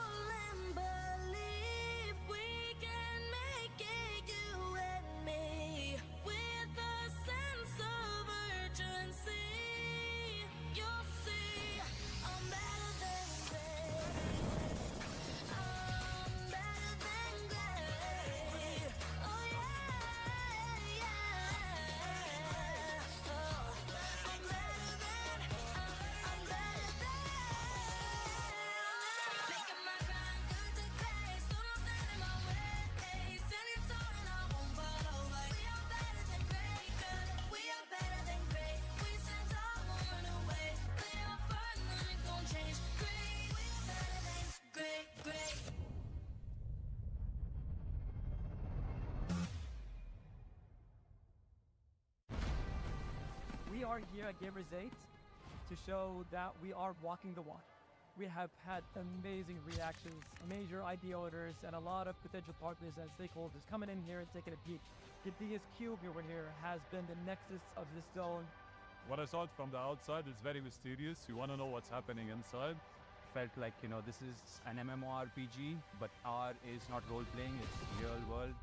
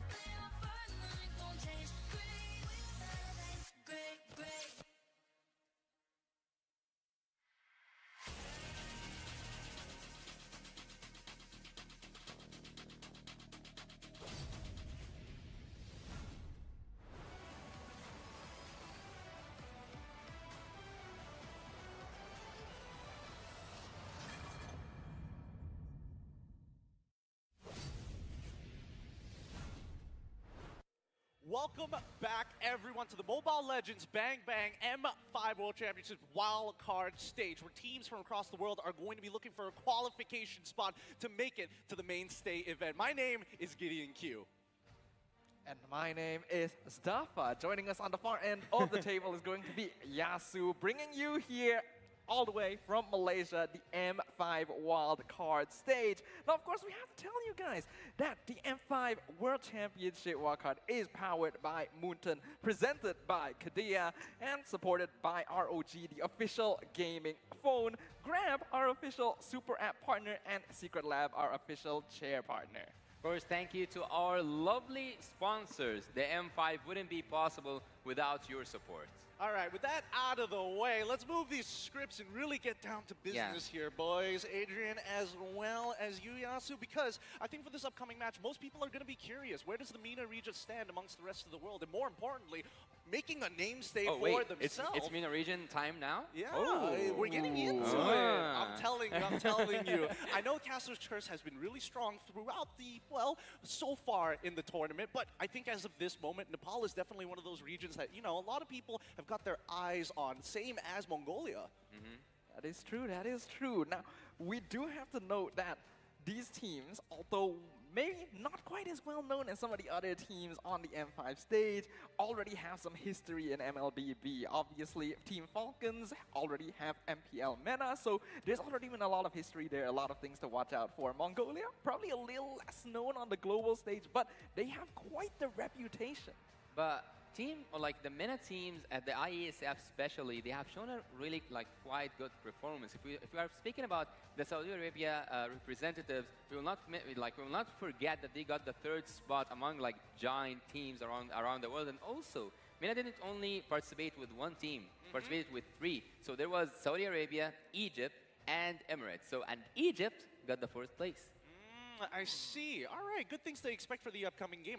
I want to get into the drafts a little bit more, but there's so much to go through here, considering some of the stories that these players themselves have had, you know, the time and effort to keep pushing forward to make it into the wild cards. And I think especially for MENA, I think as a younger region, before this, we were like, yeah, they're still growing. You've got an entire major to yourselves. You have your own league. Everything seems to be looking in favor of MENA. Look, MENA is getting more recognition right now, and it is getting more and more better with time. So just give it 2 more seasons, and you will see what MENA can bring to the global stages. And right now, we will see Team Falcons, and at the M5, actually, MENA already have a team, so we have 2 spots potentially at the M5. Hey, I mean, you're only in Malaysia. We're in the same boat as you guys. Now, I am curious, though. As most people have been talking about Nepal, the one player that we're looking at is going to be Super Clock, the big piece himself, because as a rumor, it's a difficult role. But worst yet, it's in a region that doesn't even have technically a major league. That is true. Roaming nowadays plays a really big role in the meta because you want to be able to determine the tempo that you play at towards the first few minutes of the game, right? In order to snowball, create more map pressure, and then scale towards that late game. We're already seeing this pattern across a lot of different teams. So for newer, less known, and more developing regions, there's going to be a lot of pressure on these players, and we're already talking about it. We got Super on the side of Falcons.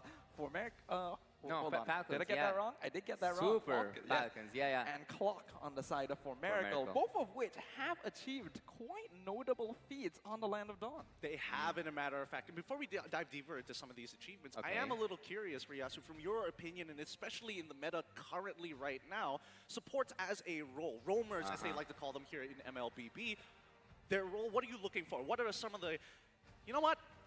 Instead of talking about it, let's see some of the stories behind these players and what makes them so great to keep on pushing forward with their passion. That's going to be very exciting to watch out for, right? It is. Like, we already know that the focus is going to be on Clock, on Super, so I'm curious to see what they have to say. With that being said, let's have a look at some of the stories of some of the members from Nepal. Even though every esports organization, every people are much more interested in other games, but about me, I am into the Mobile Legends because I have been playing this game from long ago, and it's kind of a life for me right now. It's ML is kind of like solution to me. Like even if I have any problem, I will play Mobile Legend. If I have any tension, like if I don't have anything to do, I'll just play Mobile Legend, have fun.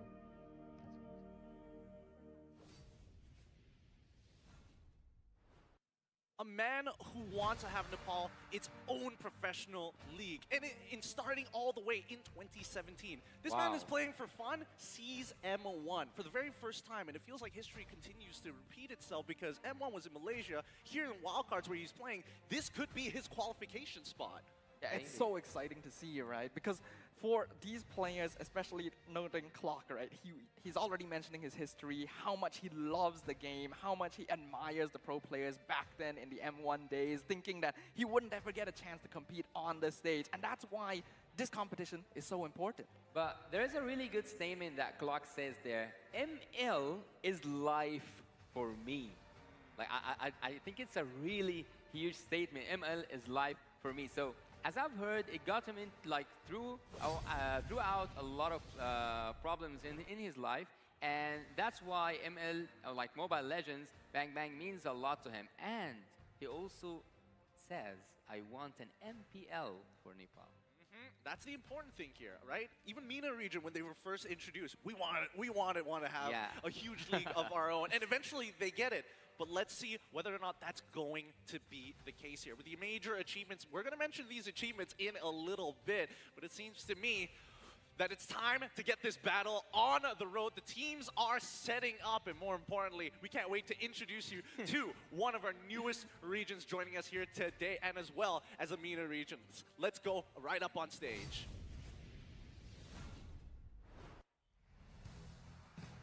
It's time. Thank you to our marshals to make sure that they are keeping competitive integrity. Zainab, thank you so much for making this all happen for us and keeping the energy high, even amongst the tables. But now, let's get into it. Bringing out for our very first team here, it's For Miracle Esports taking the stage. The pride of the Nepalese MLBB scene, For Miracle Esports takes the stage for the wild card, qualifying to the stage after dominating the MCB Fall 2023. They're on a 9-game winning streak coming into this. Now, Yasu, I know it's your boys, the favorite Team Falcons from MENA. Team Falcons from MENA, the runner-up. Now, we will see if they will be with the champions at M5. We have a great set of players, and also we forgot to mention that Leo in the roster of Team Falcons is actually a 2-times MENA champion. He's a veteran. He is an absolute monster, but it's time to talk about the brains instead of the brawn. It's Genji and Amox for the side of For Miracle. Mr. Worldwide himself, he's coached a whole bunch of teams, and now even for Nepal. But that's not it. We gotta give our fist bumps to go on through. Yes, Yasu.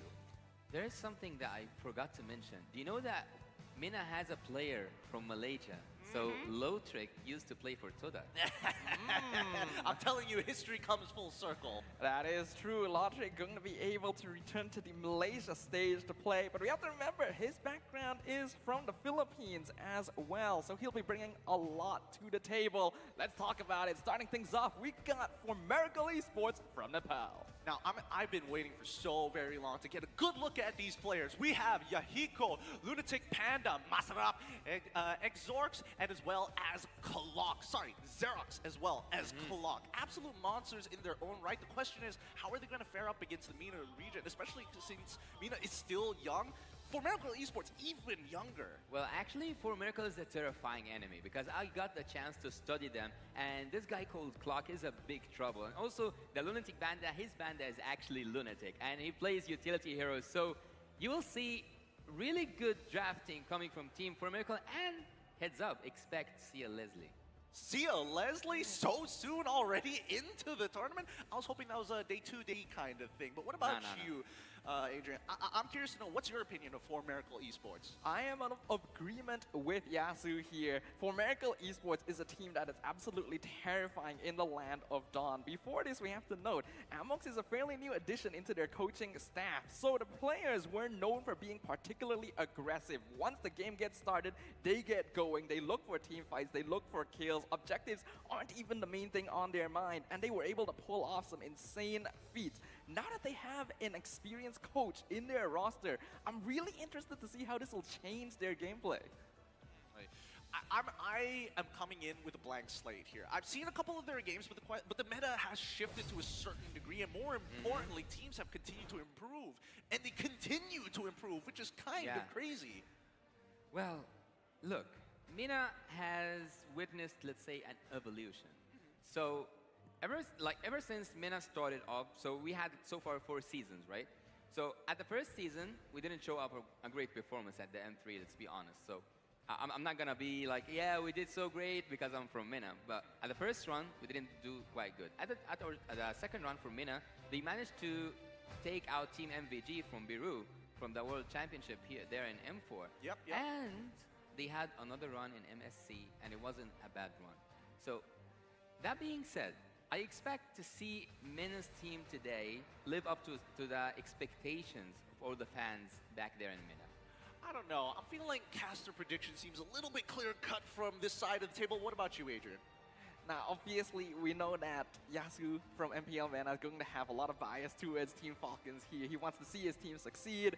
I obviously want to see these developing players get their chance to shine on the stage as well. But I am actually going into this with a little bit more of a bias for the side of Formerical. I think based on the way they play the game, they actually match very well into Team Falcons, and especially with Coach Amox joining the fray, I'm very curious to see whether this will refine their gameplay a little bit more. After all, we know that these are very passionate players with a lot to prove. Interesting. So you're telling me that this is more of a rock, paper, scissors matchup than it is just, oh, I'm just better in these situations. Okay, that's fair. And I think a lot of that is going to be told in the draft itself once we get into there. I do want to see whether, Amox has still got that competitive edge, as people would like to call it. But what about the MENA region? What are we expecting to see from this side in terms of, like, highlight picks, maybe even secret picks? Come on. You want me to spoil all the fun, right? Okay, maybe not all the fun, but like a quarter of it.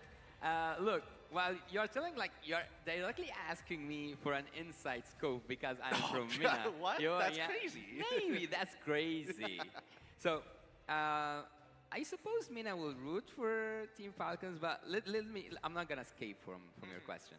The MENA team actually, they demand so much on that Fire Miss pick for a good night. So I might see that in the ban list, since it's one of the most effective heroes in the current meta. But not just that, also Super, one of his best, if you did your studies, and I suppose that already Team Formerical and any other team would have been done their studies. He's really good with the edit, but what you cannot target ban is actually Leo, because he can play assassins. He has a wide pool. Yeah, he has a wide pool. Yeah, I mean, I remember seeing it at M4 itself. It was a bit of an issue. Now, interestingly enough, in terms of the audience predictions, the Philippines and as well as South America are really into the Middle East and North Africa, and everybody else seems to be siding very heavily with Formerical. And is that because of their breakout event at IESF?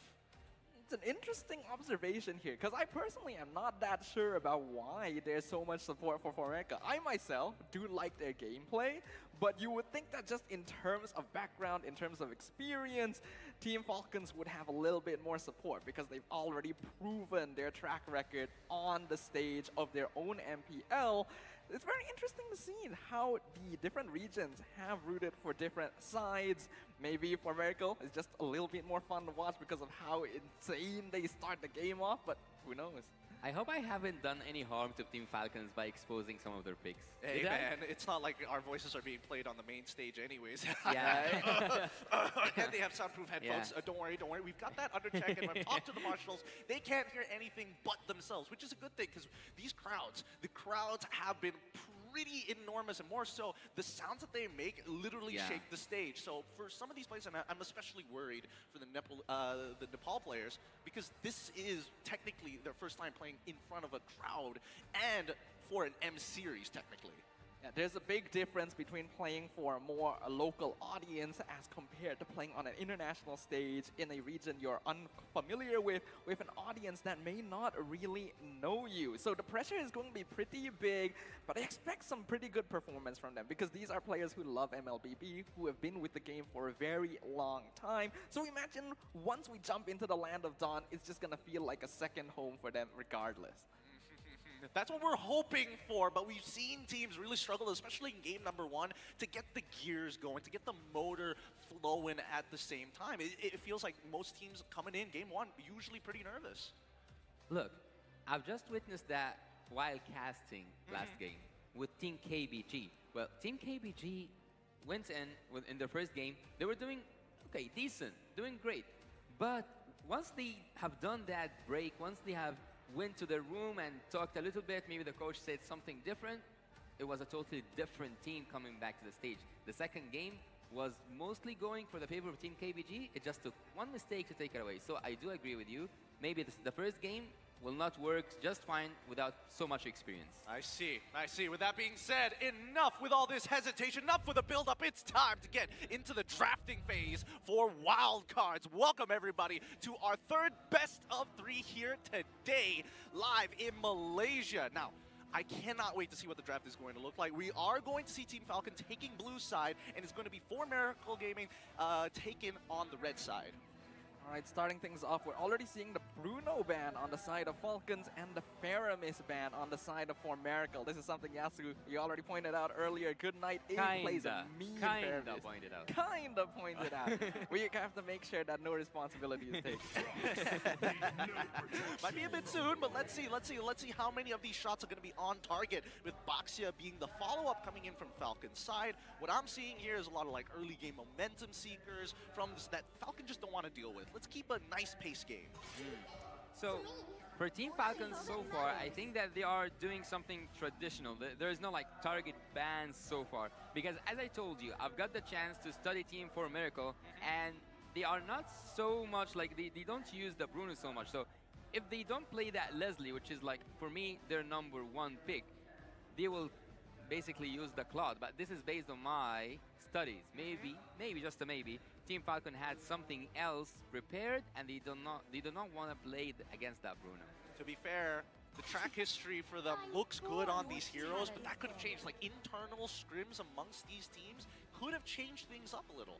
What also matters very heavily is going to be the dynamics between these two teams. Now, what I pointed out earlier was I thought that Miracle had the better chance going into this matchup specifically because of the rock-paper situation happening between the teams. Let me elaborate a little bit more on that. I've already mentioned Miracle, very aggressive. This is a team that almost doesn't care about objectives and just goes for fights. Obviously, with Amox, that could be different, but that's the information we have right now. Okay. In comparison, Falcons is a more calculated team. They play a little bit slower, they focus on objectives, and oftentimes will not very aggressively push into the map. And I think that these bans on like Bruno, Baxia are making sure that Miracle doesn't have that early roam pressure. I see. So you're telling me that Miracle is more like scissors to Falcon's potential paper? Yes. Okay, that kind of gives us a rough idea of what to expect, right? Now, in terms of first pick, we're immediately seeing, hey, Leo, you want to play one of these heroes that have been recently nerfed but still can be very, very dangerous in the jungle? He went, sure, take it, give it to me. So they gave him one of these weapons that actually we haven't seen Nolan today, right? Nope. We haven't seen Nolan. At sometimes actually he wasn't even banned, and it wasn't picked because the like the teams before Falcon's team and for Miracle, they didn't prioritize that Nolan. And actually, I've asked you that question backstage before we even start, and I cannot recall the exact answer. What was your answer? Why Nolan wasn't picked or banned during the last games? Well, I think a lot of it comes down to the fact that he was nerfed. It's harder to one-shot people, forcing you to be a little bit more precise. And honestly, to escape from a Nolan can be a little bit easier if you have mobility options. If you have completely no mobility, then it could be dangerous. But I'm seeing Yuzong, I'm seeing the Beatrix as well, like some combo setups being put into place. And a slightly different approach to the draft than we've seen of Formerical during their finals that qualified them to the wildcard stage. Like Yasu mentioned, they usually prioritize heroes like the Leslie and the Claude for the gold lane, indicating they want to go for that late game scaling. Beatrix definitely still somewhat falls into that category, but is different than what we've seen from Yahiko before. So I wonder if this is a response to the Nolan. Possibly a response. I mean, I think that especially when you look at Beatrix's, it depends on what you build around her, right? She's kind of like, yeah, she's independent by herself, even if the draft doesn't necessarily fit her, but she can make it work, right? It's not the worst from both worlds. It's kind of the best and the worst, depending on whether or not we see Falcon go for a full dive comp. We're not sure just yet. Brody is telling me, I want to win lane. I see the Valentina, normal flex pick, fill in the holes. Well, for me, I think that one of the most, strengths that Formerical have right now is that Beatrix, because if things went south, if things didn't went towards Formerical's way, they can pull it back to a good defense. Because Beatrix offers that really good and wide clearance, either with what was it? The Bennett's Rage, or maybe the Nibiru's Passion. Oh, yeah, great high ground defenses, especially once you're at the inhibitor towers. And I think at the end of it, Yasu's right, because they don't have that mid lane just yet. At least they're saying, if it does go to 12 minutes, I can clear waves. Yeah, that's basically what I want to say. They have that defense, and also they have some really good engagement heroes. But at this moment, I think after securing the Yuzong and after securing the XP battle, they will keep focusing on that second phase of drafting around the XP lane. So already we see that there's an Arlet. I expect to see another ban in terms of the XP, but for Team Falcons, actually they are going for the target ban on Clock, and one of his best picks is actually Kufra, so Falcons have done their homework, but what is his second? And let me now expose his second best pick. It's Lolita. It's Lolita? Yeah. That will be I cannot wait. I cannot wait to see the reflecting shield reflect an entire Nibiru's Bastion or something crazy like that. But we'll see in a little bit, right? For all we know, in all intents and purposes, we could be wrong here. The Joy is the follow-up ban coming in from Formerical. You have any predictions for Falcon's last ban?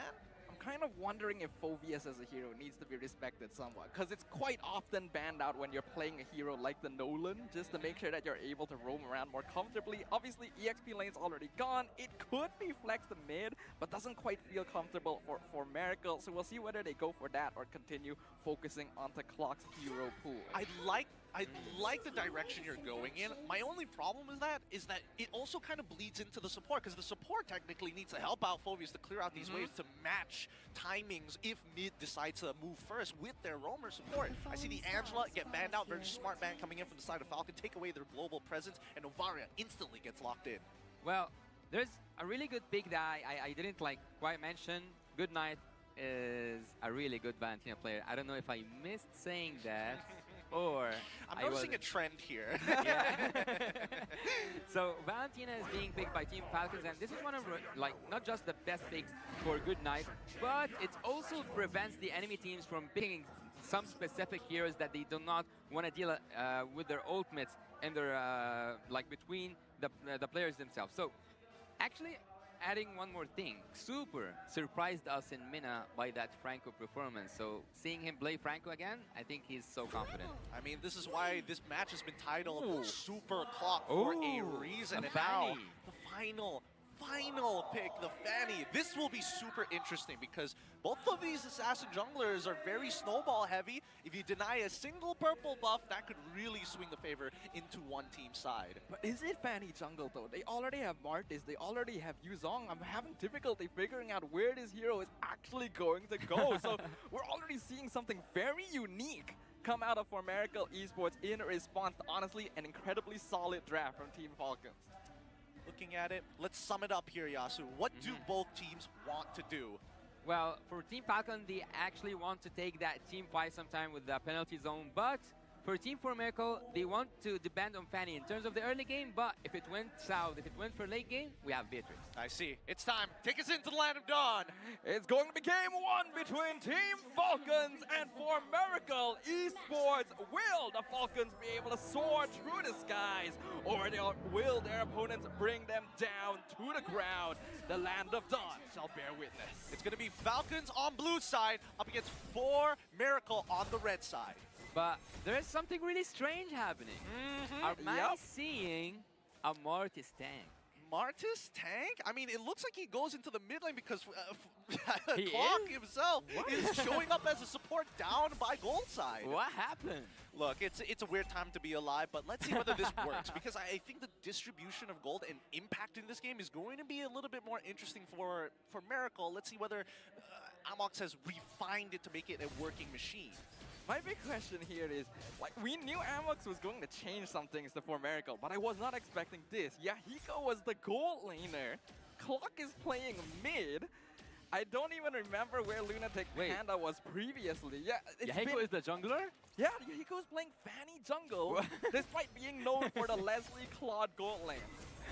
It could be a hero pool sort of thing, but let's see. This hybrid is now taking so much damage. That Yuzong is dead. Gets the final Petrify in. The setup for Yahiko. Hawk drops low. He will trade 1 for 1 in the EXP lane. Nicely done, and that's what we're expecting to see from these teams. Never let a kill get away for free. Well, after seeing that Petrify being perfectly executed by Hybrid, we know why this trade have been tied to the favor of Team Miracle after losing Yahiko. What's happening? What? Yahiko going in, dropping Lotric, low diving the tower and getting a second kill for Miracle in quick fashion. If I remember correctly, Staffa did mention that Miracle really likes to be aggressive. Yahiko, he was like, no purple buff, no problem, I'll make it happen. Did you not mention it, or did you not intend to mention it? Look, conspiracy theories shall be kept for later on. For now, the turtle comes up and Martis, he's nearby. They're already on top of it. Leo getting started here. Xerox in the area, the only one for Miracle. He's actually diving very deep here. Could be dangerous, but Super does not have Bloody Hunt. Turtle dropping 30%.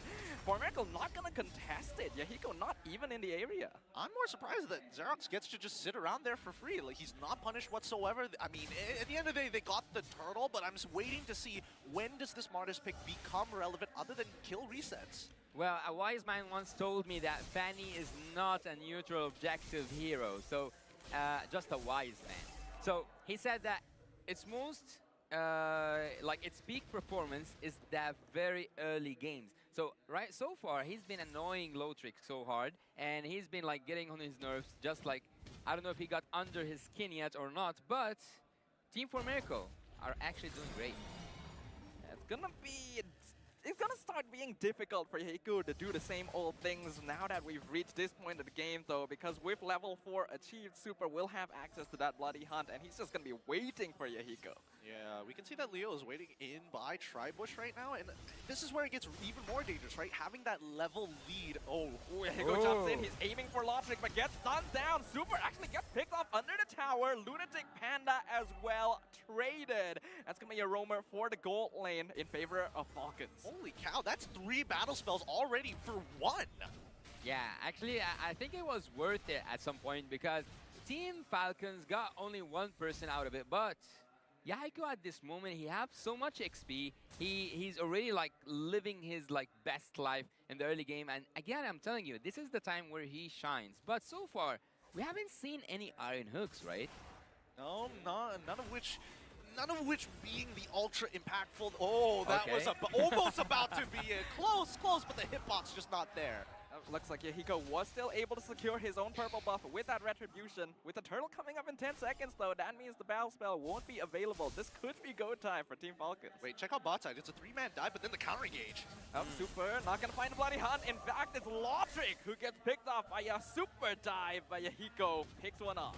He should be picked off, because he was like way off like position. He deserves, like, whenever you do anything wrong, you have to be punished for it. Turtle dropping low, Leo as well, but he will secure it for Team Falcons at the cost of his life. Killing spree for Yahiko, and here comes Hybrid going in, getting the knock-up, but For Miracle Esports will settle for the kill on the enemy jungle. Man, I do feel that Leo was kind of sticking around there for just a wee bit longer than he should. I mean, even though you didn't get access to the enemy's purple buff, at the very least you have your own, so you should be playing around the pit rather than deep in the middle of it. Well, let me tell you something about Mina. When we talk about Leo and the other junglers in Mina, we either say Leo, look, it's divided a little bit in Mina. So some might say that, oh, some people are good in taking objectives, and the others are, yeah, this guy is really good at taking objectives or focusing on the rotation.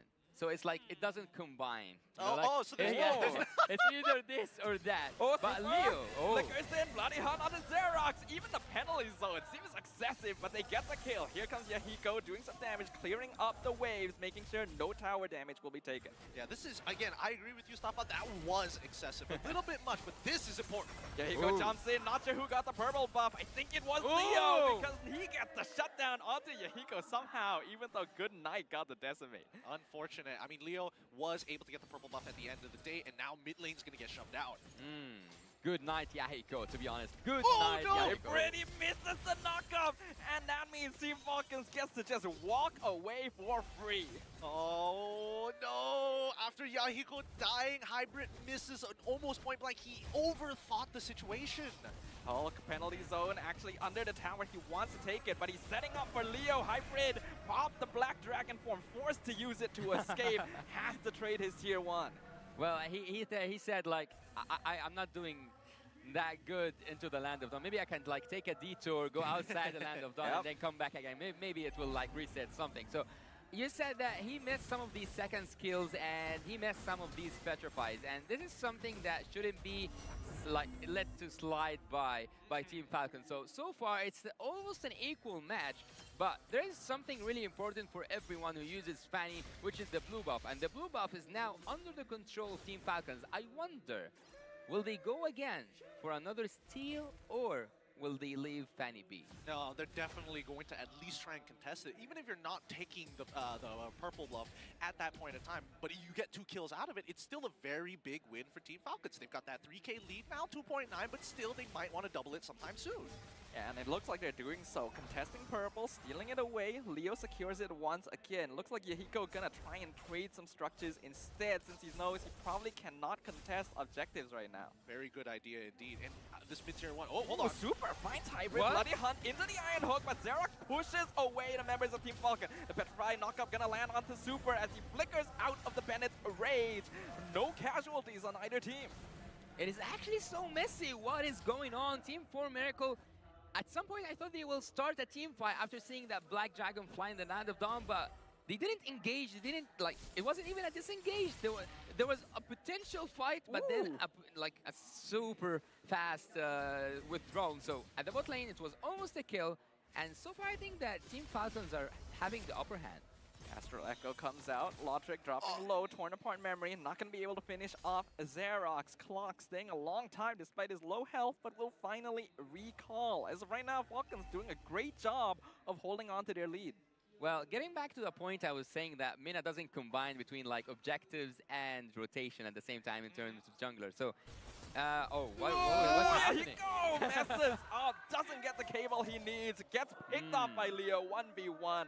Lunatic Panda forced to flicker as well. The pressure from the Mena team continues. And that's what I'm talking about. Leo, again, I want to really finish this, like, topic. Leo, when he's performing good, he combines the both.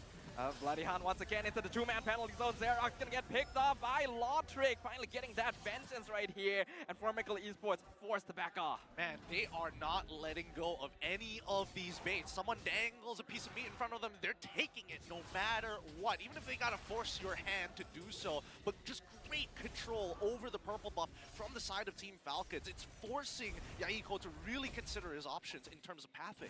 Yeah, he's now having a rough time. And actually, I want to say congratulations to myself, because I cannot believe that I finished my point. It was like taking forever until I said it. Yeah, understandable. I mean, they're not giving up just yet. This is a very clean and easy take for the side of Team Falcons for this Lord with a 6.4k lead. 9 minutes into the game, we are seeing some devastation start to happen. 2-level lead for Leo so far. Hybrid could be out of position here. He's actually getting slowly pincered by Falcon. Actually not gonna invest too deep into it. The Bloody Hunt very early on. Lotric gonna start doing some damage to Yuzong. Will he have enough stacks of the torn apart memory? No, out of range. So the dragon flies out. Yeah, out of range, out of service. He cannot find that Black Dragon because, again, he's outside of the Land of Dawn. He uses, like, the only thing that... Ooh, is that Iron Oak? Like, what?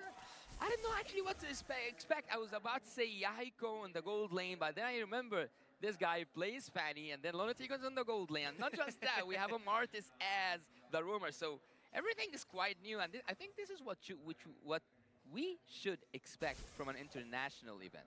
Well, I mean, that's one thing. Definitely, I would expect something like to look something like this at an international, but the aggression from Miracle, like, they are not backing down from Team Falcons despite the 8k lead. Pressure building up, the Lord crashing in. Leo nearly takes our clock in an instant, but he's able to flicker to safety. For Miracle Esports, forced to play defensively, housekeeping the lanes to make sure their inhibitors stay healthy. All right, we got 95 more seconds until the next Lord starts to spawn. No inhibitors have fallen just yet, but Team Falcons pretty much controlled at least 80% of the map at this point. No purple buff access for specifically Yahiko, and the way the early game went really started to bleed into the other lanes, like Lunatic's Panda, for an example. He was doing fine, and then it goes downhill as soon as that mid-tier 1 falls. Well, actually, it's really interesting about what's happening right now, and talking a little bit like with the number language. So we have 8k gold lead for Team Falcons, and that means that they are getting the best use out of every team fight. So after every team fight, you are either required to take an objective, like go for a Lord, a Turtle, even maybe a turret, or like a trade on the other side. Team Falcons so far are doing that, and I think this shows that Leo's experience has been passed to the players. Okay. Oh, Bloody Hunt gonna find Yahiko. They were just waiting for him in that bush. 100%. That was all Leo. Leo was like, hide in this bush. He's gonna come there. He popped up, and they're like, all right, he's right. He's a split bush expert. He is a split bush expert. Now, as they continue these fights, right, 27 more seconds until this Lord spawns, I'm looking for a situation where Miracle might be able to turn this around on Team Falcon. Unless they're not gonna. Oh! Iron Hook finds Clock in the back line, pulls him into the arms of Hulk, who gets the kill. Miracle Esports cannot save their mid laner, forced to back off. Man, tick tock, and Clock is running out of time. And speaking of time, we will have some time to discuss what just happened with a really fast technical balls to assure that the player have the best experience possible for the game, and also the viewers have the same thing. It looks like the call was made by Miracle's side. Don't worry, our marshals are on it to make sure that it's going to be up and running as soon as possible. But curious to see how the turn of events. We honestly thought that at least in the earlier stages of the game, obviously kills are going to come through. Lotric dies the first time, and it's like, oh yeah, at least 4M can play through the bot side of the map. But these neutral objective takes seem so very split amongst 4M. Yeah, I'm a little worried that this switch of roles may be affecting them somewhat in terms of the rotations, because the aggression is still there somewhat, but it's a different playstyle than what I've researched from this team based on their performance previously. We do have some information, though, that apparently Yahiko is a very high-ranked Fanny player in the Nepal server, so this is apparently a pocket strat. Man, that's the thing about these younger regions, right? These players come in, they come from a very heavy solo queue background, so they could be like, yeah, you know, I could be just a traditional mid laner, traditional EXP laner, which I have a 100% win rate on Fanny with 6,000 games on it. I ain't questioning you. You take it, brother. Well, you have to expand your horizon to be like, how can I say that? If you're playing solo queue, if you're playing as we said in Nepal server itself, Yahiko is known to play that Fanny, and he's a really high ranked player with it. So whenever maybe his team is not playing, he goes in and he carries the game with that Fanny, and that's why he's really good, using that Fanny really good. But coming back to the game itself, I would actually expect Team Miracle to fix what's happening in their backline, because it is so reachable. I think that whenever Super wants something, or whenever Team Falcons wants something, they just have to ask. They just have to ask. I don't know if asking is going to cut it out this time. I feel like they, again, with the gold lead currently that we're seeing from Falcon, it's kind of like a half ask. Like you're waiting for the no. You're waiting for the no, but if it so happens to be yes, I'll take it. The consent is not the most necessary thing when you have such a large net worth lead, right? It's like, I'm gonna ask nicely, but if it's no, you know, I'm just gonna take demand. it regardless. I'm gonna demand. Capitalism in a nutshell. But let's talk about some facts that, again, it still boggles me. Yeah. Martis mid, yay or nay? Nay. Yeah, nay, nay, nay. The fastest nay ever coming out from Yasu. What about you, Mustafa? Yeah, I'm not a big fan.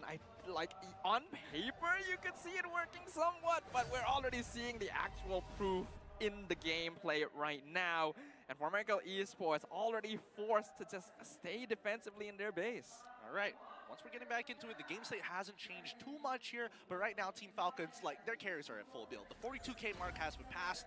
For Miracle, they're going to have to go through at least 2 Lords before they're on even footing with Team Falcons in the later stages of the game. With having such, like, ridiculous amount of gold advantage right now, I think that Team Falcon's damage can just take the victory by itself. They don't need to, like, execute a perfect gameplay and take someone out. But actually, if they just like deal with the damage they have right now with the gold difference and the XP difference, they can simply take the game.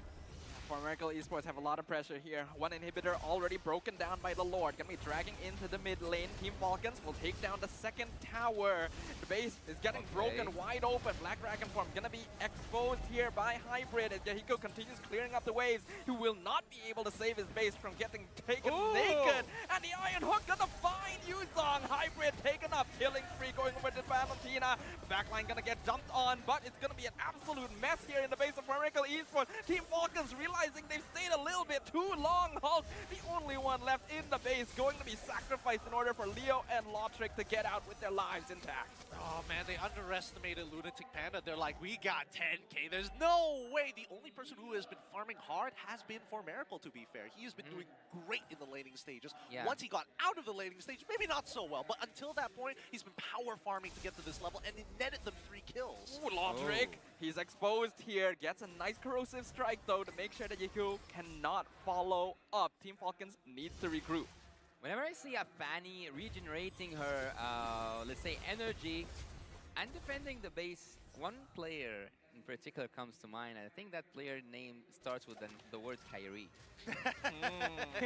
It's a word. It's not a letter anymore. It's a whole word in the Oxford Dictionary at this point. Let's see whether M5 is going to make that result happen, and I'll be curious to check out the next edition. But in the meantime, right, at least from the way that I see it, Yahiko, I feel like he's starting to become a little nervous in these later stages. There was a very good opportunity for him in that Lord push to actually go out into one of the empty lanes and actually block the wave and save maybe one inhibitor.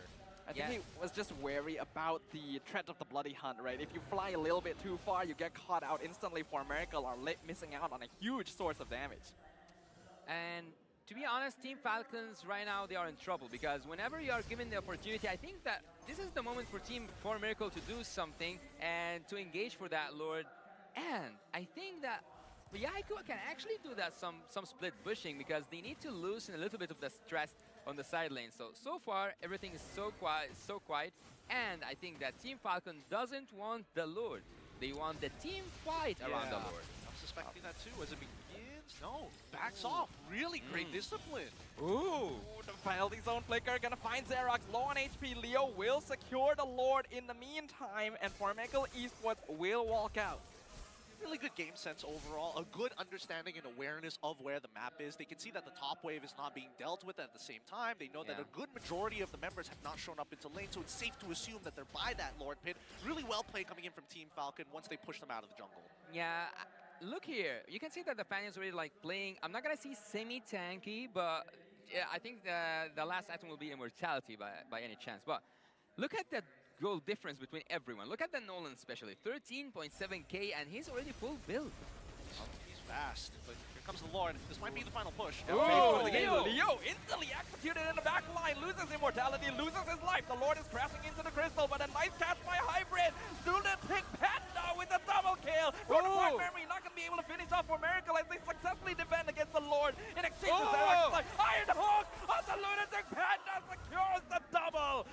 Falcons. They could be pushing in toward this. Yahiko, I'm not sure if that's the ultimate he was looking for. He wanted Law Trick, but Team Falcons will walk out with 3 players alive. Well, speaking of disrespect, Leo is diving so deep in there when the wave wasn't even close. And more importantly, it's not even just about the wave. It's just get the Lord at the crystal first before you start considering these options. I think that there was a call inside that, like, there was a miscommunication between Team Falcons because he wanted to buy some time for Logic to find that opening for Logic to touch the base, because the base was one touch away from Logic, or like from any physical attack, like any player actually from Team Falcons could have took that base. But again, For Miracle are pulling a really good defense. As I told you, if early game didn't work, we have Beatrix to cover it up. And if Beatrix didn't cover it up, we can go for the split pushing. But the instant replay coming to you by Kadia. We can see right here that Yahiko got that kill, and Team Falcons didn't get the best use out of that Lord. Doing really good actually by dealing so much damage by Logic, but Logic got punished by the Novari. We didn't we didn't get to see the Novari's snipe, but Novari actually got the immortality of Brody. And that's why you don't question Novarius, right? You just hope they hit their targets. That is true, and right now for Miracle Esports is hitting the target of delaying this game until they're able to even up the net worth. Team Falcons, even though they have a massive structural advantage, is having difficulty ending the game here. They're not able to find the angle necessary. Definitely a bit over-aggressive in that previous push. So we'll see whether or not they can adjust, because the longer this goes, the more chance their opponents have to mount a comeback. Well, I brought the topic up earlier about, Martis in the mid lane, yay or nay. I think in this particular case, now that the game is dragged out to a point where, well, at least for Xerox, he's maxing out his items on pure tank. He is disengaged, more importantly, making sure that, at least for Team Falcons, no matter how hard they dive, they cannot get 2 or even 3 people in that backline. 2 of them get peeled off almost straight away because of Xerox. Well, actually, I wonder, was that like a card they wanted to play in later stages, not like in the first match? I think that maybe this could have been saved for a while, like used when it's not expected the most. And right now it's just a fast Lord for Leo and for Team Falcons. And I think that this is one of Leo's best plays. Xerox in trouble. He gets bloody hunted. Black Dragon form gonna be committed. Gets a 2-man petrify here, and here comes Yahiko. He's looking for Logic. Forces the flicker on the Brody clock. Gets the snipe in the back line. Lunatic Panda though will fall in return, killing spree over the Good Knight. Iron Hook pulls Yahiko back, but he's still able to fly out. Hybrid is there to provide the peel necessary for his jungle to escape from the clutches of Team Falcons. But Leo, he's in the back line, not gonna be able to get the execute he's looking for, but this may be enough.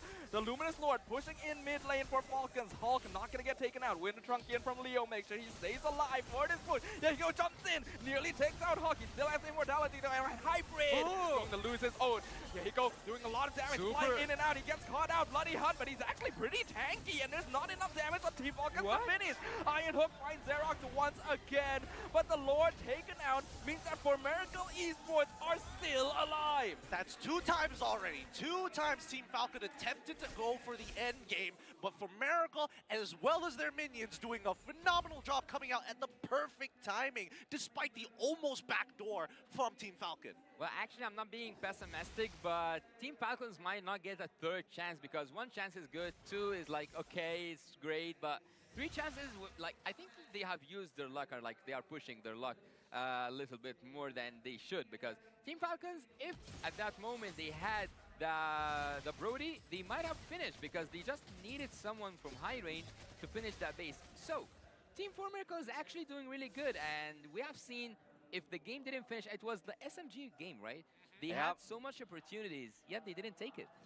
Look, we don't talk about that too often. We're on a home soil. Watch your mouth. Yeah. Not here. No, I agree with you. There are times where players or teams misread situations, and I think that right now that Team Falcon is really, it's not disrespectful, but also they're not realizing that for Miracle Esports is actually scaling up pretty quickly. Yeah, and look at the goal difference. It went from 12K difference to 1K difference. So actually it doesn't matter. Now we are 22 minutes in, and I don't think that numbers will matter anymore. But what matters right now, who's building something spicy, since we are like, everything here is spicy. I think that, oh, Novari already have the roaming, so that's an interesting thing to see. But otherwise, I think that everyone is like playing basics and doing like really famous builds by having that Blade of Hypnosis for Fanny and also like the Malefic Roars being semi-tanky. So there's Hello. nothing that much to talk about नहीं in the नहीं build, हूँ but इधर ही. Franco is the only one Hey who is Zero, doing it thank you with so much for itemization. membership. So, with that being said, and with that being seen right now, the Lord is 3 नहीं seconds मैं away. थोड़ा away था. This is going to be a really important one if Miracle really wants to turn the tables in terms of देख- just structural देखो damage क्या ही हो overall रहा to get match. closer to the crystal. But more concerningly दोनों so, साथ साथ Xerox में. went for full tank build. Hybrid as well decided to go for full tank build. So they are the main engagers and disengagers for the team, and everybody else has to play around these two. But I think having a good amount of peel is going to be pretty important for Miracle here. If either one of them decided to go for damage, I'm pretty sure they wouldn't have survived this long. Oh yeah, for sure. But now the Lord Dance has begun, and clearly Miracle is at a big disadvantage with 3 missing inhibitors. Let's see how Team Falcon really approaches the situation. They looking for that fight, they look at the back door again. Well, for me, I'm looking at Leo because I'm used to see Leo at such like moments doing that split push habit, but so far he's committed to the Lord a little bit, but I don't think they want the Lord. Again, they are asking for a team fight. Good Knights is in really bad place, and Hybrid is after him. He's chasing him real hard with the Black Dragon form, gets the Petrify, forces the Flicker, penalty zone as well. Xerox actually cutting off the backline, pushing them back into Lunatic Panda with the News Passion, but it's not going to be quite enough damage. In the meantime, Yahiko 1v1 with Leo. Nolan trying to look for that split push, but he's gonna get stopped by the Miracle jungler. Team Falcons now regaining ground, pushing Miracle back to make sure they retain control over the Lord Pit. Yeah, I think it's totally fine. I think especially if you're... the Iron Hook onto Xerox. He's full tank, doesn't matter. He also still has immortality. But the big thing for Miracle is they got the Retribution out of Leo. And that really puts Team Falcon on edge, because even if they start rushing this, Fanny could easily zip by and try to make something happen, or go for a fadeaway even with the steel cables. And actually, for Miracle, even though they don't have that much turret advantage, or like they don't have a turret advantage, it just takes one mistake from Team Falcons to finish the game. I'm not gonna say just to have advantage. Xerox is in a really bad spot, but I think that because he's so tanky, Team Falcons wouldn't take the risk to just focus all the resources upon him. Yeah, it just takes too much of a brass tax here. But now, past the 50% mark, this is where it's going to get interesting. Xerox still providing scouting. Team Falcons, all 5 members are here. Ultimate coming back up. The penalty zone into the backline. Finds block and Lunatic Panda. Yahiko pumps the immortality. Gets the Lord before Miracle. But their backline is getting dived now by the side of Team Falcons. Black Dragon form used. Will Lunatic Panda be the only sacrifice? Xerox now going to be left alone in the lurch. For Miracle Esports have gone back to heal. They're looking to make a comeback here. They're backing him up. Yahiko doing a lot of damage, but he's getting terrified. Forced to recall once again. Team Falcons a bit too tanky for Miracle to punish. No man left behind unless you're Lunatic Panda.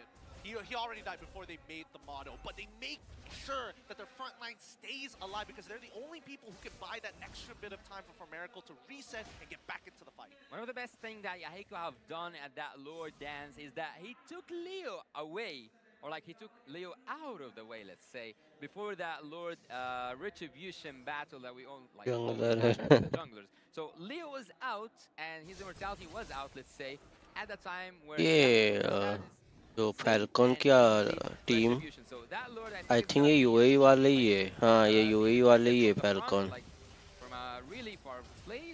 जो हार गए थे Yep, hybrid Black Dragon form. He's looking for अभी देखा मैंने specifically, but he is alone, so he's not gonna dive too deep here. Probably the smart choice. Right now, Lord still pushing up top lane, 50% HP.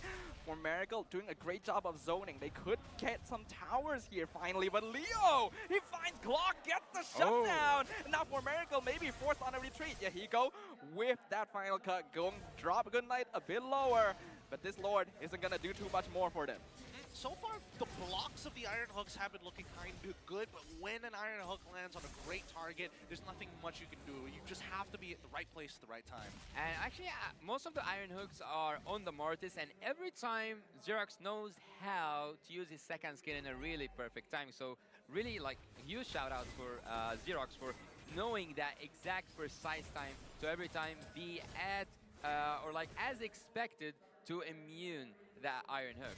So far, Falcons, again, we have the same equipment. I don't think that there's so much changes. Nolan might have, like, yeah, he sold the Immortality to continue with the damage, and because, of course, it is now in cooldown. So, Team Falcons can finish. I don't know. Are they doing? Oh, are they doing it? Ooh, they're going for a conceal play, flicker forward fire. Oh, they're gonna get cancelled here, but Hybrid gonna get his immortality popped out. Yahiko gonna be quite safe to do some damage here since we will no longer have the Bloody Hunt. For Miracle East, we're still holding on even without Clock's presence. And with the Novaria respawning, Falcons knows it's time to go. Yahiko, he got it! He still gets his purple buff. Okay. So far, I mean, considering how the early game went, it's 28 minutes into this game for Miracle. They're coming back. I think this might be a not a record. Let's not say well, yeah, it is a record, but for wildcard because it's the first edition. So right now we are making records. We are, but let's see how the next upcoming Lord is going to work. Because again, death timers get very long at this stage of the game. I just feel like one of these teams needs to do some kind of split pushing at this point. The fact that there's no macro play happening 28 minutes in is kind of criminal. Ni work from home There's a lot of waves pushing into For Miracle's base, forcing Yahiko in a very defensive position. This is go time for Falcons. They need to rush down this Lord. Right now, For Miracle going in. Xerox is still scouting out. Astral Echo gonna be revealing their positions. Black Dragon form used as well. Falcons positioning very smartly. पीछे रहेगा stream थोड़ा. He pushes in. Yahiko going in from the back line, but they are delaying this Lord. Falcons is doing this surgically. Yahiko, he wants it. He wants it so badly, but he knows he cannot get it. Falcons finally secure the objective after a tense dance. Good spacing coming in from Super to make sure that Yahiko cannot get in on that pit. If he gets in, it's going to be an even bigger problem. एक है जिसमें कोई commentary नहीं है वो early रहेगा. But वो उसमें कुछ the amount of minions and how heavy they are because they have every time to go back. उसमें कुछ commentary का sound नहीं इसलिए वो नहीं कर रहा मैं. Looking for that bloody hunt here, but the Lord is crashing in. A beautiful mortal coil! Is it a dream? The focus is getting juggled, but they get the bloody hunt onto Yahiko. Pops the immortality onto the Fanny. He needs to get out of there. Winter Trunky and Swap is not going to save him. The Lord is dropping the crystal low, but they're able to clear it just in time. Super flickers in. He's trying to break the crystal down, but he gets the immortality pop. For Miracle are still holding. Good night and hug. Trying to stop it. Flicker in. 2-man penalty zone. But he gets picked up. The crystal finally falls to the hands of Team Falcons. Woo! That was game one. That was a game one. Falcons take it away, but it has been quite the struggle to break that last bit for their opponents all the way from Nepal. What a match that was. Yeah, it was quite a challenge for the Saudi Arabia team, for the MENA team. Falcons have actually soared beyond their limits. Right now, we need to blow off some steam. Also, the Nepal, the For Miracle team needs to also think what was missing. Was it the Mortis? Was it the engage at the end? Was it that? Was it this? This is assignment. Or like these are the questions that they have to answer backstage, and they have to discuss with their coach to come up with a better performance. And actually, a better performance than this will actually secure the game.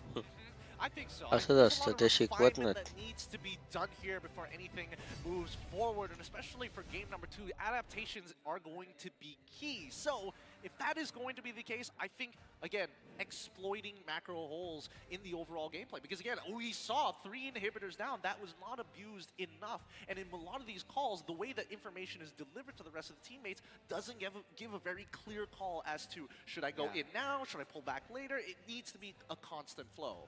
Yeah, in the end, Team Falcons was able to emerge victorious, but that game lasted way longer than it needed to. For Miracle put up amazing defenses, don't get me wrong, but there were so many options Falcons could have taken to make sure that they weren't in a position to go for those defenses. There was no threatening of the purple buff in the later half. There was no split pushing despite having map pressure. But what an insane game it was in the end, though. A really insane game. Adaptations is going to be the key, as I mentioned before. What do you think the adaptation specifically for Miracle is going to be? Well, they have to do something about that Mortis room thing, because for me it's still a nay. And they did a really good job at defending, and we have mentioned that already from the drafting phase. We know that how much Beatrix can be annoying in the defense phase, and also they have put the responsibility on the Fanny to carry on the early game, which is basically what happens to Fanny users. They have to take care of this early game until, if you have a snowball, if you want to do something special at the late game, it buys you time, it gives you space, and it annoys your enemy, and it loosens some of the pressure that's dealt upon you. Well, out of curiosity, I want to know who the MVP is going to be for this particular match. Let's skew over to it. Of course, Goodnight literally putting his opponents to sleep. Goodnight was playing a very important role there for the side of Team Falcons. 82% kill participation in a game that lasted nearly half an hour is no small feat.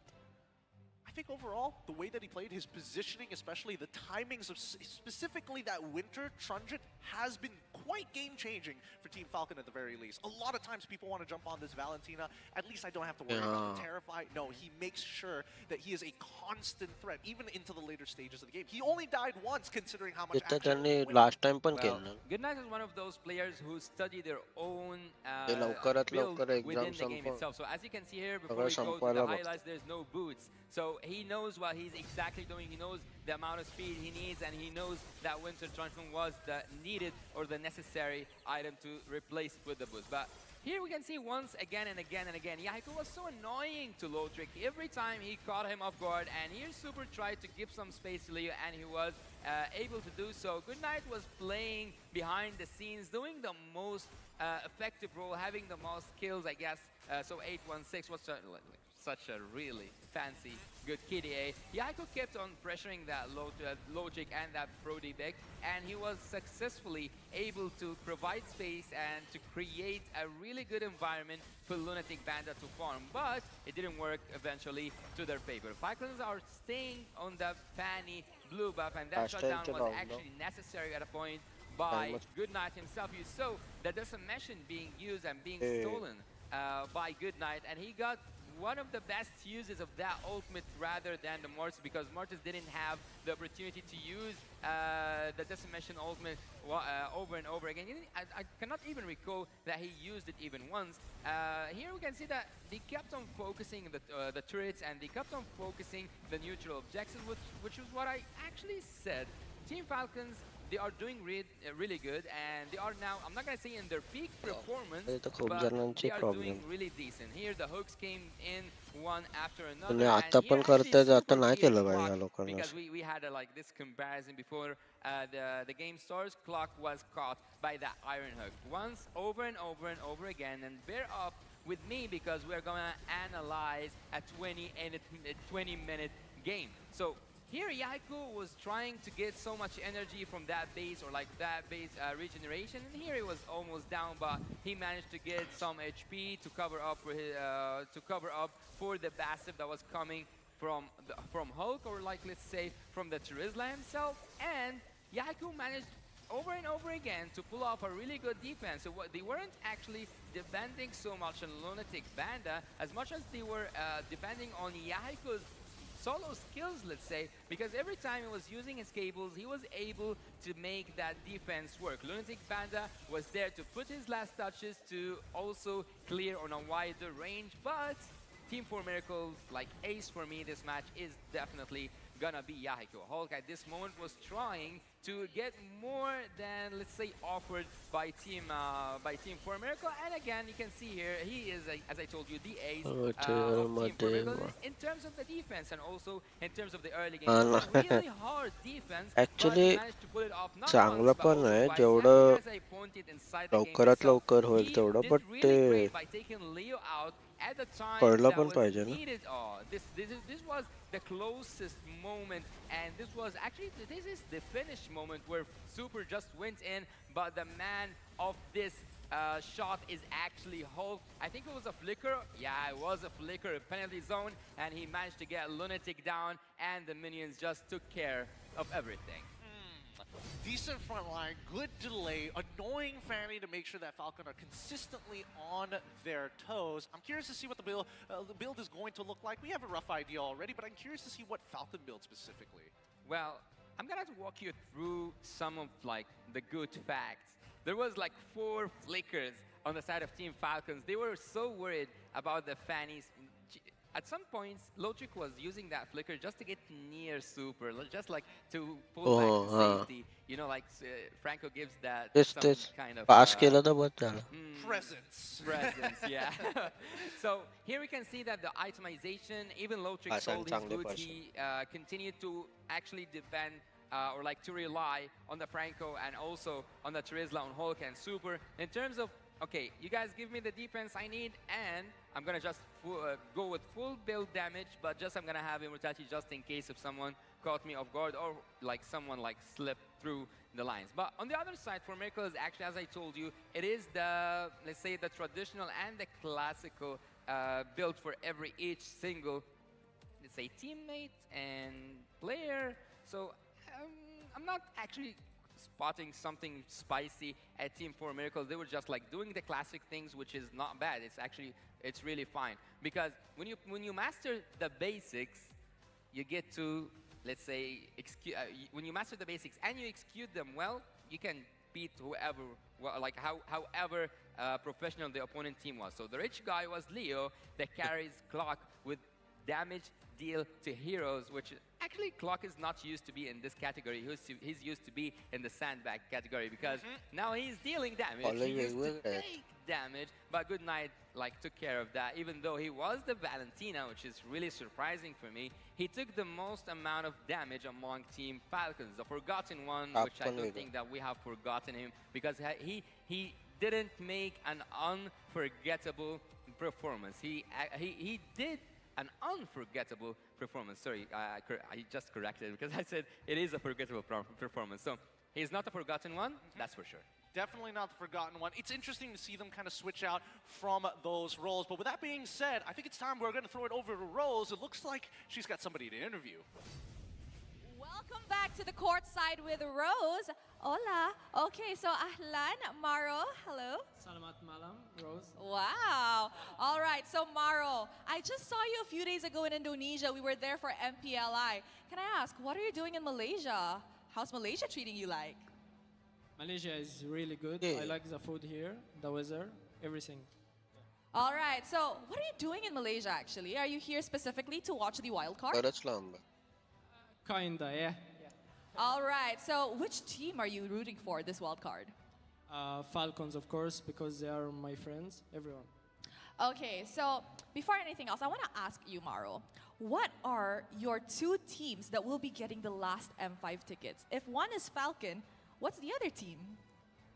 I think Team Lilgun, they're good, Mongolia. Oh, okay. Now, earlier on, during our courtside interview, everybody was saying it's SMG and Lil Gun. This time, it's Falcon and Lil Gun. Okay. So, Maro, just now, we witnessed the first longest game in this wildcard, which broke, I think, around 30 minutes. Now, earlier on in the game, if I'm not mistaken, there was a 10K gold lead from the side of Falcon. And then, eventually, For Miracle technically stepped up their game and made a comeback. How do you feel about that? Do you think that Falcon could have actually ended the game much earlier? Yeah, of course, because there was small mistakes in the Lord, but it's fine. I mean, this game, they will do much better. All right, so do you think it's going to be a clean sweep? Yeah, of course. All right, what do you have to say about Super's performance with the Franco? A lot of people have been saying that his Franco is one of the best, actually. So do you think so, and do you agree with that statement? Yeah, he is amazing. Yeah, really liked it. Oh, okay. And before we throw it back to the casters, when will we be seeing Maro playing again in the international scene? Is there like any hints or anything really? Give us. Like, will we be seeing Maro back in the international scene very soon? Yeah, inshallah. All right. Okay, thank you so much, Maro. I hope you enjoy your stay in Malaysia, and I hope Falcons does their best this game. So, let us throw it back to the casters to start the second game in this best of 3 series. Casters, let's be better than great.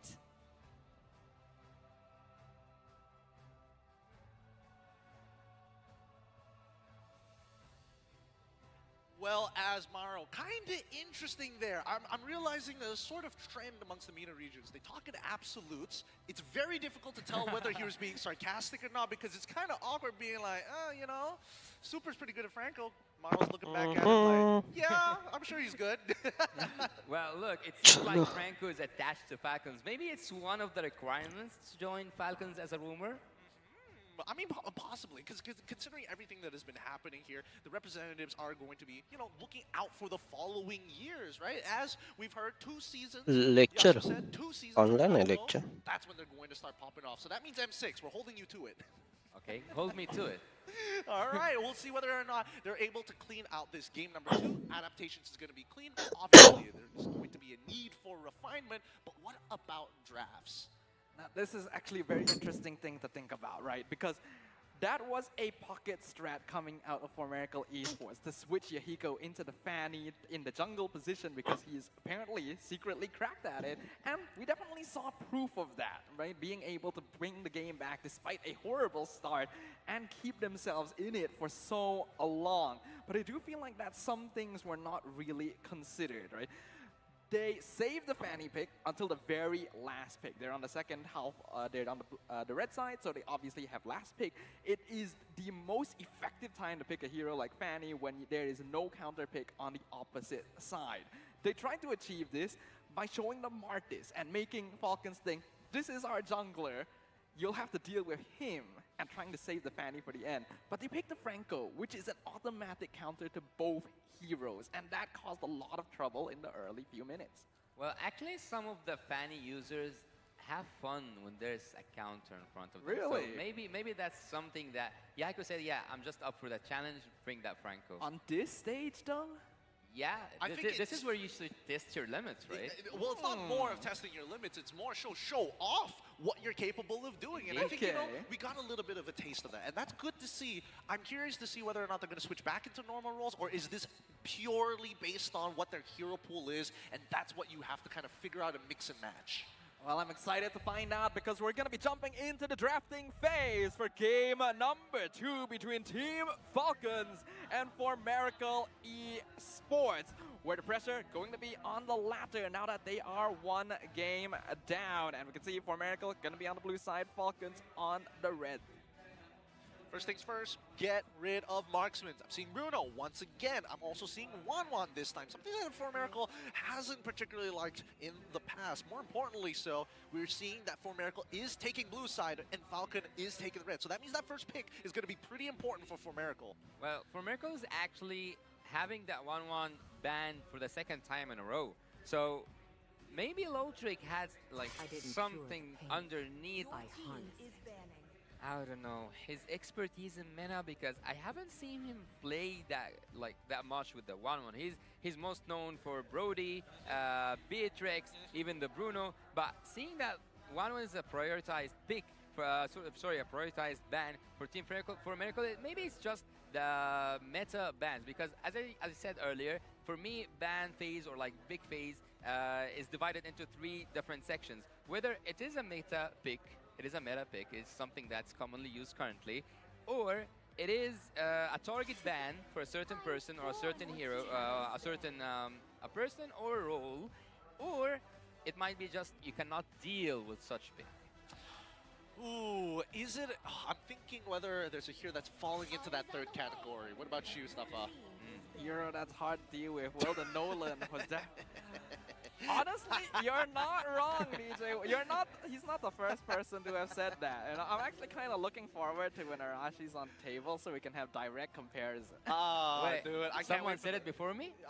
Well, yeah, kind of, sort of. It's been said before. Yeah, it's been said before. It's not direct, but it has been said before. It's still very funny, though. Now, coming back to the bans, I see the Valentina, I see the Matilda. Once again, these are very meta picks. Makes a lot of sense. But the fact that Formerical is banning out the Valentina compared to Falcon last time, who let it through, it seems a little surprising because Valentina is one of those really safe opening picks for blue side. Well, I think that Formerical says also something really.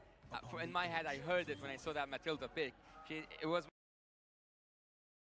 in my head, yeah, Matilda, you shall not pass. This is the 2nd time Matilda is in the ban list for Team 4Miracle, and after they have seen what Good Night can do with the Valentina, which I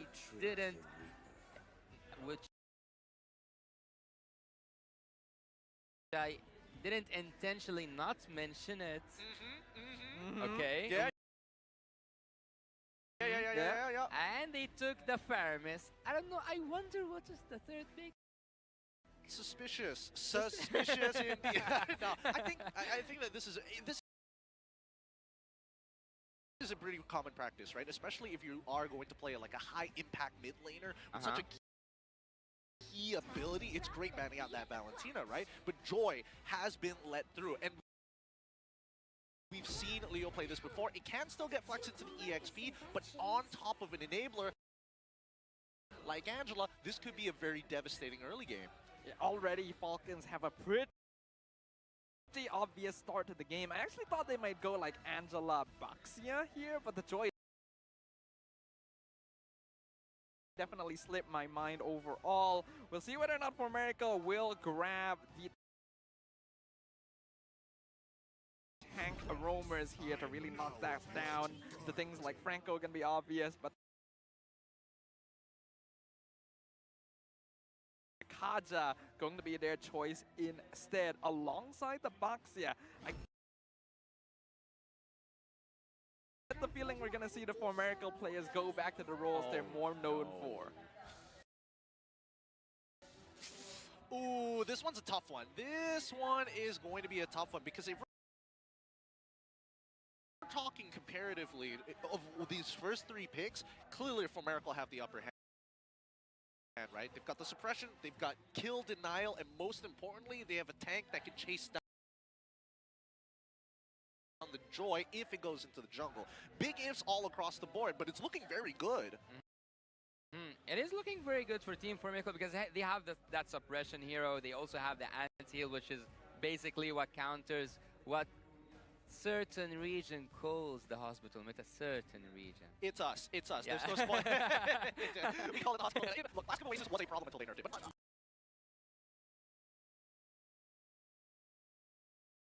up until then, please continue. Yeah. Sure. So Angela's actually quite an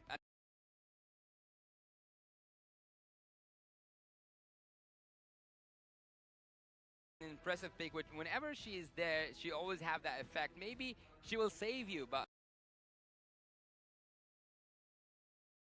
maybe she will make you more aggressive. So I don't know which aspect Falcons is gonna look through, or like which aspect will they go from and execute with the Angela pick. So I say that it's enough magical damage because you have an Angela, Joy, and also Helilia. I don't think. Oh wait, there's something. Should I say it now, or Go should for I it. save it for later? Make a hard prediction. Joy will go for Hulk because he's known for his Joy XP. And Leo will take another different jungle. I hope they cannot hear me. Can 4Miracle hear me? No, they can't hear you. Yeah, The right. headsets that they're wearing right now, these are heavy-duty things. Okay. They're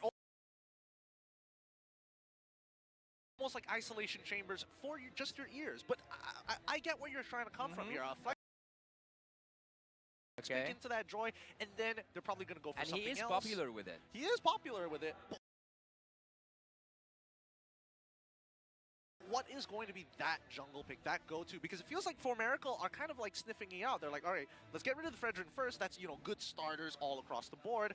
But then his hero pool, like we mentioned right at the beginning of the show, it's huge. Could be something like the Akai that they have to respect here. I think it will work very well into the Baxia, into the Nether Realm. Even kind of counters the Kaja to a certain extent. So if they're going to flex the Joy here, that's probably the hero they want. I wonder why did they ban a jungler after what I said. All right. I guarantee you, they can't hear anything. Okay. So actually, after seeing that, Fredren, I think that they are also doing the same thing. They think that okay, so Joy might be a flex pick, and it might go to the XP lane. What will be more annoying than a Joy with an Angela is a utility hero, someone who can take a lot of hits and yet survives, which is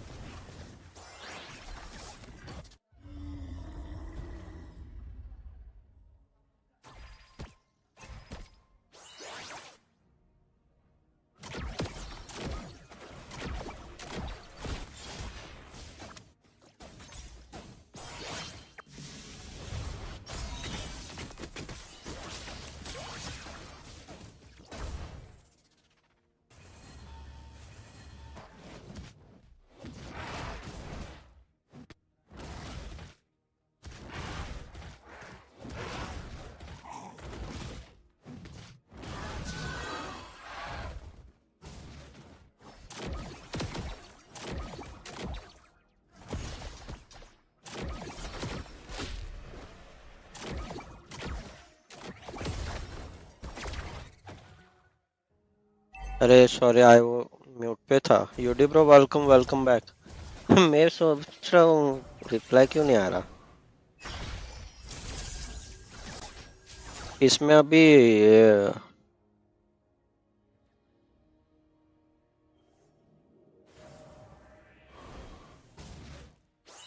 ये अभी इसमें थोड़ा आगे दिखेगा but commentary का आवाज नहीं आएगा कुछ भी।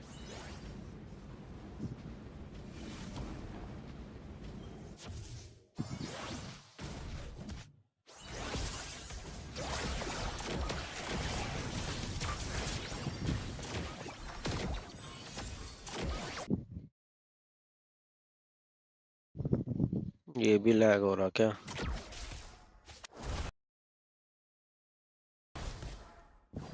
Hey Reaper bro, welcome back.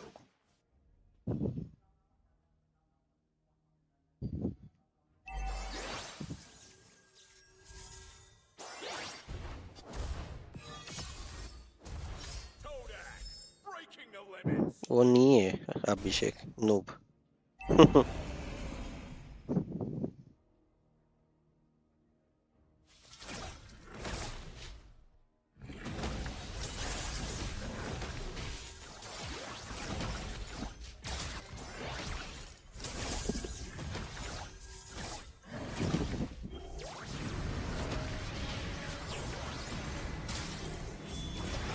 अरे नहीं इनका जो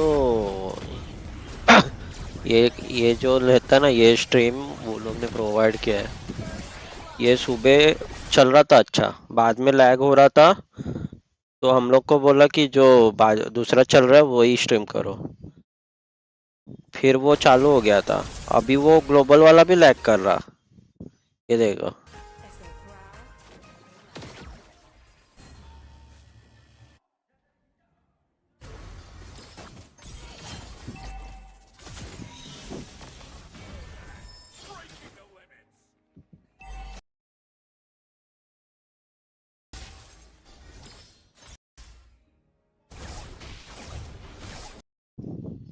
साला वही डालता हूँ। ये नाटक है।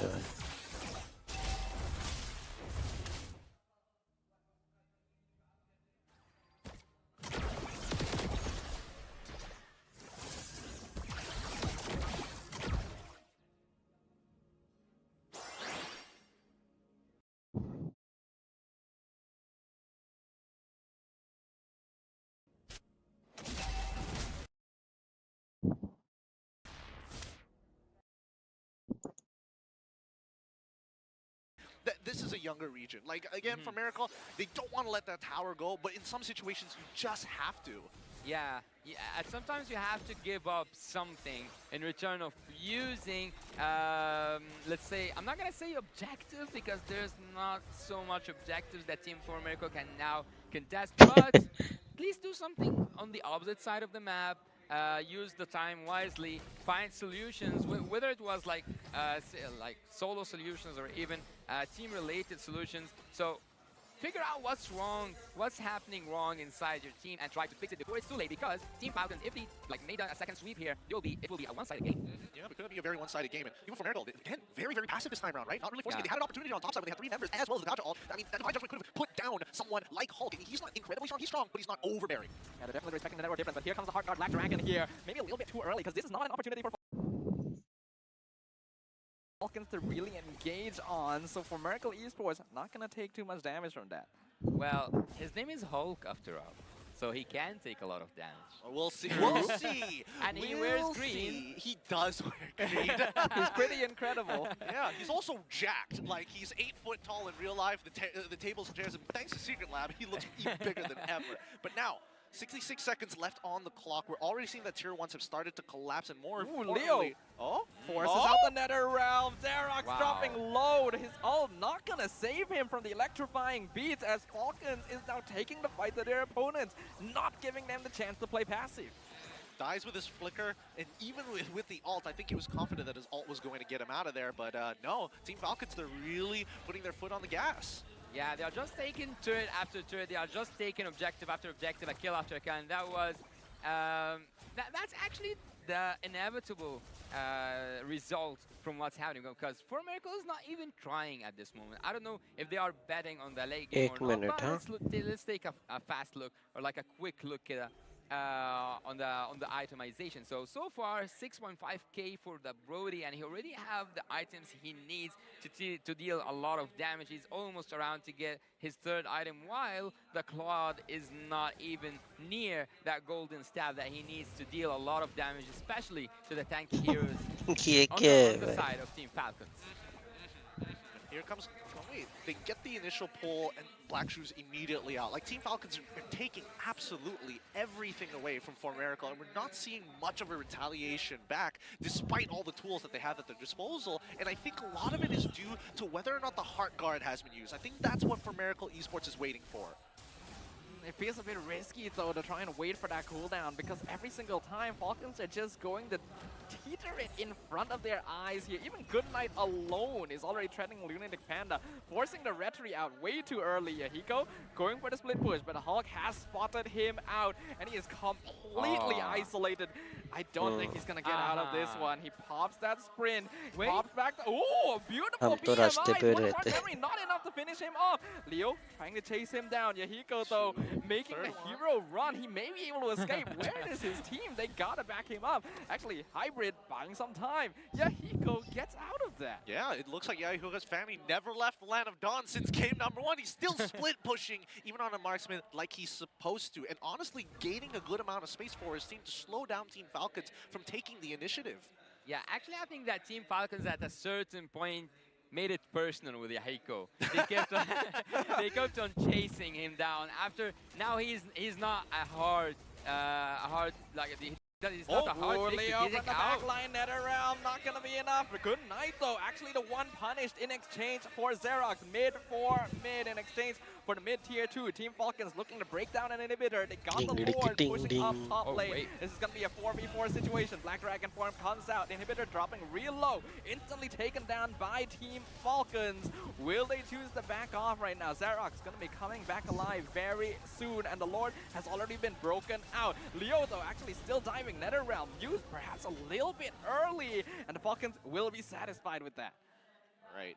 A moment for them to breathe. At the very least, we're seeing that Miracle is trying to use their abilities now, and very actively, at least for Clock, right? Finding that pick out to Goodnight, that's already a big +1. We need to see that more times, and we were hoping to see that more times in the earlier stages. But now that we're at this point, right? 6.7, it's not like it's impossible to win the game. It's just that recovering just takes one big fight, and it's got to be a good one. It's got to be like 4 kills, maybe even 5 kills. Well, for Miracle, it seems to me like they are running out of time because the odds doesn't look good towards them. But again, I'm gonna tell you, he does have his golden staff. He will deal a good amount of damage. But on the other hand, I think that there's a winter of nature that's gonna pop off for the Brody, so he will be already immune to it soon enough. But looking at the itemization of all the teams, what is interesting, okay, 2 roam again with the Lilia, so Goodnight, like he loves to do that double room thing alongside with the Swiss Trooper. And in the side of Team Miracle again, they go with the basic and they go with the standard itemization. So anti-heal for the XP laner, also like Esmeralda of course wants to spam her first and second skills. She keeps on building that shield up and she keeps on annoying that backline heroes. So for Team Miracle so far, I think that they might do something, but they just need, I'm not gonna say a miracle, but they need someone to step up and to take someone out, and especially in that case, I think they already have the solution, the Kaja. They need to catch Leo off like they did before, but it looks like Miracle are not going to contest this upcoming Lord, and now they're just going to go to bounce side. Yeah, but looks like Lunatic Panda's gonna be the one caught out by himself. They'll slowly whittle the Baxia down, and Miracle, unfortunately, not even going to be able to trade a tower for his life. What did they take in return again, Gideon? Yeah, not much here. They didn't even get the tower, unfortunately. Ended up losing a pick of their own. It's not looking good right now as Team Falcons looking to close out in this game. A very similar position that we saw in game number 1, but hopefully this time it's going to be a quick shutdown. Team Falcons are actually right now playing mind games. That recalls that are happening. Oh, what is that? It's a divine judgment with the black shoes at the last minute. Goodnight denies Miracle's potentially final attempt. Black Dragon form catches out Clock, doing some damage, forces out the NetherRealm, but Leo actually gets caught out, dives too deep, and now the Blazing Duet is doing a lot of damage. Goodnight has been picked off, and Hybrid is zoning out the rest of Team Falcons. We're seeing a repeat of game 1. The Lord is gone, and Miracle are back at it. Well, maybe, just maybe, it is bedtime for Team Miracle. If Goodnight wins, maybe they just ran out of time and it's Goodnight time. They found Yahiko. Divine Judgment is way too late from Clock.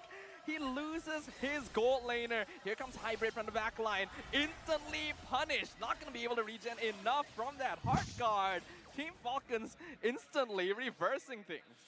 Right now, I mean, ये tournament server रहता है ना, ये sorry tournament lobby, इसमें सब skills unlock रहते हैं. They continue to push forward, but with no minions, they have no way to crack down on this crystal. Well, the base is wide open for Team Falcons to take. There's no inhibitor turret whatsoever. There's no turret anywhere on the grounds of Team Miracle. Because right now they will struggle a little bit because they were already struggling since the early game.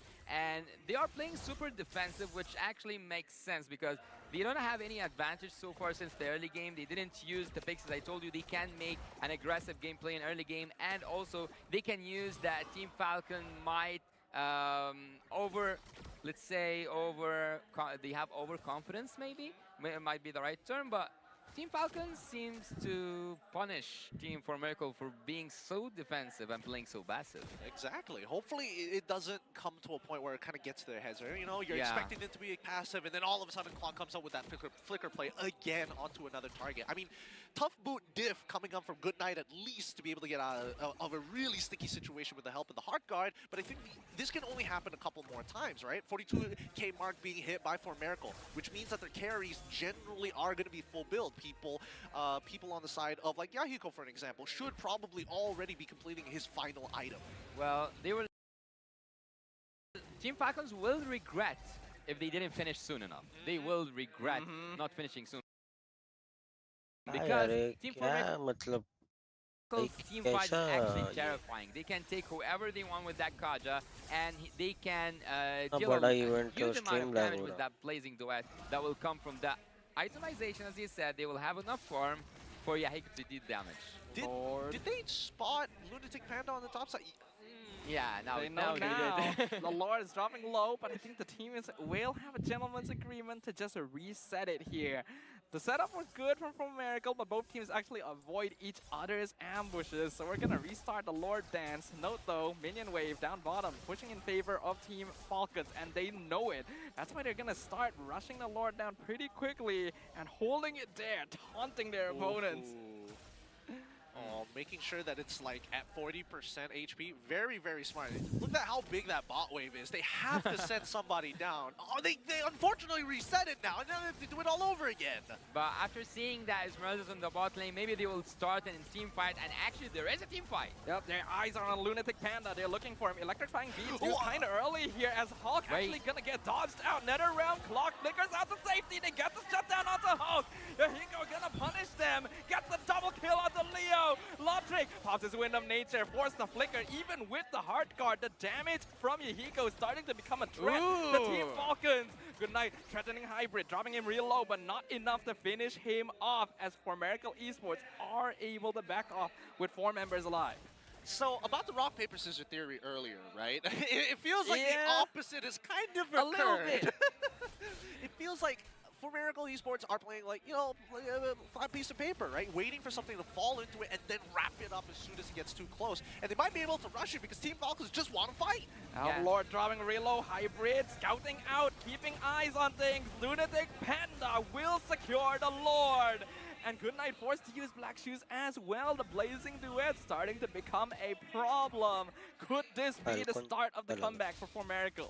That's what I was talking about early at the early game. Team Falcons, maybe they are overconfident, and maybe with that like recalls and saying like, yeah, we are here to take it all out. We will just, like, take a full sweep. For Miracle, American. When they don't like use when they For don't get the best Miracle out of it, Esports. when they are on the top, Nepal they will not be forgiven when they make a mistake, and the mistake have been already done and have been already committed, and Team Falcons will now deal with the consequences of this mistake, because right now Team Formerical has the chance to end this up and send Team Falcons to the 3rd game, and maybe it's good night for Goodnight this game. Oh, I can't wait for the post-game analysis just to see maybe the gold graph to get a good idea of when the taunt happened and how much money did they lose after.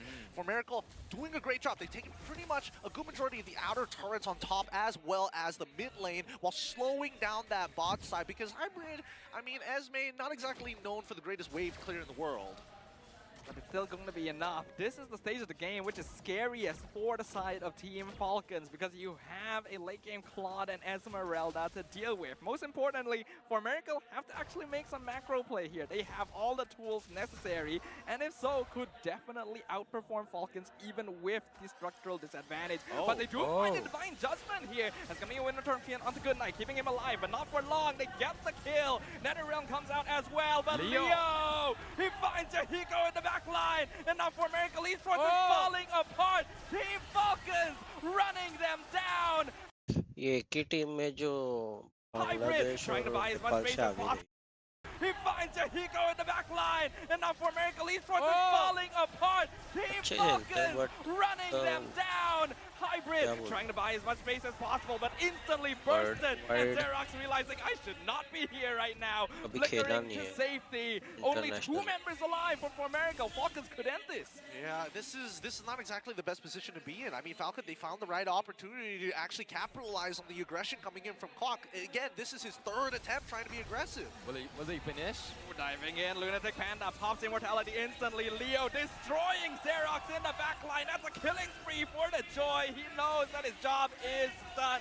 But there's no minions. Xerox has actually respawned because the fan is passive. Is it going to be enough? NetherRealm popped out. They're working on the Crystal. Falcons has victory in their sights.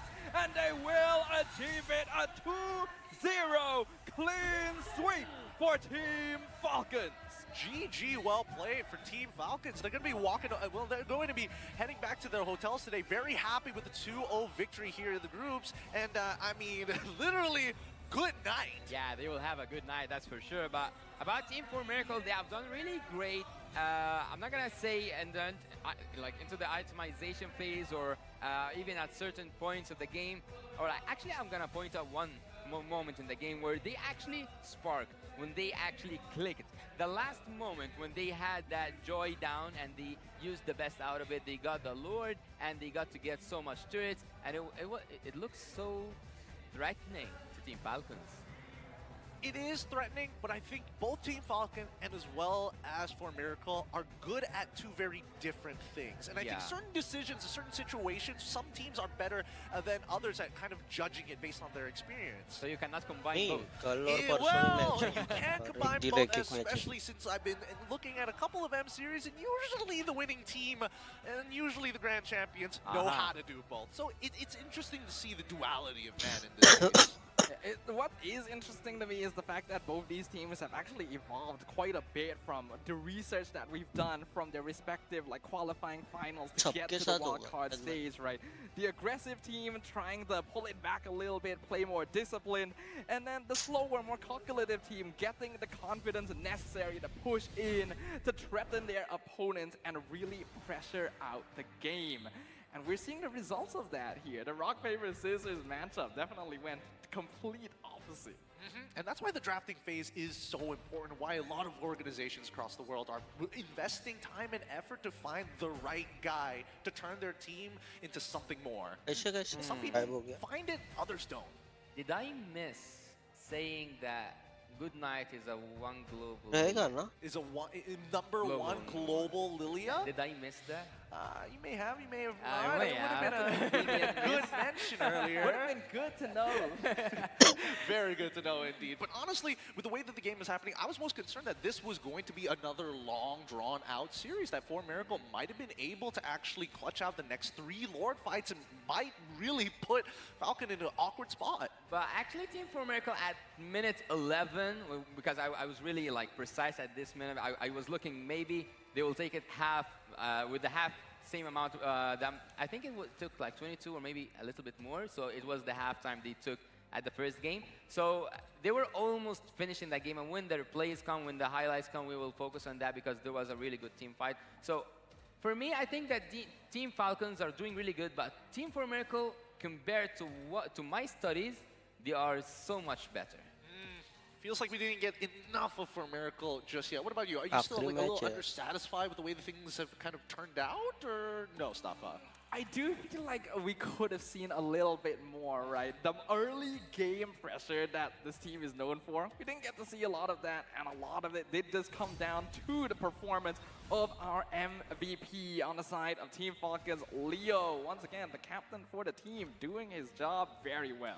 Yeah, it feels like Leo sometimes can work independently from the other 4 members of the team to get certain things done that are mandatory to allow the team to actually go through so many quick evolutions, or more so, at least be on tempo for fights. Well, look, in MENA and in Team Falcons, as I told you, the most experienced player is Leo. So he knows how to deal with certain situations that other players with, I'm gonna say, with not the same amount of experience can do. So he can be that split pusher that annoys you. He can be that utility hero player that will take that retribution battle. But again, as I told you, in his peak performances, he combines both of taking objectives and also playing that macro really good game. So Super here has these were moments where Super and Hulk shine because they both have that synergy between each other. So right here, like over and over again, we can see that Goodnight was getting on their nerves. He was like recalling, using sheesh, and doing everything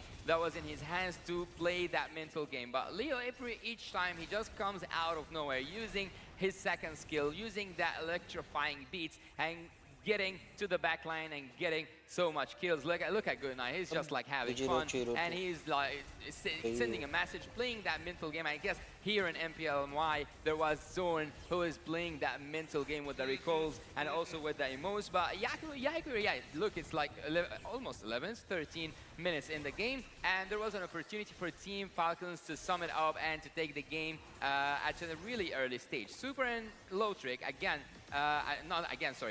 Super and Lotrick at this moment, they had a double kill and they went back. They didn't die to the damage of the marksman, to Yahiko's damage from the side of Team Formerico. And after doing such a bad mistake from Team Falcon, Team Formerico started to punish Falcon, and that's what they deserve, because whenever you do something wrong, you have to deal with the consequences. And at this team fight, the Team Formerico are the ones who face their own consequences because they chose a really bad position and they really picked off a really bad fight, and that's why Formerico team fell down. That's interesting, though, because I would say that, to me, the way that the game looked, it just looked very passive from Formerico, right? We didn't get to see them, utilize the Divine Judgment as much as we wanted to. Lunatic Panda could have literally been in the face of Leo, and it really wouldn't have mattered, because at the end of the day, Leo is generally going to be a little more underpowered in the earlier stages of the game. Before the Genius Wand is even built, that Baxia should basically win that 1v1 pre-level 4, and sometimes even after level 4. You would think that there'd be more invades into the jungle, more pressure in the first couple of minutes with something like a Kaja and a Baxia. But I think what we're seeing from Formerico here is a little bit of a recreation. Like it's a phase where they're trying to redefine their gameplay into a more disciplined style that's suited for the international stage, and thus are kind of starting from zero. This is no longer a playstyle they're completely familiar with, and they're trying to grow into it. There is potential, but because they're starting from the beginning again, they need more time. Well, if Team Formerico actually exchanged that Esmeralda, I know that it's a really good pick in this game, but if you add up an area crowd control hero, let's say, I can't recall if Trizla was there up in the bands, but if you add that to this combination, it's going to be a lethal combination. Rich Guy with us is Leo once again. Lotrick with the most damage dealt and the most damage taken. Don't ask me how. He is the marksman, but yet the defense he was getting from Super was superior. So Super actually at this moment, he's again the forgotten one. But I don't think that, again, he did a forgettable performance. So actually having 100% team fights for Xerox and Hyper and Clock is a good thing, and also Yahiko.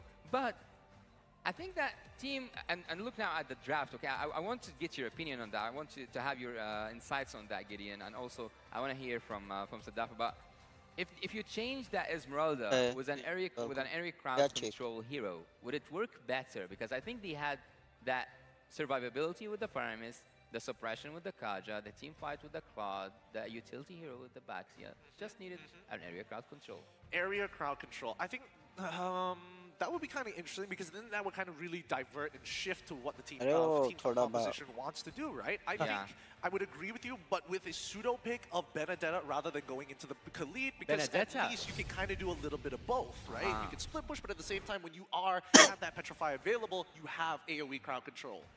Yeah, I agree in this situation as well. Esmeralda sounds really good on paper because she counters the shielding and stuff. She can buy space for the Claude, but in reality, with no crowd control, it's really rough. But at the end of the day, only one team is going to be able to walk away with the win. In this case, it's going to be Falcon. So once again, congratulations, Falcon, on the 2-0 victory over Formerico in the time being. Up next is the final match of the day between Mongolia's T Lil Gun and EECA's Umbrella Squad. We'll see you then.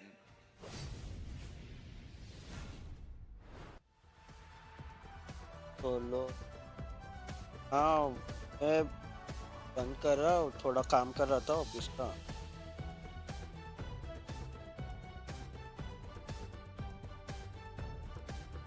क्या है?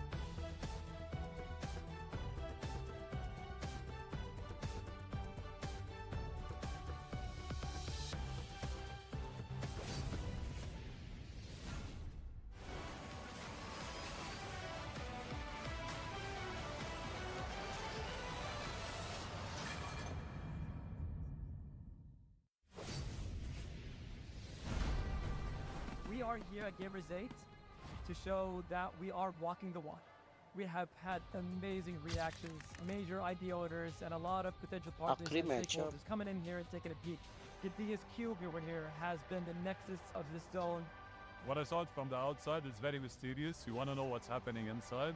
Felt like, this is an MMORPG, but R is not role-playing, it's real world.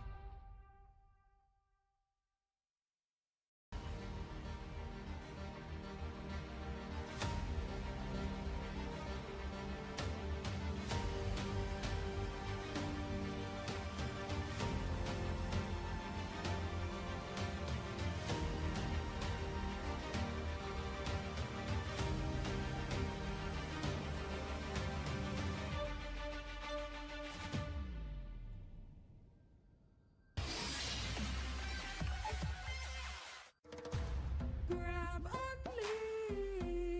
Boing, boing, boing, boing, boing, boing, boing, boing, boing, boing, boing, boing, boing, boing, boing, boing, Grab only. Savings ang dami. Your wallet sings tonight. Laki ng bawi. Pag nag-grab only. Save 2 for all. boing, boing, boing, boing, boing, boing, boing, boing, boing, boing, boing, boing, boing, boing, boing, boing, boing.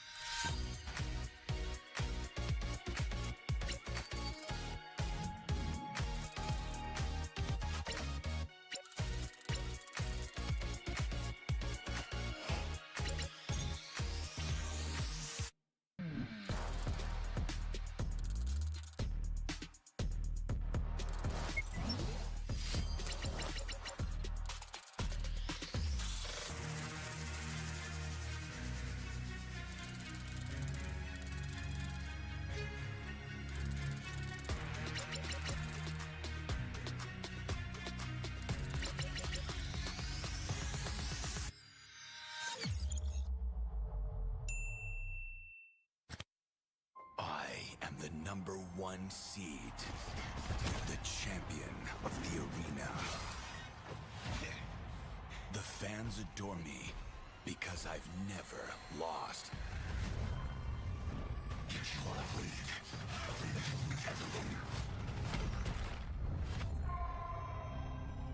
Do you ever get together again? Well, bro. I think we should cherish the joy and excitement of each game. Not who won or lost. That's right. I'll strive for victory, but I won't lose myself in its pursuit. एक Chrono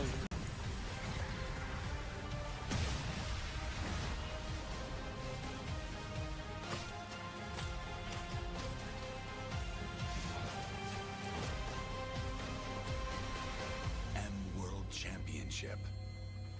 I'm back.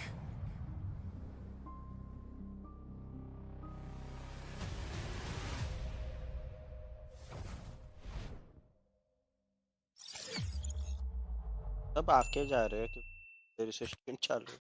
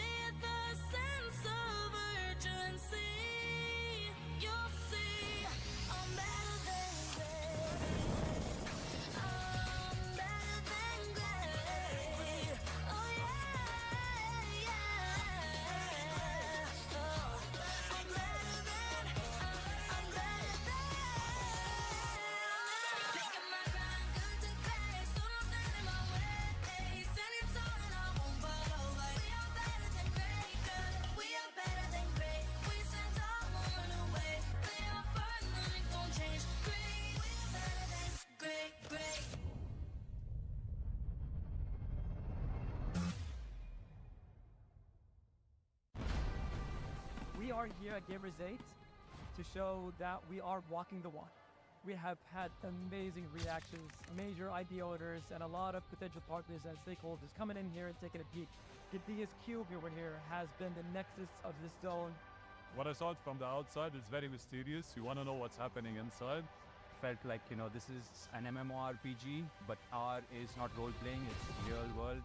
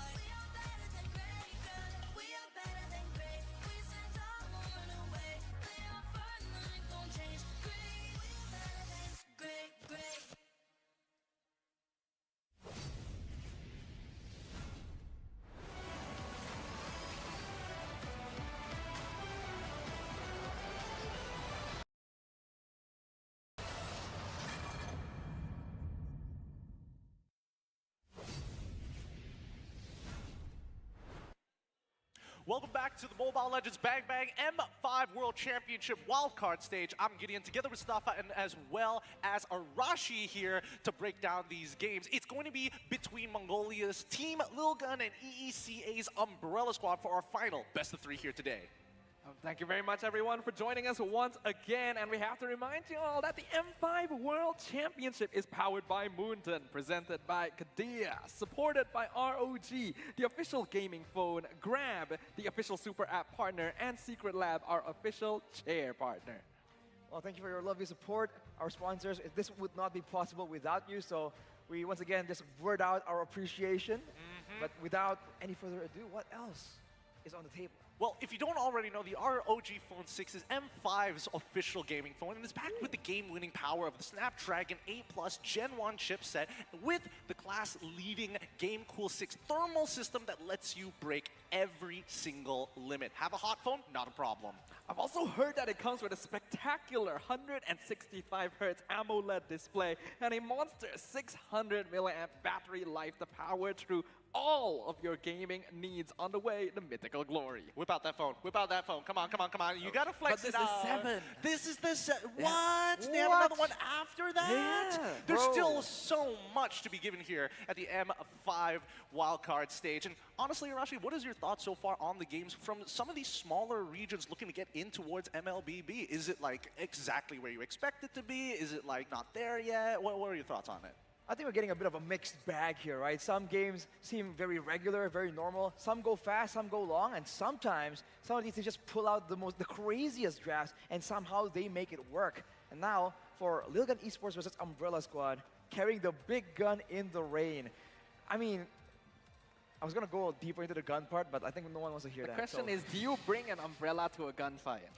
Depends. Honestly, I think this is where a lot of people are going to have very split opinions about both of these teams. Because again, the EECA is one of those regions that has some standout players, right? But it's difficult for them to get together. Lil Gun came out of nowhere and has really shocked the world halfway throughout most people's regular season in towards the 3rd and 4th quarter of the year.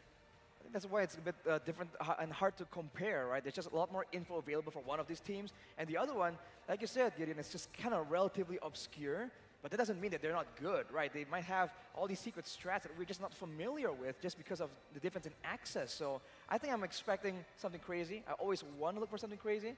But to answer your question, Dafa, about bringing an umbrella to a gunfight, hey, guns are metal and they rust, so maybe an umbrella will be what it takes to take him out. Oh, man. But it means you also need the rain. Look, I'm expecting a 50-minute game at this point. Let's go, It could go on for basically forever. But with that being said, Umbrella Squad, with one win away from starting the M5 journey, this is going to be something of redemption for them as we get in straight towards the games and also towards the drafts. Let's talk about MPL's domain expansion, starting off with the members of Lil Gun, specifically Ethan.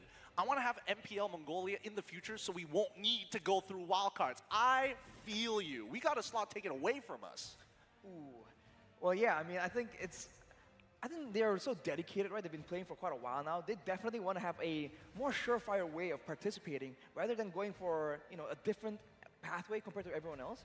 But for now, if they can prove themselves here, I think they're making a great case to actually make it through.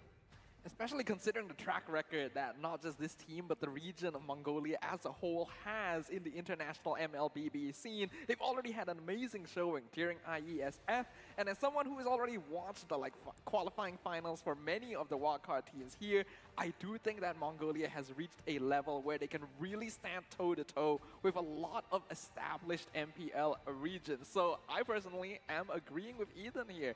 I think Mongolia deserves it.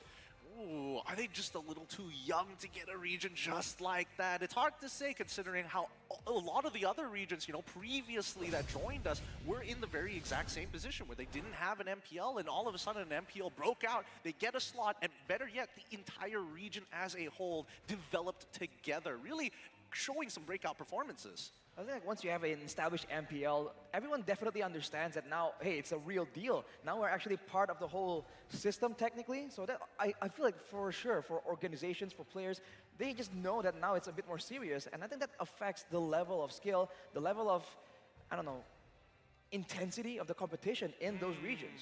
The refinement, as some people would like to call it. Right. With that being said, it looks like I'm getting word that the games are about to begin. Before we continue any further, let us introduce you, our marshals, to make sure that the game is being played at its finest and tech issues are kept to a minimum. It's Ease, Zena, Oscar, as well as Abijah. Thank you so much for your contributions towards the M5 World Championship with wildcard stage. But man, I'm so excited for this. After so very long. First up, we have the representatives of Mongolia. Let's go, Team Little Gun. Supporting the same roster that they employed in the IESF, where they first made a mark on the international MLBB scene. Team Lil Gun have graced the stage of the M5 wildcards, and they're eager to show their performance that we know and love. Next, coming up onto the stage, back to reintroduce their region amid strong winds and heavy storms. Give it up from Umbrella Squad. The runner-up of MCC, composed of first-timers here, unlike these both who are strengthened by multiple M-Series attendees. But, you know, they still went on a full game series and now trying to secure the M5 ticket, trying to prove that their region stands toe-to-toe against everyone else. These are two very young regions, you know. Both sides have played for a long time to get to this point. Defender, a veteran, Mitch himself, making sure that he has accomplished so much with the team in such a short period of time in their professional careers. But now, this is where things are going to be put to the test here in the Land of Dawn. It's time to set the stage here as the fifth bumps will commence between these two teams to show their sportsmanship, because we are going to be witnessing some bloody battles upon the Land of Dawn. Two sides, 5 players on each team, eager to demonstrate their potential to the world. All right, with that being said, let's get to know the teams a little bit more personally. Coming in from Lil Gun, it's going to be back to the gold lane. Exura in the jungle position, Ethan in roam, Forbid in mid, and Aizen as their EXP laner. I mean, there are a lot of big hero pools they can make use right here, especially for Forbid here. They have a big hero pool, so I think if they try and use that to their advantage here, try and confuse the opposition, this is something that they can definitely make use of, trying to, you know, just obscure how they want to build their composition. All right, introducing their opponents from the Umbrella Squad. It's Black Marsh, Marl, Castle, Troublemaker, as well as AFK. Now, this is going to be an interesting matchup because I wanted to bring this up later, but I think a good time is going to be now. Umbrella Squad, they did play a full 5-game series up against Duval in the MCC. Against a team like Little Gun, they're going to need an advantage, right? You mentioned this earlier, Stafa. Yeah, that is true. In fact, it wasn't actually 5 games. It was 7. It was a best of 7. They nearly reverse swept. They were down 3-0. They evened it up to 3-3 and just happened to drop the last game, showing that they have a lot of potential on the Land of Dawn. But overall, as a team, I think that there's still a lot of evolution and growth that is necessary. And I will say that going into this matchup specifically, they're definitely the underdogs just in terms of experience and hero pool. All right, all right. That being said, little experience from either side when we're talking about an international level event with so much weight to it, right? This may be the wild cards, but I think every team here is taking this as seriously as they can, being flown out to Malaysia to play this live up on stage at a chance to go to the Philippines for M5. I think that's the main consideration right here, the lack of experience from both teams. We've seen that with a lack of experience, you can still pull out great drafts, you know, great game plans, theoretically, but once you get into that mid-game where it's all about the split-second adjustments, the split-second decisions as well, this is where teams with a lack of experience kind of stall out a bit, and maybe the performance starts dipping around that 12 to 13-minute mark. Well, I don't know about this, because when we're looking at the audience predictions, we're seeing a lot of the regions leaning in towards Lil Gun and not so much into the Umbrella Squad. Well, I mean, the closest would be Malaysia here with 42% to 68%. So, once again, 110% for the Malaysian home favorites. Wow. The Malaysian fans are always giving 110% here to support their team. But I do like that there's some supporters for Umbrella Squad in the audience as well. Hopefully they'll be able to transmit the energy necessary for their team and their players to do their best in the Land of Dawn. Hey, what's going on here? It looks like a lot of teams are actually leaning into Lil Gun's overall performance compared to the Umbrella Squad. Even the EECA, for some reason, 39%? Usually we see regions really go and back up their teams, you know, especially their own regions, but that's not what's going on right here. And actually, from Vietnam and America right here, that's where people are just voting heavily in favor of Umbrella Squad. Yeah. Quite unexpected. I mean, it really depends which side of the world you're from. You're going to be supporting one team or another, but nothing really changed the fact that the impact that Lil Gun has made in the international scene with one performance, well, not even one performance, I would say 2 to 3 at this point, has really kind of skewed the minds of the world. Yeah, it's not just even the audience as well, right? A lot of the pro players and coaches that we've interviewed today seem to think very highly of the Mongolian representatives here. So I think there's going to be a lot to prove on the stage. Will they be able to live up to the hype? So let's have a little look at our predictions. Starting from the left, Stafa, you're going to say 2-0 to the 2-0 to Lil Gun. I said 2-1 in favor of Lil Gun, 1 to Umbrella Squad, and Arashi also leading towards Lil Gun's side. Same as mine, 2-1. Why do you think it's going to be a 2-1, not a clean sweep? I feel like the difference in performance so far, right? I think both are inexperienced, but Mongolia has impressed more people overall so far with their performances. So I think compared to that, Umbrella Squad, they still got to prove themselves a bit more before they can really be considered at the same level. So that's how I went with the 2-1, which is why it's not a complete 2-0, by the way. I feel like they still have a chance of surprising us for at least one game. But, you know, it seems like Stafa here is completely confident in the Mongolians. Now, I'm curious to know why exactly, right? Because again, we've seen the Mongolians, we've seen them play, but then what is Umbrella Squad lacking? Is this another situation of rock, paper, scissors, and once again, or are we talking about like they are clearly missing one element of the game? I think this is not really a rock, paper, scissors situation. This, in my opinion, is a case of a team that just looks way better on paper as compared to the other. I'm not saying Umbrella Squad is weak. I'm saying that the Mongolia has performed at a different level than every other wildcard team. All right, let's see which advantages are going to be leaned into, which lanes are going to be prioritized, and what battle strategies they're going to be bringing out to the table in this best of 3. We're going to be having Umbrella Squad on blue side and Lil Gun on red side. Starting it off, the box share and the 1-1 banned away by Umbrella Squad. You don't want to deal with this outplay potential and the early game, this roaming speed. For Lil Gun though, they're banning away heavily towards the roamer side. And we'll see how this approach works out, because usually when teams are unfamiliar with each other, the roamers are where they really center their focus. But not for Umbrella Squad, even the Nolan, so they're really concerned about these high mobility outplay heroes too. I feel like Umbrella Squad has done research. Same goes to Lil Gun as well. Matilda, totally understandable. But then we start going in towards the Kaja. This is, again, a little more particular towards Fangor's side and as well as the Joy. So right now what I'm seeing are that the bans are pretty default from both these teams. They're still testing the waters, they're still figuring things out. I personally feel the drafting phase is going to be a little bit more important for Umbrella Squad as a whole, because I feel like this is a team that does depend on having winning lane matchups. And Lil Gun has shown to be very flexible in terms of their hero pool in the past. So a lot of pressure on the EECA team, but they've definitely shown moments of brilliance. Well, I don't know. Looking at you know, the coaching staff, in this case, Defender, previously playing on Deuce Vault, then having to leave and join the Umbrella Squad to make sure that he could try and qualify for a spot in M5 itself, he's taken a back step. And I think that seniority definitely helps out the team, keeping them mature, but also making sure that they're on pace for something that is good for them. And in this case, lane advantage, trying to be secured, goes over to Bruno from the Umbrella Squad. We're seen as a great weapon here.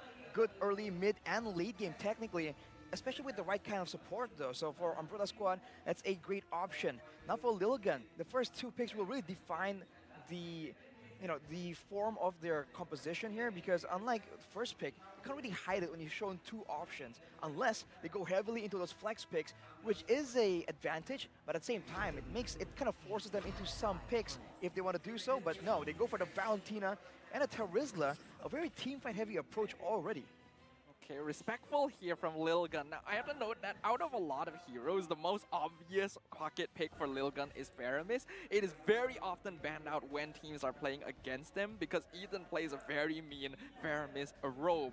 But the fact that Valentina is still open means that it's too risky to allow the Nether Realm to potentially get stolen away. Instead, they'll grab it for themselves to deny Troublemaker a hero he's comfortable with. And does Little Gun like to do this on blue side more often than red side, or is it just this particular match? Because I think that opening up, especially on red side with the Valentina, is such a good power pick, because then you have the flexibility even if the Fire Mist gets let through or it doesn't get touched at all. But Umbrella Squad, they lock in the Arlet as well as the Guinevere. Final lock-in for the first phase with Little Gun is going to be Martis. Was looking quite good right there. Arlet, Guinevere, and Bruno, good early game. But now with the Martis in the mix, it's just not that simple any longer.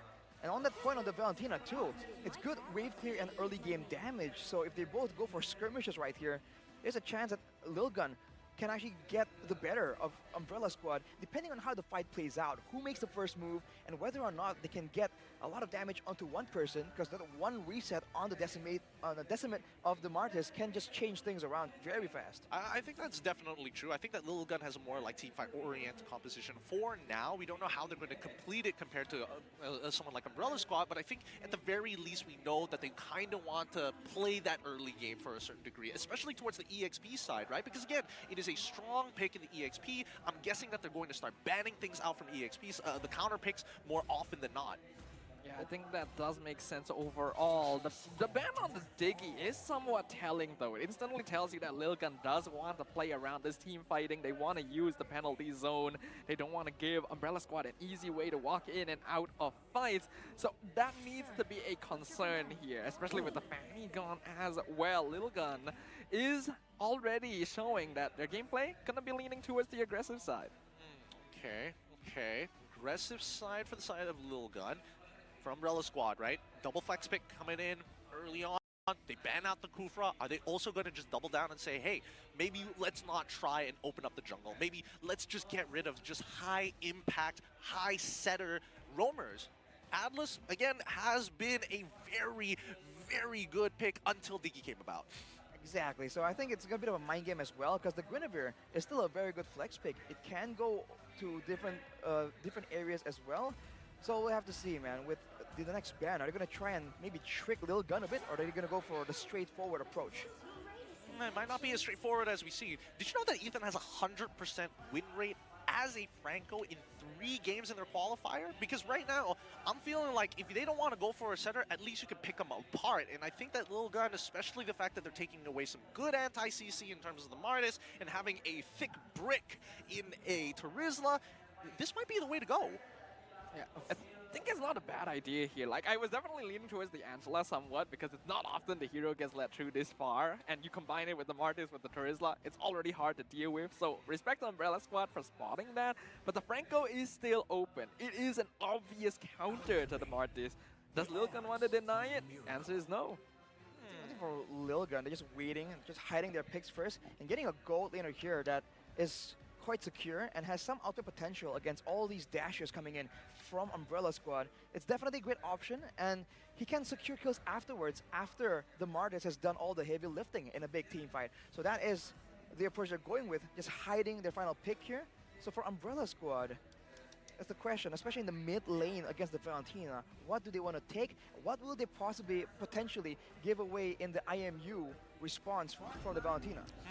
I don't know whether Gord is actually relevant, but no. Instead, wait. It might not be a mid lane. It could just go straight into the jungle. I could be wrong about that. No! It's mid lane. It's mid, straight up mid Gushin. This will be very interesting. It's not like Gushin has an ultimate that's super abusable by Valentina. You don't barely get any value out of it half the time, and being able to one-shot your targets, because what Brody is great at, kiting away from people who dive at him. Yeah, the thing is about Umbrella Squad is that comparatively, Lil Gun is a team that's well coordinated, often will team fight together, rotates around very cleanly, whereas Umbrella Squad has a tendency to want to go for hero plays. Specifically, Marl, Troublemaker like to go in front and get kills, not even when their team isn't close enough behind them. Ooh. So a hero like Gushin is quite a thing, but with the Nether Realm now, that's gonna make it hard. Now, 2 outcomes I'm expecting. Either Netherrealm, it gets popped, Gushin says no, blows up everybody's Netherrealm extra temp HP, and then starts the fight immediately after. Or nothing happens, you die instantly as you take the sword spike, and nothing gets done. I think the big concern right here is the fact that there is a a Guinevere, and a Minotaur. So there's a lot of crowd control available when everyone's crowding together to get some value out of the Netherrealm. But that level 4 power spike is going to be absolutely disgusting from the side of Lilgun, man. I think Umbrella Squad needs to try and go really hard pre-level 4 or wait it out and make sure that they have ways to really fight back, get some damage in the hands of the Bruno before they want to engage in a big scale team fight. It's going to be difficult to do, but we'll find out if they can achieve it. We enter the land of dawn for our final series of the day. It's going to be Team Lilgun versus Umbrella Squad. Will they be able to shield against the rain of bullets coming their way? Umbrella Squad going to be playing on the blue side with Lil Gun on red side. Let's see how this game actually turns out. As you mentioned, Rashi, we're hoping that Umbrella Squad is able to go really, really hard in the first couple of minutes in the game. But I actually think that level 4 coming in from Umbrella Squad might just be a wee bit better. Oh, just a wee bit? Just a wee bit. Not entirely, but there's definitely some like natural synergies, especially, let's not forget, the fact that you can, technically Castle can dash multiple times as long as CC is being applied. Marl has CC, Fangor has CC, both of which are great enablers for him. Well, I think that's the concern right here. That of course, there's synergy there, but is that enough damage to go through a Netherrealm, especially early on? And if you focus on the Netherrealm, on popping it, who is it towards? No way. 5 Forbidden, Ethan dropping low Forbid with the flicker, but Marl picks up the first blood, doesn't allow him to get out of there. You have to admit, that was kind of sick, though. You're like, wait, he's kind of trolling. He's using his Petrified for no reason. Spatial migration. It's so good, man. It's almost like a mini fadeaway from Marl. And with that, he's going to get a level 4 advantage. So now the turtle fight, now you're going to see how is it going to go. Is Umbrella Squad going to try and push the tempo even more? Because if you look at the emblems right here, Team Lilgun, they understand that they have to maneuver around a lot of crowd control. 3 people going in for the agility, and for Ethan with the Wilderness Blessing as well. Jumps in, spatial migration, gonna get the combo onto Forbid, but not enough damage to finish off. And here comes Exora, he uses the Retreat, doesn't get the kill on Fangor. That's gonna go over to Aizen, but he's dropping real low. Gonna force Marl to actually jump out of there. Penalty zone wasted. Here comes Castle, though, flickers in, gets the stun, but again, not enough damage, no level 4. He can't do anything with this. Ethan, he could punish, but he himself, not level 4 yet. Still gonna chase him to the ends of the earth, though. Ooh, Troublemaker! He finds Exora, steals the purple, and gets out like a maniac. You weren't lying when he said the Troublemaker wanted to be up front. This man hits level 4 and is like, you know what? Give me everything. The awareness to go for the jungle right there too, man, with Team Lilguns just over chasing, but now they're going for a fight again. Yeah, that's gonna be Violet Requiem onto Aizen. Beautiful combo, not allowing the Turisla to do anything. Marl secures the turtle. They are looking clean. I mean, the layering of the CC so far, the overall game sense coming in from Umbrella Squad. Our predictions might just be, oh, it might be wrong this time around. Might be a bit different, but Team Lilgun, they're just fighting in different areas at the same time, never really going for a decisive 5v5. So I think once that happens, there's a better potential. But for now, it's Umbrella Squad all the way, just making the solo plays happen and pulling Team Lilgun away from each other. The real question is, how long is this laning phase actually going to last? Some people like to actually... Ooh, Exora nearly dead, but Netherrealm saves him, keeps him alive for now. They get the pick off on the Troublemaker in exchange for the Martis. Fangor gonna get picked off. That's gonna go to a double kill as Bebex finally punishes Umbrella Squad. So speaking about lanes, I was about to say that at least for Castle, he doesn't really get too much, but Marl has 2 kills. But this time, Bebex actually coming out huge with those 2 kills and the EXP lead currently onto Black Marsh. This is only going to get worse. I mean, you pick the Bruno in order to get a dominant laning phase. With the Brody picking up 2 kills right there, it might just swing the whole lane in a different way for Team Lilgun, and that is what they need if they want to have this roam situation here. The winning laners can really set up for a perfect dive under the turrets. So far, so good. Troublemaker making sure that he's not giving any shutdowns here or another kill over to Team Lilgun. He did just complete his Genius one, so expect him to do some work. Marl, he's got his eyes on Ethan here. They're trying to gank the gold lane. That's gonna be a lot of tower gold taken by Black March there. Umbrella Squad gonna make the wise choice to not dive too deep. I think that's the big problem right here for Umbrella Squad. I feel like they were trying to push the tempo and go for dives, but with the NetherRealm just lurking around the corner, it's so difficult, especially because it's in the hands of the roamer and not the mid laner. He can just stay in the back, and Umbrella Squad don't really know exactly where he is. He can just wait for the right moment, and if Umbrella Squad overcommit, that could be the end for them, as now we're looking at another huge team fight, maybe 4v4 without the gold laners. Gonna be scary here.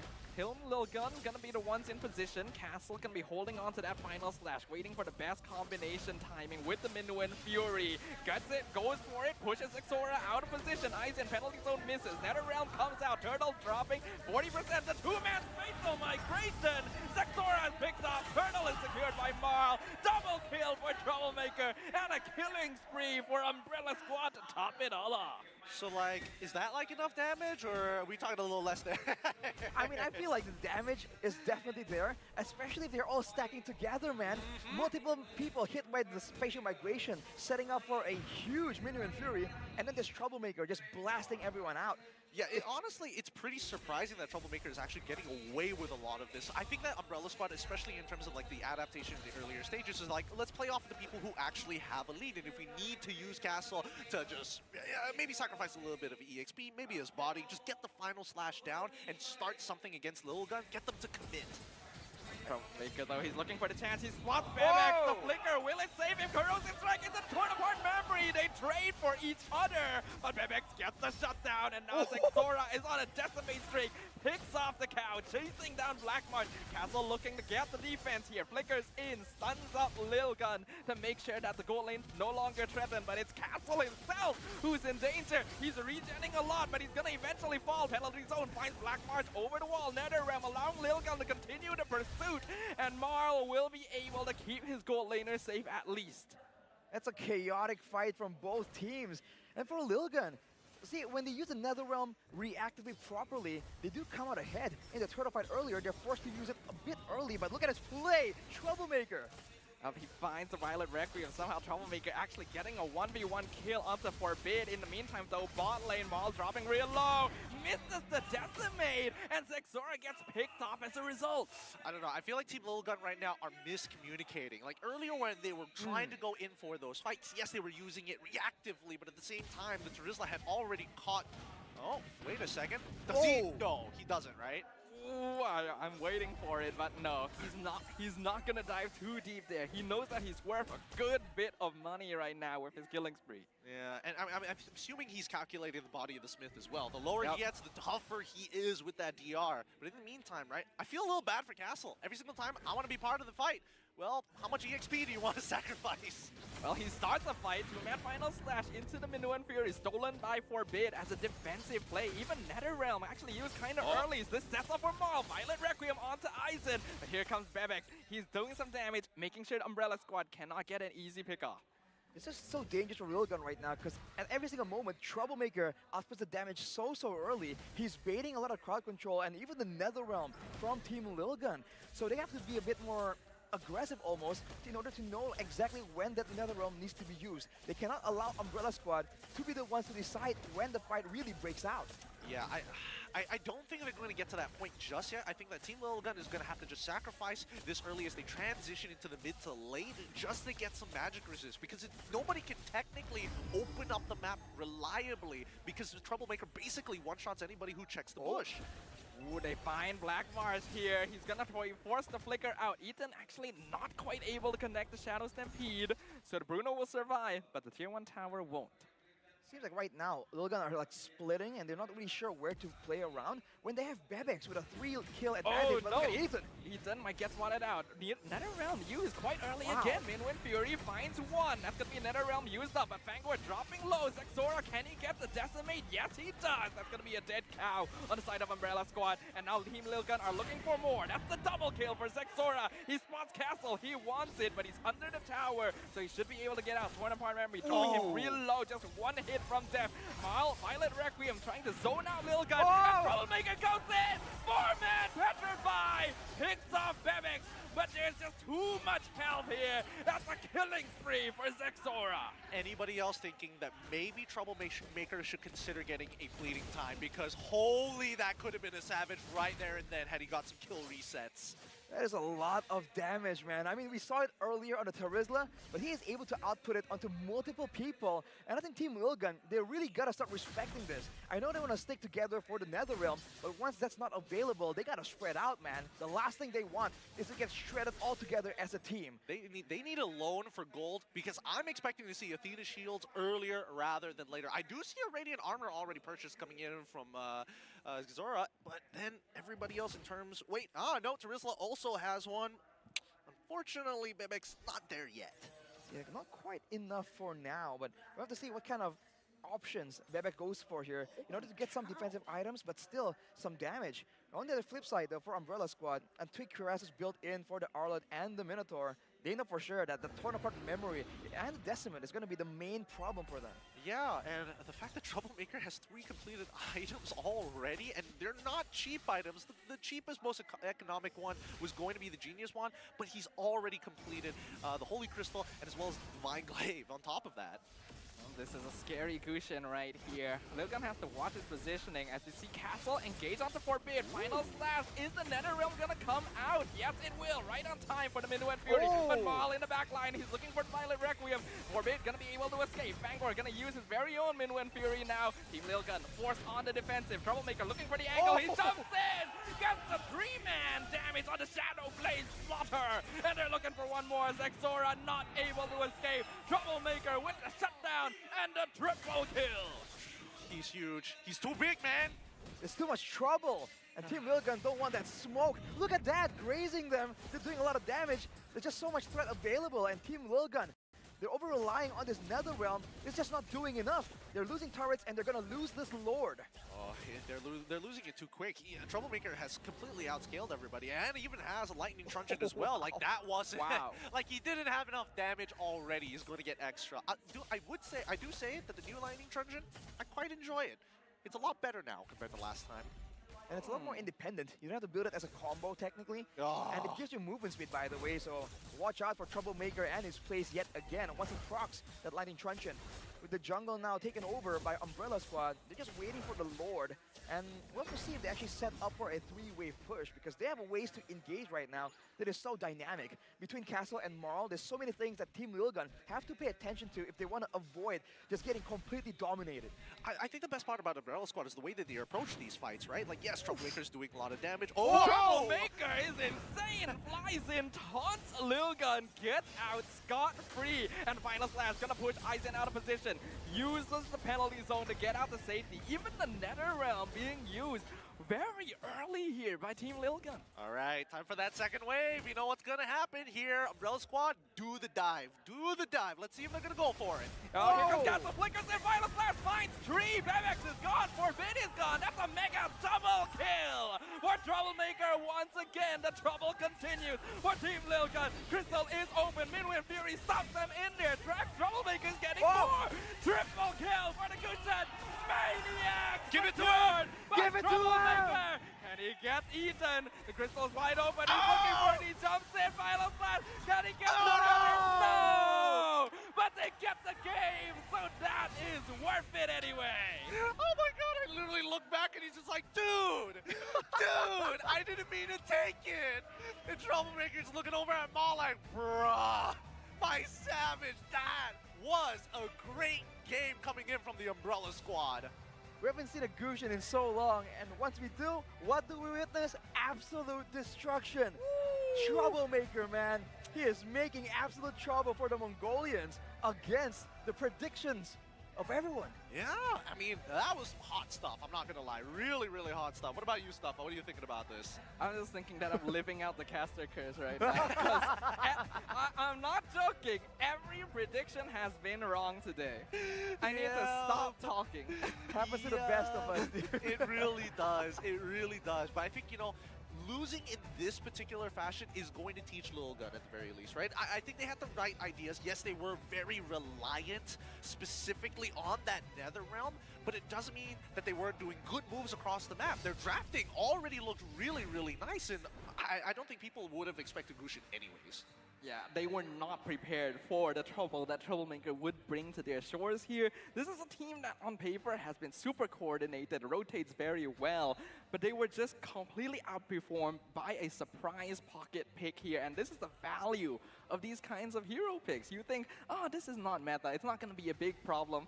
And then Troublemaker just pops out of nowhere and completely decimates their entire gameplay.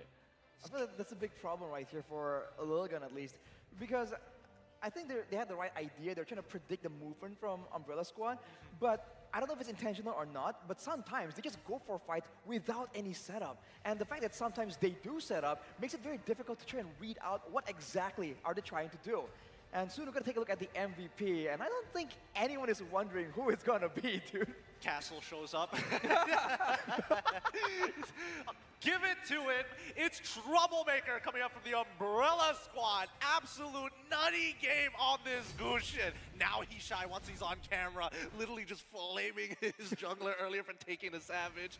Troublemaker coming out huge, 13-3-7. You don't get to see this in professional play very often. Not only because this is great KDA, this is Gushin we're talking about. He's been out of the meta for a long time. And he's an assassin, yet he's a 95% kill participation. He doesn't only one-shot the squishy targets, he was one-shotting the Terizla, and also using the Petrify so dynamically, man. It's not only to try and set up for a combo, sometimes to enable his teammates to try and get the pick off as well. So I think he just really knows this hero in and out, and this is definitely something that Lilgun needs to respect. Yeah, it's definitely, it's punishable. It's not impossible to get past it, but once you've given him such a snowball, most of the time the snowball kind of slows down towards the later stages. You got a little bit of MR, you got some Athena shields, maybe Radiant armors, and then you're okay, but not this time. They started and ended the game as quickly as they got the snowball. Yeah, the pressure was so high coming in from the side of Umbrella Squad that it didn't allow Team Lilgun the time needed to start building up more items. They had the Radiant armor, but they really needed Athena's just from how much burst Troublemaker was doing, and they weren't quite able to achieve that, because you have to recall, Troublemaker is not the only player they're facing. Which brings me to my next topic. Thoughts on Castle being a potential roamer, because honestly that's how he was playing the entire game. He would get pushed in half of the time because of Terizla, but once they unlocked him, this man is instigating fights everywhere. He is going to the foundations of houses, drilling holes in them and putting termites for fun just to get the neighbors angry. I mean, it's just so good, and the fact that they can alternate who actually begins the fight is what makes it so difficult as well. Soon we're going to take a look at some of the highlights right here, and maybe we can take a small look at what exactly they're able to get, brought to you by Grab. In the early game, I mean, Marl already makes a bit of a play, still enabled by Troublemaker. But afterwards, this is initially here, it seems like everything was going so well, but they were chasing, they didn't get the kill, and afterwards they lose tempo and momentum. But then right here, that Netherrealm once again just makes things so difficult for them, and they're able to actually get a bit of a lead. But afterwards, they go for a fight like this, clumped up together, and as we expect, when everything lands in the right moment, it's going to be so difficult for them to get a dominant, decisive moment here. They have to try and make it sporadic like this, picking off the members of Umbrella Squad one by one. Yeah, but it's also about capitalization, right? We did see in a couple of these moments that the fight actually goes split for Lilgun to having two separate targets when they really need to devote all their damage into priority targets. And I think that's something that Lilgun is probably going to discuss later backstage before we get into game 2. But as the game continues to move on, we do get to see these huge plays. Like, imagine if he had a fleeting time there and uses the incandescence like twice in that fight, getting so many kills. That would have been so insane. But overall, I think that Umbrella Squad, we were talking about this earlier, they needed advantages in the draft. It just felt that they were the more polished team in terms of just overall chemistry. I did mention that as long as they have the better draft, Umbrella Squad will have the better chances here. Yeah, but I didn't realize it would go so one-sidedly, right? The momentum was on their side right from the very beginning, and they didn't allow Lilgun any opportunity to make that comeback. And I love that. I like that pressure. I want more teams to be able to abuse this sort of threat. Now keep in mind, we're looking at the emblems earlier, there were a couple of interesting ones. Number one, Arla taking a Wilderness Blessing. Kind of interesting. You don't get to see that very often, especially since its last nerf 2 patches ago. Now, at least for Castle, he understands, I am not going to win this lane, I just got to move fast. He knows it's a 5% nerf to the Wilderness Blessing, but he needs to be around the map because that's how he was playing. Like you mentioned, Gideon, it wasn't like split pushing and laning 1v1. He just arrives to the fight, and enables, right? He just sits there and goes, if you want to take me out, it's fine. I'm gonna be back with a vengeance. Not well, literally from his second skill, funnily enough. But aside from that, Ethan going with a basic emblem right here. He just wasn't tanky at all. So off the bat already, Lilgun lacking another tanky member. Only the Martyrs technically being a secondary tank. But Ethan in the roaming position serves a very weird function here. He provides utility, but he's building tank, but he still has the flexible Oasis. It's just a bit of a weird mix that is a bit of a jack of all trades, but really master of none. But I mean, at the end of the day, his big payoff is going to be his ult, right? As long as Minotaur is able to get a really good ult off, it helps knocking people up to enable Castle to technically stay in longer. And if that's not enough, you get a stimulus pack in the Magic Tongue coming in from Marl into the spatial migration. He can get out, and Castle can just keep fighting. I think in the end, Lilgun may have overdunked the draft a little bit for themselves, right? Because the thing is, the Ethan Roam Faramis is something I brought up during the drafting phase. It's something that teams actually respect against it. And when I watched the way that he played it in his qualifying finals, it's some of the most aggressive Faramis I've ever seen. Yet here, it felt like very defensive. In fact, even a little bit scared. So perhaps Lilgun were just not prepared for what Umbrella Squad was going to throw at them. We also have to note, they themselves banned out the Diggy. And Umbrella Squad has so much crowd control. Well, to be fair, the crowd control came in later on. But for Lilgun as well, if you look at the items being built by Bebex there, he has a Shroud, I think. So he has some magical defense, but for the most part, he didn't really have any solution to deal with the Gusion. And I think if you look at how Troublemaker was doing, I mean, look at the rich guy and the carry. This man is just monopolizing everything. With how he was playing, I feel like some respect was warranted there, or Rose Gold maybe, or an Athena even, right? On the gold lane, knowing that you're one of the main damage tools for your team, I think you gotta really respect that damage potential. I think he was just looking at Ethan and was like, you got me, right? And Ethan looked back at him, maybe. Maybe. It's so quick. Yeah, I mean, after like 6 kills are given over to Troublemaker, it's hard to say that I got your back because there's too many things to worry about. You don't want to get locked down and CC'd and then end up dying to someone like Castle on this Arla who has high base damages naturally pre-level 6, but even then, there's a lot of things to worry about. Look at the damage dealt charts right here too, man. I mean, Bebex did 27k. It's not bad, but overall, considering he was the one getting some kills, getting a snowball in, you expect a bit more damage, but that's where Troublemaker just says no. And look at his own damage dealt, dude. It's just leagues above everyone else.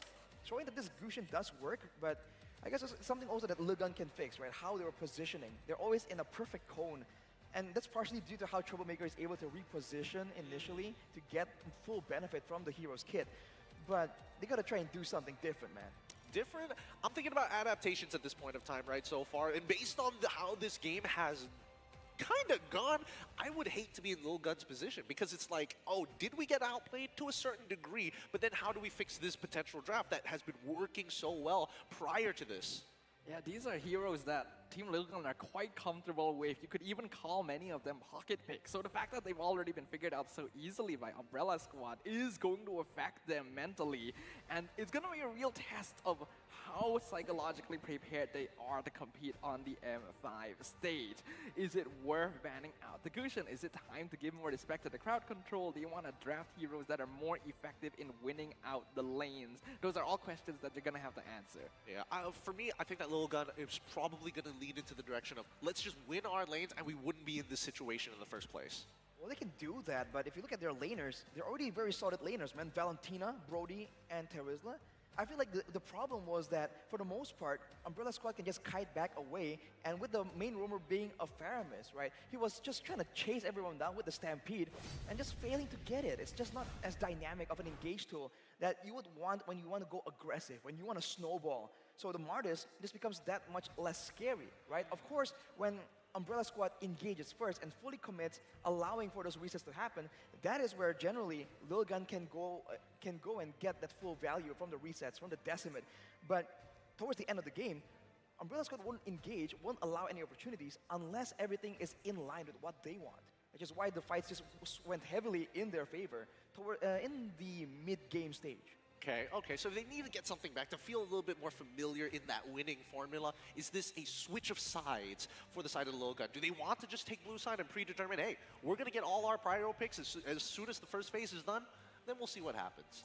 I don't think it's a question of prio picks here, because I feel like Lil Gun has a flexible enough hero pool that it doesn't really matter which side they're on. What they need to change is the way they're approaching this game, because this is a team that likes to fight together. They're pretty well coordinated, and Umbrella Squad punished that by grabbing heroes like an Arlet and the Minotaur.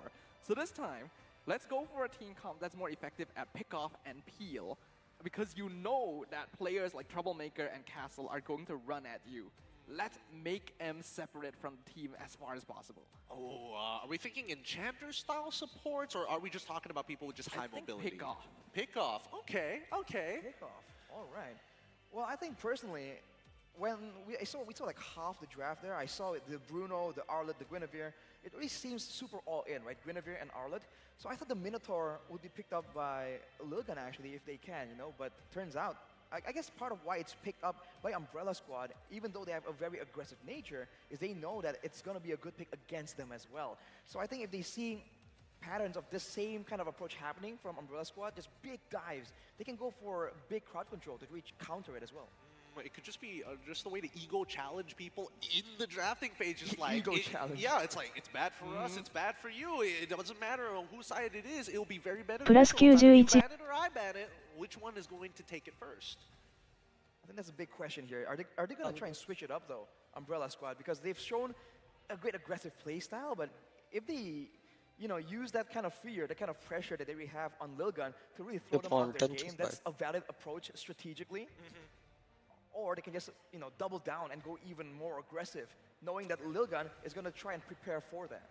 Possibly. I'm just thinking that if they do decide to swap sides, that maybe Lil Gun might just give away the Valentina over to Troublemaker. But there's only one way to find out as we jump straight into the drafting phase of the wild cards. Game number 2 between Umbrella Squad and Team Lil Gun. Umbrella Squad showing us that they are capable of bringing an Umbrella to a gunfight here. Already one game up. Will the variations we talked about happen in the draft phase for game number 2? Let's find out here. Lil Gun going to be taking blue side. As Umbrella Squad takes red, we see Kaja immediately banned out without hesitation. Yeah, the Kaja is going to be a big problem for assassin-based gameplay, though. So also banned it earlier. It's something that they might not want to play against, because we saw earlier they banned away the Kaja, Mathilda, and Joy. But if they really want to ban that out, are they going to go for an assassin this time in the jungle? Because the Martis is a meta pick, but we've seen that Umbrella Squad, they know how to deal with it. Yeah, Umbrella Squad has been pretty comfortable dealing with it overall because a majority of their heroes just refuse to give him that Decimate for free. And if they do, they make sure they run away and even flicker away in completely opposite areas from the rest of his teammates so he doesn't get the chain kills. Now, the fact that Fanny gets banned out does bring up a couple of questions here. Is Umbrella Squad, are they expecting Umbrella Squad to actually pivot, or is it just because they're on blue side? Last match. It's mainly because they already understand that giving an early game lead to Umbrella Squad is a bad idea. This is a team that is going to run at you, so you definitely don't want to give them the hero that flies at you and just takes you out before you have a chance to respond. Well, for Umbrella Squad right now, banning away the Mathilda, I think they're just worried. What is going to be the first pick for Lil Gun? Are they going to try and get more caster supports that can really save, the roamers can really save their carries here from the threat of Troublemaker?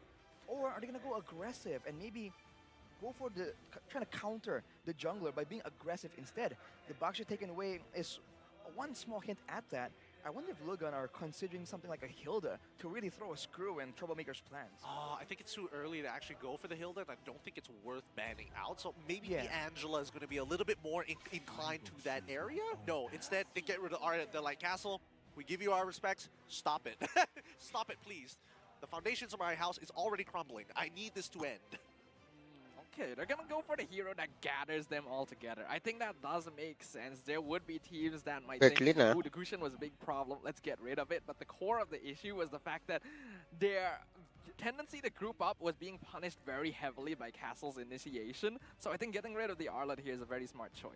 Okay, which brings us to our final ban coming in from the Umbrella Squad of this very first phase. I mean, Matilda, we can all understand. The Baxia, all right, sure, that makes sense. It's very repressive to deal with. Are we thinking about neutering a lane? Are we thinking about, no, they just straight up get rid of Farmus? That means Nolan is left open, by the way, so it's a pretty tough choice. They don't really know what exactly is Lilgun going to do because of the flexibility in their hero pools. They can go for the Bruno as well. That was still a big portion, a big part of the issue there. If they focus too much on Troublemaker, there's still a huge Bruno damage power spike in the late game. Now it can be taken by Lilgun, so they can have a stronger presence in the gold lane. Possibly, or they just take Valentina and call it a day. They're like, all right, let's see what you guys got on red side. There's also things like the एक Terizla or आठवडाच the राहिला आहे ना Terizla. Previously, आठवडा पण Terizla had trouble because he was against Arlet. Arlet's gone. Terizla could be pretty safe to engage. Angela is 4-5 दिवसच flexible, राहिले surprisingly led through the ban phase. We'll see Second what banner Lilgun कौन है? prioritizes here. Has the final few seconds count down. Ooh, the Guinevere. Straight up into Gwen, and this might be the Gwen tank that we saw in the previous game once more. Let's see what Umbrella Squad has to say about this, right? There's a couple of counters that go well, but I feel like at least Guinevere in this particular case is more so an instigator than she is a finisher. Unless, goes for the full magic build, then okay, sure. Okay, आपल्याला दोन्ही नको Probably just going to be aggressive, survivable as well in the front with a good amount of sustain that is built into her kit. For Umbrella Squad, knowing that there's a threat of a Guinevere from whichever lane right here, are they going to go for crowd control? Are they going to go for some damage? Because if the Guinevere is tanky, you want to try and be a real threat to it. So the Bruno pick that they use in game number 1 can still work out, but they're going to go for the Joy first. The Joy was the 1-1 as well. It's going to be very interesting. Now we have to note, Marl playing on the Guinevere last game was actually kind of a rarity because this is a player that like 80% of the time plays assassins, even in this sort of meta. So heroes like the Joy are much more up his alley, so we'll get to see a lot more of that. Assuming that it actually goes into the jungle, True. right? And that's the same position of this Guinevere. Now that we see this, holy cow. माझ्याकडे already ते Phoveus, it's been a while. It's been a दोन while. weapons Here, आहेत wild ना cards. First Phoveus that we've seen, as well as Nolan. I am happy to see Nolan, of course, but Phoveus, dude, I don't know. He's got so many procs. He's got so many things to take advantage of. There's the 1-1, there's the Joy as well. It's also a good counter against the Nolan, by the way. I believe, I think it was first popularized against the Nolan by AP Brent or Blacklist. Against kind of AP hazy right Brent, now. yeah. It was used against it. All right, so it's a dash heavy, but at the same time, it's a complete counter against the 1-1, right? If it pops up fast, those demonic force jumps aren't gonna do as much damage as you would expect. Yeah, that is true. I do think that there is a certain level that Phoveus needs to be ahead, and a particular build to really get max value out of it, and more so the animation is just kind of slow. Let's not forget that at the end of the day, if Wan is able to get that crossbow of Tang off, that could change everything if she's full build. We've already seen a potential maniac, potential savage coming in from a Wan before. Maybe this could be the game. Not to mention that Phoveus as a hero is pretty weak in the early laning phase, and we'd already talked about how Umbrella Squad, all they really need is to win out the lanes, and then the game just falls into their laps. So this is a bit of a risk for Lilgun here. They're gonna really need to snowball onto the Nolan, because if they're not able to, there's not a lot of options. Focus goes into the mid lane right here, because if your jungle is that important, right? The Joy and the Guinevere, I think have a lot of work to do in this matchup. So if the mid lane or the roamer is a bit stronger for one side, it's going to tip the favor in balance of one of these heroes. Both Guinevere and Joy can be very troublesome once they really get that support to go into your opposing side's jungle, try to wreak havoc. Yeah. Now we see the next couple lands start to go through. The Bruno makes sense, and we also do get to see the Franco as well, which I think is a really smart ban coming in for Lilgun, right? All of them are. माझं पण तेच होतं पहिलं PC वर proper व्हायचं पण PC ची सवय गेली आता नाही जमत. You don't have a lot of tools to actually, get out if two other people are sitting by the Franco when that hook connects. And let's not forget, I'm guessing. Oh wait, no, they've already done it for me. Get rid of that Kufra. I was thinking that as well. This is a hero that would be a menace to honestly either team right now, because there's actually quite a good bit of dashing on either side. So the heroes that they're banning here are actually also affecting them. And with neither side's roamer being picked up yet, I'm very curious to see how this is going to affect the pool. One more ban coming in from Lilgun. Is it going to be yet another roamer ban? Because I feel like the mid lane is something they want to try and consider as well here. Of course, it depends, right? Do they want to go for wave clear, some more damage as well? Because I think for Lilgun, a bit more burst damage would be preferable here with the Guinevere. Because you can lift someone up with the Violet Requiem, but And then what? You know, unless you go full damage, it won't really one-shot anyone. Yeah, no, I agree with you in that sense, right? You're expecting something to have a lot of damage to make sure that you get over that line, or at least be worthwhile, so that Umbrella Squad can actually start to look for engages and you can kind of read into it. Now that the Minotaur is gone, we move on to the second phase here. First pick of the second phase, going over to Umbrella Squad. What are they going to be looking for right now? We do know that the roam and mid lane, unless the Joy is flexed in that direction, are going to be what Umbrella Squad wants. And if they really want to keep Troublemaker as the main playmaker for their team, they'll probably want to keep that mid pick until the very end. But you also cannot argue the importance of a roam hero in the current meta. Ooh, it is going to be a Hilda. I thought Lilgun was going to pick it up against Umbrella Squad. But now that there's a Nolan on their side, it's going to be a Hilda. They also lacked a bit of tankiness right there. So Terizla and Hilda, these are very annoying heroes. And that's might be why they banned the Baksha as well, right? A lot of regeneration here could have been negated by that pick. It could have been like an extremely bad matchup. And I don't know, maybe Lil Gun might go for something a little cheesy, be like, you know what, Valier is the way to go here. We're going to have a Valier roam to match this Hilda. She goes in, I just go lock her down for a short period of time and give that pressure back to my jungler. But what if this is a Gwyn roam, though? That's still a then possibility. it's a mid-lane Valier. Like, the thing about Valier is that he's so vulnerable to the Joy, right? It's like, yes, you can see it, but he's generally very squishy. Like, things like the Dirov against tanky heroes do make sense, but... Ooh. All right. Interesting. Okay, well, okay. Novaria, I think it's underrated to try and back up your jungler. Good wave clear and a lot of burst damage, especially in the early game.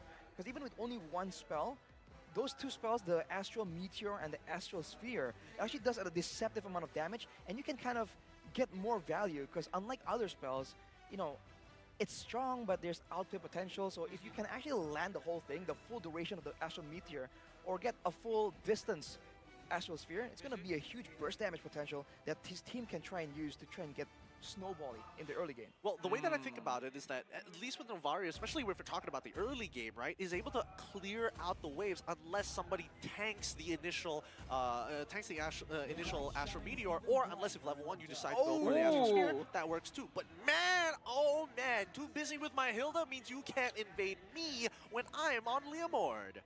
Wait, hang on, what is going on? Where is the Joy gonna go? Is this a mid-Joy? I think it might just be a mid-Joy. We haven't seen a mid-Joy since, I believe, the previous IESF, where the one in Bali. Like 2 IESFs ago. That was 2 IESFs ago. We haven't seen it since then. I believe that's where the Joy was so broken, it can go everywhere. But now it's back, hang on, yeah, in the mid lane with a Vengeance as well. Yep. Against a Novaria. Dude, Assassins in the mid lane, it's not a foreign concept. We've seen it before. If they can execute this, this might just shift some meta picks over, man. I don't know. It might just turn the hearts and minds of the right people. Will Troublemaker, with the epitome of a Troublemaker hero, be able to destroy the hopes of Team Lilgun in a clean sweep?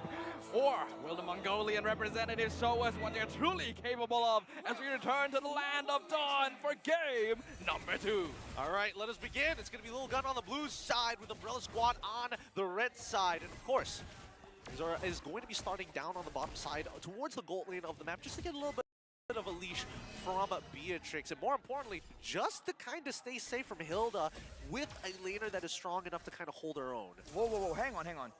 The Hilda isn't invading, it was leashing, helping Mark clear for a faster jungle clear. That is interesting. Now they're moving together, trying to contest the Litho. That's a strategy we haven't seen so far. Usually the Hilda just sticks to the opposing side's jungler, but that's not the case now. Yeah, I think, again, it's recognition of, like, as soon as this Nolan gets this purple, it becomes difficult to kind of run him down with these rifts being slowing you down before they are connected together and procced. Yeah, but it's a very smart choice by Umbrella Squad here, understanding that the Nolan is going to clear very quickly. So, and invade is likely not going to be possible with that roam Guinevere, so go for the quick clear instead. With an advantage, what are they going to do? They have control right here, superior wave clear as well. In the mid lane, it's so bit difficult because if Forbid uses all his spells, then he's vulnerable to just getting maybe even solo killed by Troublemaker. And we've seen what he can do once he gets snowballing. Yeah. I mean, Troublemaker would technically be like the quote-unquote the easiest one to gank, but honestly, he's pretty slippery too, right? And this is great for Isaac because that means the mid lane isn't rotating that much and you don't have to worry about that angle when it comes to a gank, but I think it will be important for him to hit 4 sooner rather than later. Well, the level 4 power spike, I feel like at this point, will favor Umbrella Squad a bit, especially if they can really get their hands onto the back line. Because in a full front-to-front clash, having more fighters in the early game generally gives you more of an advantage. You can tank more damage, deal some more damage as well, and we're seeing a bit of it right here. Ooh, the flicker penalty zone onto Ethan, forces the flicker out. Marl secures the turtle easily, and Zexora is picked off. Troublemaker with the first blood, but he gets punished himself. Vengeance not gonna save him from the hands of Ethan. Oh, that's so unfortunate. Zexora was actually really close to taking that away from Marl, but at the end of the day, it's all about those timings. Now, let's have a look at the emblems here and see whether or not there's anything interesting or to keep it in mind, because now that at least for Joy, taking adaptive penetration, sorry, the rupture, as well as the arm, as well as the, it's not coming to me right now. It is the Weapon Master? Weapon Master, that's the one. I was like, Weapon Mastery? I'm like, no, that doesn't sound right. With the Weapon Master, she's going to do a lot of damage, right? It's guaranteed that she is going to hurt, but worse yet, having this Vengeance makes it even tougher. Ooh, Ethan's actually in trouble, Troublemaker. We were literally just talking about it, but Ethan with the Violet Requiem actually able to zone him off just a bit. I actually felt like if he stayed a second longer, that would have been a kill. Maybe he's just playing a bit more conservatively, but the willingness for him to just go in there, even though the kill isn't technically guaranteed, makes it very difficult for Team Lilgun to really react to it. If they know that he can only go in when the kill is guaranteed, then it's easy to predict, to try and counter with spells and the like. But now that they have no idea if Troublemaker is going to go in to harass or to completely, commit all in, to be different. Ooh, Zexora with the Fracture, as well as the Astral Spear, finding Troublemaker, finally getting some vengeance for game 1. I'm sorry, was I watching Dude Perfect there for a second? Because that was literally set up beautifully. Forbid just lays down the ult, has the skill shot ready, and Zexora just has the easy job of pressing buttons and walking away and looking cool. It's that vision advantage that they're able to get right there. It's from Umbrella. We're having this Hilda, they should really use it to try and scout also instead of just like standing around, because he's not really invading. And now he's just waiting in the bushes a bit more passively. I think he can move forward to some of the bushes that are more neutral in the center of the river to try and get that advantage, because he's not making use of the sustain or movement speed of this Hilda pick. Yeah, again, not finding any value whatsoever, and worse yet, I think that Fangor in these positions, it's a little tough for him, right? Because not only is it difficult to actually get and close the distance against Zexora, but at the very least, he also has to worry about getting blasted by 4-bit every once in a while. That's a lot of damage as well. Now with a half HP, gonna try and regen back up, but look at Ethan, keep your eyes on this man. Aizen very far forward. Astral Echo gonna spot things out. Already Demonic Force used up. That's gonna be Violet Requiem in the backline. Turtle secured by Team Lilgun, and they're gonna grab Troublemaker and Marl on top of it. Lilgun rushing him down. A beautiful flicker by Ethan over the wall to get out of the clutches of Fangor and Castle as well. Everything is falling in place for Lilgun. A stark contrast to game number 1. Now they're the ones with the aggression, with the superior burst, and the superior chase potential, with the slows and mobility that they have. Umbrella Squad, we're just not ready right there. Getting Troublemaker deleted just shows that he was so dominant in game number 1 that in game number 2 right here, he hasn't done anything, but Team Lilgun is like, no, get out of here. I think, at least for Team Lilgun, they want to fight together, and I think this is a draft that definitely is more beneficial when you are scouting for that information. And I think that right now, 4-bit is doing a lot of work for the team to help them get to that decision faster. The Astral Echo, very powerful utility tool here for providing information that every team needs here and making Castle in trouble. He gets a 3-man penalty zone, but he's still stuck by himself. Here comes Marl, though, coming in with the Phantom Steed, dropping Ethan real low. Aizen being an absolute nuisance with the Demonic Force. The snipe, unfortunately, going to miss from Bebex, as well as the Spatial Migration. Umbrella Squad, beautiful timings here. As Troublemaker comes in, he has his eyes on the goal lane, but Bebex with the outplay, walking in the opposite direction, not allowing him to make full advantage of his ultimate. Troublemaker still playing this risky. He sees Ethan, he wants him, but he jumps away, and Aizen flickers forward to get the punish. That was wild. What happened right there? Honestly, that was kind of disgusting. He knew that he could outplay that, and he absolutely nailed it, really abusing the game mechanics here.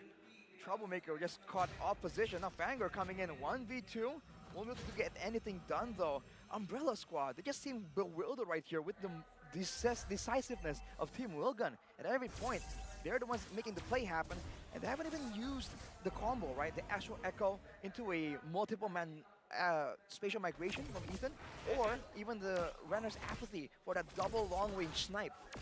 You're right. The gold laners haven't been too involved in a lot of these fights, have they? I mean, for the most part, maybe after like one item, we were expecting to see Bebex actually start joining him. But in the meantime, while Team Lil'Gun is going to be taking this turtle pretty much for free, Umbrella Squad, full advantage, open up the map on top side just in case there is a potential fight, and they'll go in and quickly break down the tier 2, maybe tier 1, maybe even get a tier 2. And they're trading for objectives right here. Black March might not get it, man, and in the bottom side, already a trade attempted from Lil'Guns, but you gotta be careful, man. Castle cannot overstep right here. He's not as disposable as the Arlott was in the previous game. With Major Migration gonna find the Turisla right into the Bandit's Rage, and Castle is gone. The castle walls have fallen to the hands of Lil'Gun. And that's also a tier 2. Oh, no! He breaks it just in time. 1% of that tower's HP left. In the meantime, if you look on the top side, at least for the Wanwan, I'm curious to see how far along her items that she is. I mean, Black Marsh, she has an EXP lead over Bebex. Let's see. Let's see how this is going to play out. Aizen being quite a nuisance here. He's actually reached the point where he's tanky enough to just walk up against Umbrella Squad and provide information as a Phobius. Now a lot of attention being diverted to the top lane, pressuring Black March and stealing away the orange buff. I find it peculiar that the main man sent to the front lines to really tank a lot of damage is Castle. You would think that with the penalty zone, he is going to be the counter engage tool, and they can send Fangor out there instead. But that is not what's happening, man. Fangor has been relatively passive. Look at where he's standing right here, behind a lot of his teammates. Yeah, I think it's really difficult for him because the early game has been pretty much passed as we transition into mid towards late, and Fangor is just struggling. Oh! Ito with the flicker spatial migration. I have never seen that before. Picks off Castle once again. Again, you'll miss it. That is the speed at which Lil'Gun can just make the plays happen. Umbrella Squad are doing great job trading right here though, so all things considered, this might be the best thing they can do so far. And now it's a waiting game. With the Lord spawning in 8 seconds, who's gonna get the setup? The setup advantage, the vision advantage. With the Novaria there, it's gonna be very difficult for Umbrella Squad to get the surprise situation that they really require to get the backline and come out on top in these fights. I don't know, because it feels like even if you do want to kind of get into that backline, it's the targets are difficult to get to. That's number one. If we're talking about Umbrella Squad, wait, hold on. Nolan is going to be able to get a push down on that bottom side. Crack a tier 2 open. Mid is already pushed out. Lil'Gun have macroed this really nicely. This is beautiful objective control coming in from the Mongolian representatives right here. Tier 2 bot falls easily. I don't think they're aware that Fangor is scouting this out, but it's still not a really big issue here for Lil'Gun. He will get started onto Bebex. Spatial migration, gonna find the hill. The Troublemaker looking for the dive, but he won't be able to connect it. Vengeance pop won't save him. Fracture destroys him, and Black March is now being chased down, but he gets the crossbow of Tang. Not enough damage yet though, so Zexora gets the double kill. Spatial migration dodges the penalty zone. Bebex actually flickers forward onto Fangor. Gets punished for it. Astral Spear won't finish him off. Aizen being chased down by Marl in the backline. A crazy, messy fight. But Umbrella Squad now actually winning out inconsistent damage. So Lil'Gun will make a hasty retreat. Oh boy. Honestly, it wasn't looking good for Umbrella Squad for a second there, but Team Lil'Gun took a majority, took a good chunk of punishment after that, right? I mean, they got some pretty big spells from some big players from the side of Team Lil'Gun. Troublemaker just got immediately nuked in the beginning of that fight though, and now Zexora. Zexora, he's looking for Marl. He gets it. Mega kill for the Nolan as he just makes out like a bandit. That was disgusting, man. That's a lot of damage. And now the Lord, can it go to the hands of Lil'Gun? No contest available for Umbrella Squad, despite that win. But you can see that in a messy fight, they have a chance here. There are ways for them to really come out on top in the fight. It all comes down to the execution right now. Let's see how much execution they're going to get because right now, Marl, he's 2 levels below Zora as of yet. I don't. Let's look at the items. Perfect timing here. Hunter Strike, Brute Force Breastplate into Malefic Roar in comparison to BOD Malefic Roar into Hunter Strike. So a lot more damage output specifically from Zora at any HP. Well, it's also a fighter in the hands of Marl, right? So it doesn't really perform the same way. But look at this, Fangor going against Zora. Yeah, he's diving real deep onto the Nolan, forcing out the dashes, but he's able to escape quite easily. In the meantime, Lord crashing up top lane. 2-man penalty zone onto Ethan and Bebek, and Marl is coming in to jump on the opportunity. Crossbow of Tang, follow up. Bebek is gone. Ethan will follow in quick succession. Umbrella Squad punishes Team Lilgun. Beautiful combination here, one after the other, just layering it so nicely. First chain pull right into Barbiel, pulling them in no time to react. That backline is just so vulnerable right now. It's almost like the previous game, kind of, right? The marksman just not really respecting the damage potential so far. For now, man, a 4K gold lead, but Umbrella Squad seems to really be on the board. And more importantly, they seem to have just found a winning solution right here. Go for a penalty zone and have Marl cut in the back line. With them being so pulled back towards their base, that's the natural conclusion. But if they can create the same scenario to try and capture and pinch Lilgun, this could be the way they can try and get a dub.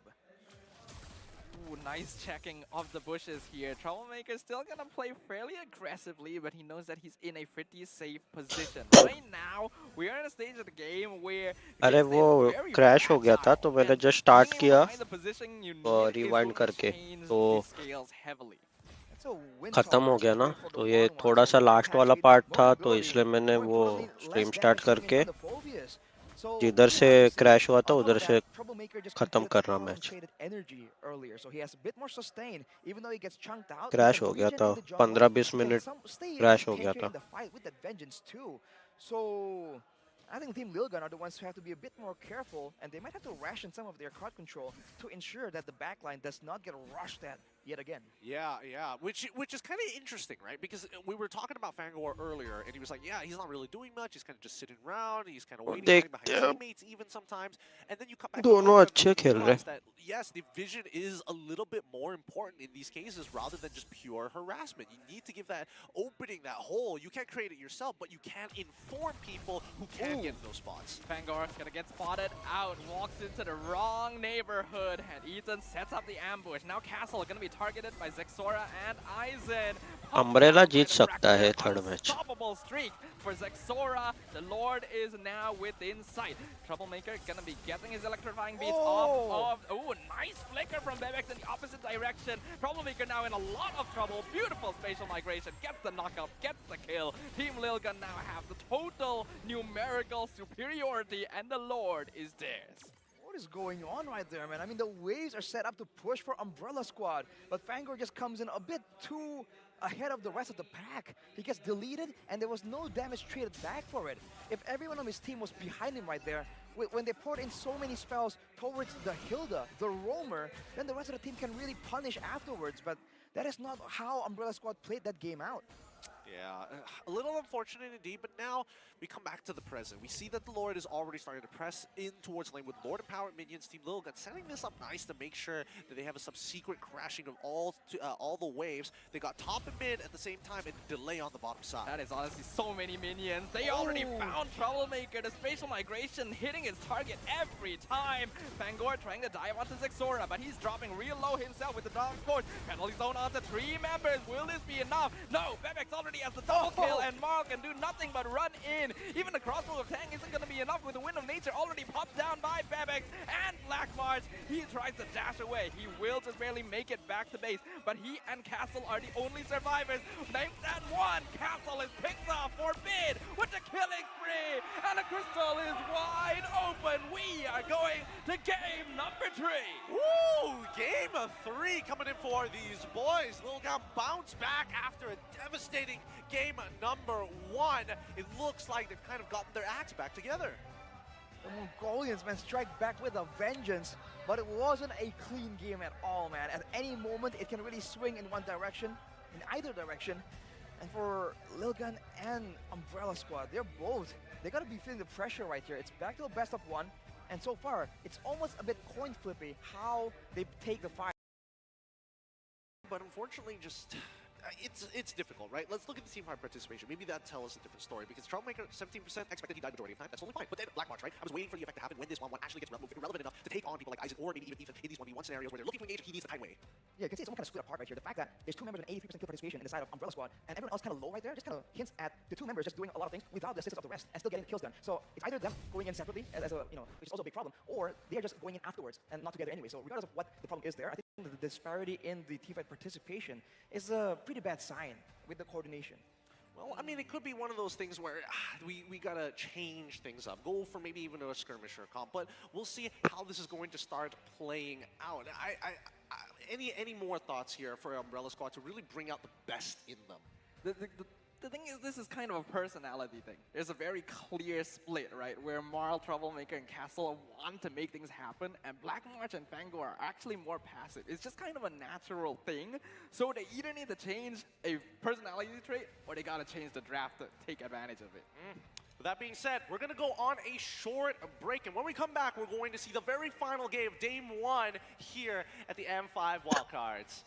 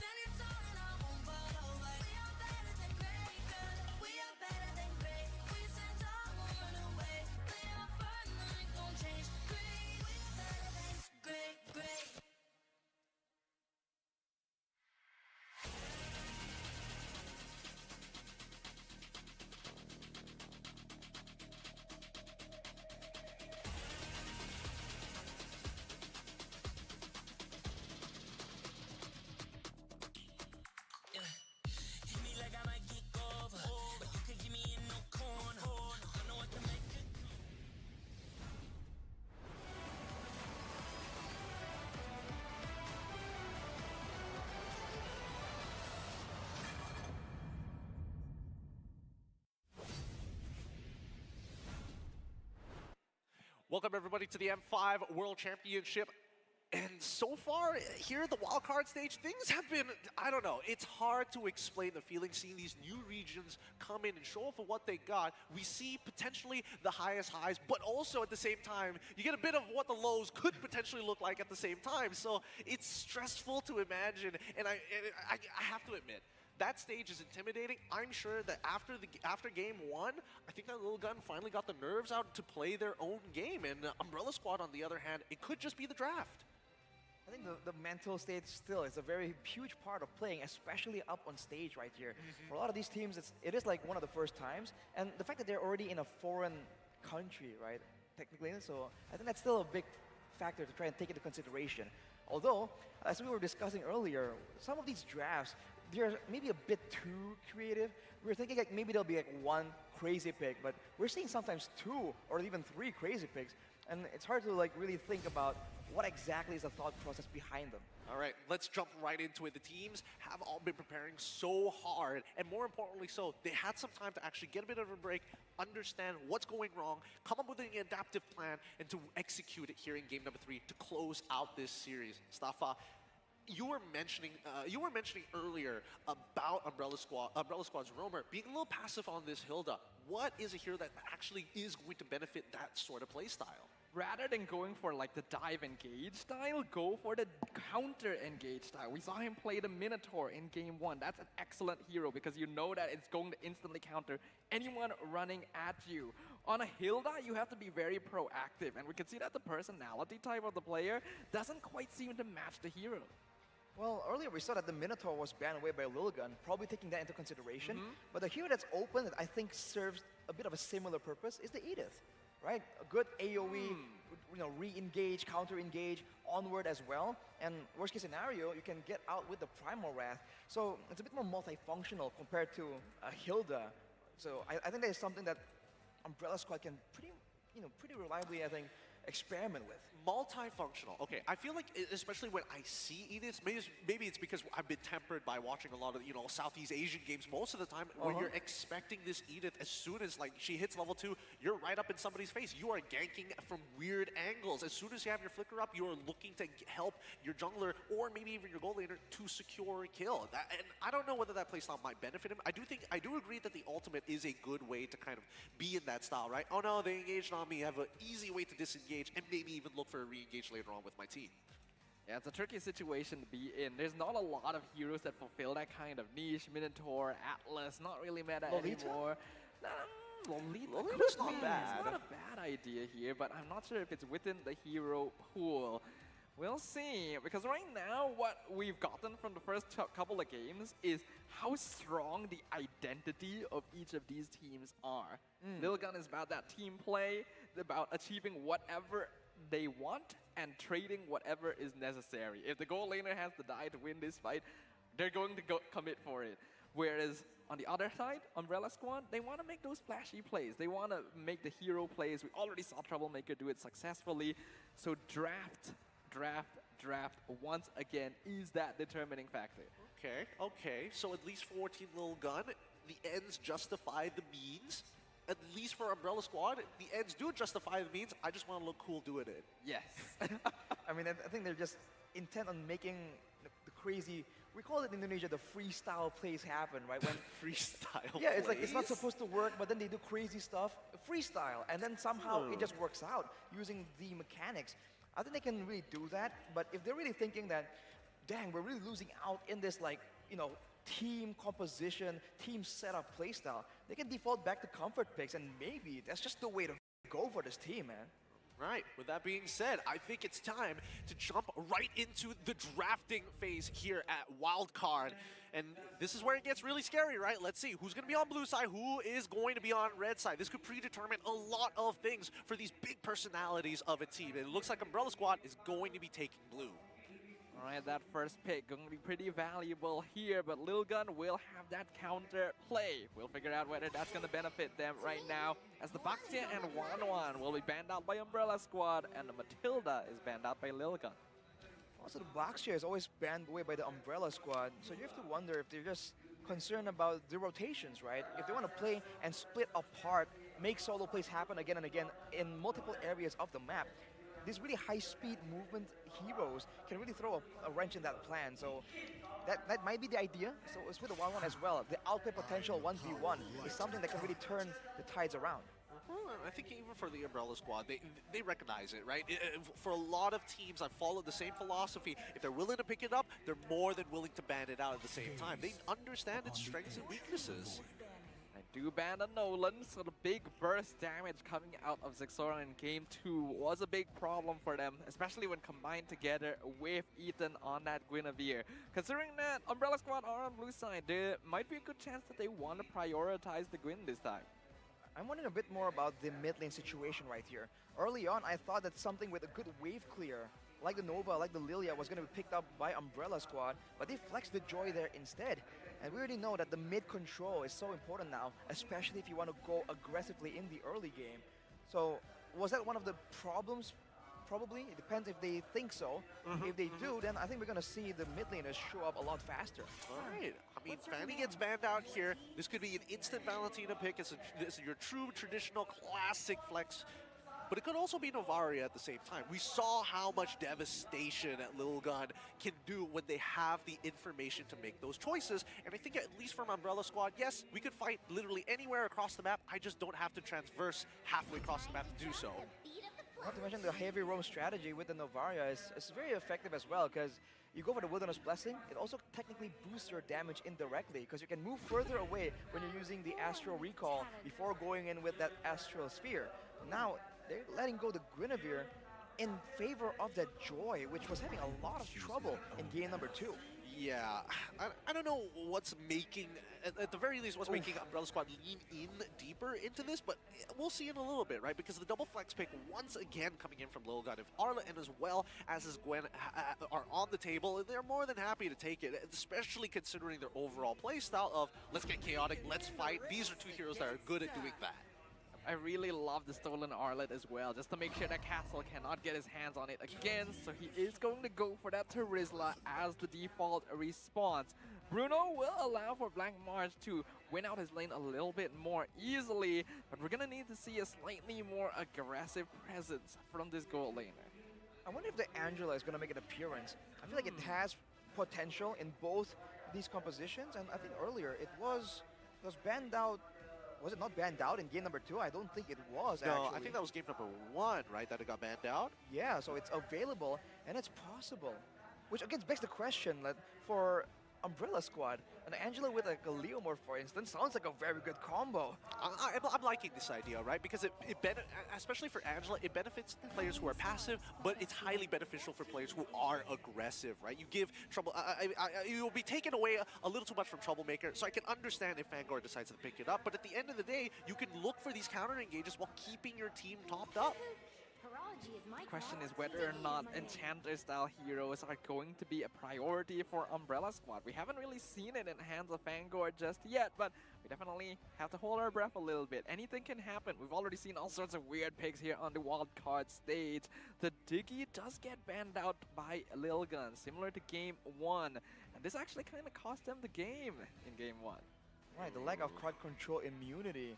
But you know, with that logic right here, if we assume that the Joy is going to the mid lane, then Umbrella Squad can go for like a Martis here and be immune to a lot of these threats. And they can go for a Grok if they really want to double down on it, but that's going to be probably a roaming Grok, so I don't know how much they like that idea. Well, we'll see, we'll see. We never know with some of these younger regions what kind of crazy ideas that they're going to bring on an international stage. Brody gets banned out for the side of Umbrella Squad. I mean, it makes sense. We saw in game number 1, it didn't exactly do too well, but at the very least, you know it's in his hero pool. Let's just axe it out early. Want to really win out that gold lane here. Again, we've talked about the importance of lane advantage for Umbrella Squad in particular. The more snowball they get early, the easier it allows them to transition into the mid to late game. Now as for Lil Gun, what else are they going to be looking for here? Their lineup is pretty flexible right now with the Arlet and the Guinevere. I do wonder if the Angel now gets banned out, so they're suspecting that something might be up from Umbrella Squad. Are they going to try and maybe fall back on the Gusion? I mean, it worked so well, but it could be just, you know, a surprise last pick, right? That really throws off your opponents. It might work once, But you know, as the old adage goes, fool me once, shame on me. Fool me twice, shame on you. Fool me once, shame on you. Fool me twice, shame on me. I keep getting that mixed up. Understandable. I can never get it right. How many times has that fooled you? Like 8 times. You try to use an MPL ID, and everyone keeps calling me out for it. Like, bro, you've tried this so many times. How do you not get it done properly? There's a counter. I swear, you're gonna get a tattoo of it one day, and it's still gonna be wrong. Oh, but look at this though. Lil Gun gonna be stealing away that game 1 draft, the Arlet Minotaur Guinevere. Dude, that's so much. See, wait, I feel like Lil Gun is like, hey, you know Umbrella Squad's draft? That was kind of sick, right? Let's make it better. That is insane. Oh, with the Valentina, now there's a counter potential, but there's no real solution right here. Everyone is relatively close range, maybe mid-range at best, even the Valentina. So it's looking like a very tough team fight right here with 3 potential engage tools available for Lil Gun. Yeah. Umbrella Squad, what's the last pick here? What is the solution? Oh, Grok. It's actually a Grok. Wow. You're right. All right. Okay. I mean, I wouldn't put it past Fangor to say that he wouldn't want to play Grok, but I don't think there's anything much better than that right now because we're talking about like disengage for your team. Holy cow. Oh my goodness. That's a combo, all right. That's disgusting. Oh, whoever gets stun lock is gonna die for sure, man.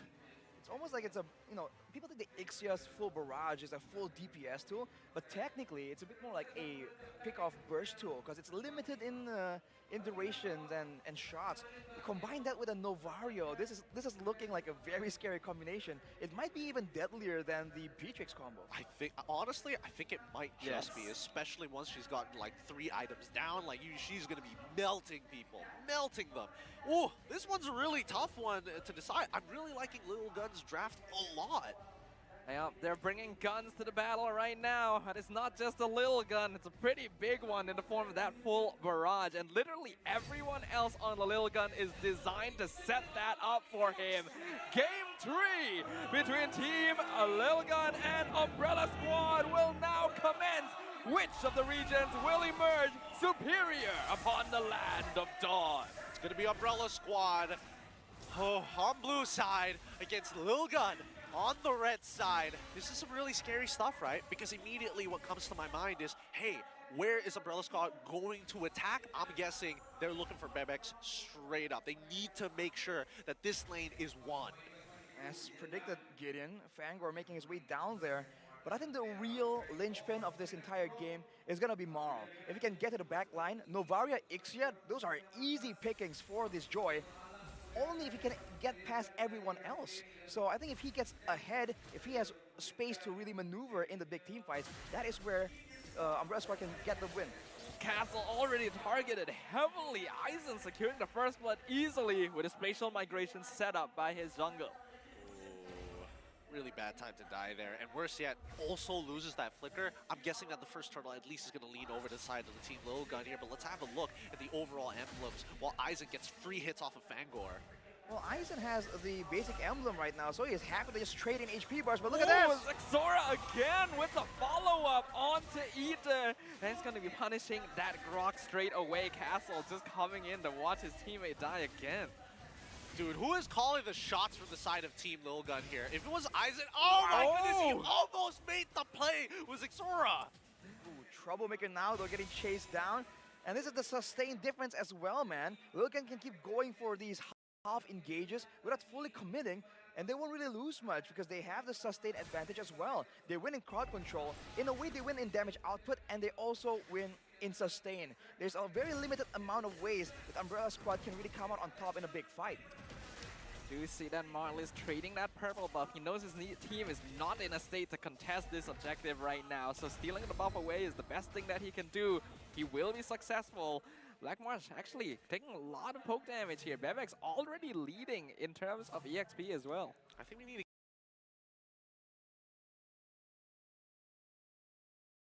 keep in mind that at the very least Forbid. Oh, Troublemaker gets that Min 1 Fury out. Forbid flickers over the wall to make sure that he's safe. And after that, nothing happens. Very crazy back and forth right here.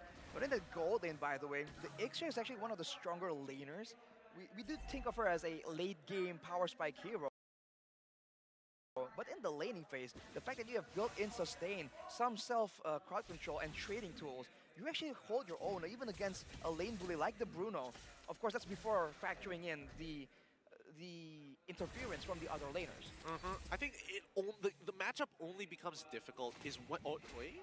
I mean, once again, Ethan is getting on top of the right targets, but making sure that he is opening up and giving that free information on the bottom side. But yeah, as I was saying earlier, at the very least, he has the damage to make something happen, and this could potentially be devastating for Umbrella Squad. And we're already seeing the coordination from Lilgun, feeling very confident about the stage of the game, and who can blame him? They've got so much crowd control that anything Umbrella throws at them, they'll probably have a response to it, so they can position themselves without too— Oh, the flicker! Reaction timing from Ethan. Penalty zone wasted. Well, we'll see if it's wasted, because now they're going for a fight. Marl gonna go for the electrifying beats onto 4-bit, but forced to run away because he doesn't have enough damage to finish things off quick enough. Wild charge onto Zexora, but the Minoan Fury comes out into the full barrage. Zexora still gets picked off, but they will trade Troublemaker for it. Middling for a jungle right there. I think for Team Lilgun, it's still value because they got a kill in the hands of Babex as well. But man, they're just trading out spells, and there's almost like a bit of a duel there, a Minoan Fury standoff between Ethan and Troublemaker. That could be very decisive right there, and I think they need to try and let Fangor do something in the fight as well. He has a lot of things to say here, being crowd control immune and having the wild charge. I mean, he can definitely open up the map, but at a certain point, when you don't have the wild charge like he does right now, it's very scary to put yourself in these positions to try and fake it out. Well, comes on in, electrifying beats. Zexora secures the turtle. Castle with the penalty zone catches two, stuns them up, but he's now completely abandoned by his team. Brawl coming in a bit too late, but he should get the kill onto Zexora, but they'll toss him as the atmosphere finds him. The flicker from Bebex doesn't quite follow up, but Aizen is there to clean up the mess with a double kill. Oh, unfortunate indeed. Unfortunate. While this has all been going down, Umbrella Squad make the smart decision of getting a quick, cheesy lane swap off of towards the top side of the map, knowing that Team Lilgun want to unlock Bebex, but at the same time, Umbrella Squad just evening out the goal no matter what. Oh, leaves it to the last tick of HP. 0.5 this time. Not deja vu. It's 0.5, not 1%. It's going to get lower and lower every time. And what's not different is the fact that the Arlet on the side of Lilgun this time is the exact opposite from Umbrella Squad, man. Earlier, the Arlet was like self-sacrificial. Aizen is just going in hard. He wants blood, man. He is. He's definitely not happy. You can tell with the way that he is laning and how he's calling in for ganks on towards L bushes at level 2. You know that he wants to put the hurt into Castle. There's definitely a bit of a vendetta happening right here between the EXP laners. In the meantime, though, a beautiful stun into Final Slash for Bit, flickers to safety, and the Minoan Fury catches out Troublemaker and Fangor, who are both dispatched in instant success. The full barrage comes out, but Bebex is exposed, so Black Mars will punish his positioning. Marl able to escape through the backline as well, actually going for the greedy steal on the purple buff, but will decide not to commit. A bit over-aggressive from Team Lilgun, man, losing both the backliners. That is not how you want to play the fight in. They used the bulk of their crowd control aggressively, and as a result, the backline is just exposed. Can't do that. I mean, it's not only that. There's also the question, did Bebex realize he was getting auto-attacked by Bruno? Like, or maybe he just forgot. This is, you know, his first time using a brand new ROG, and he's like, where's the button to cancel again? It's too late. Maybe. Or maybe he just thinks that, hey, my friends got me, right? Right? and then before he knows it, man, Blackmar just comes in with the balls. You gotta be careful about that, man. Yeah, I mean, right now he is starting to scale up, right? Black March has 2 kills, 1 assist in the back. I'm sure that he's already completed at least. Wait, hold on. Wow, Castle's just getting bursted down here, instantly taken out. Astral Echo scots out Marl as Aizen zones out Black March. Ethan somehow surviving on literally no health. He'll be able to walk out of there. Fangor, I don't know what you're doing here, man. That's not where you want to be. Wall charge, not even going to finish before Bebex gets that kill. Troublemaker, though, still in position. He's got Final Slash stolen. He's going to reveal himself, going for Bebex, but it's not going to be enough. Turtle secured. He gets the stun into the full barrage, and Zexora with the killing spree. Forbid gonna be sacrificed. Aizen actually killing Black March in bot lane 1v1. Penalty zone cancels the engage. Marl able to walk away because of this, but Zexora still re-engaging and setting up the kill for his goal laner. Oh my goodness, Umbrella Squad is literally never back down, never what? Never give up! As each of the members walk in one by one. When do they back down? When do they call it quits? It's like they're digging deeper into the wound. To infinity and beyond goes Umbrella Squad. Oh, they might get this turret. Is it gonna be a deja vu? Not again. That's like about 7. It's really hard from that particular perspective, but let's look at the items and maybe we can get a deeper look into it. Well, Forbid now has the penetration boot, so he's going for a bit more of that early damage. That's what we're seeing here. That's helping the whole team snowball. Along with that, rushing the Enchanted Talisman, he wants to be always on the map and always having those spells, because Novaria's spells are on a very, very long cooldown. On the other side, Bebex already has a Demon Hunter sword on top of the Corrosion scythe.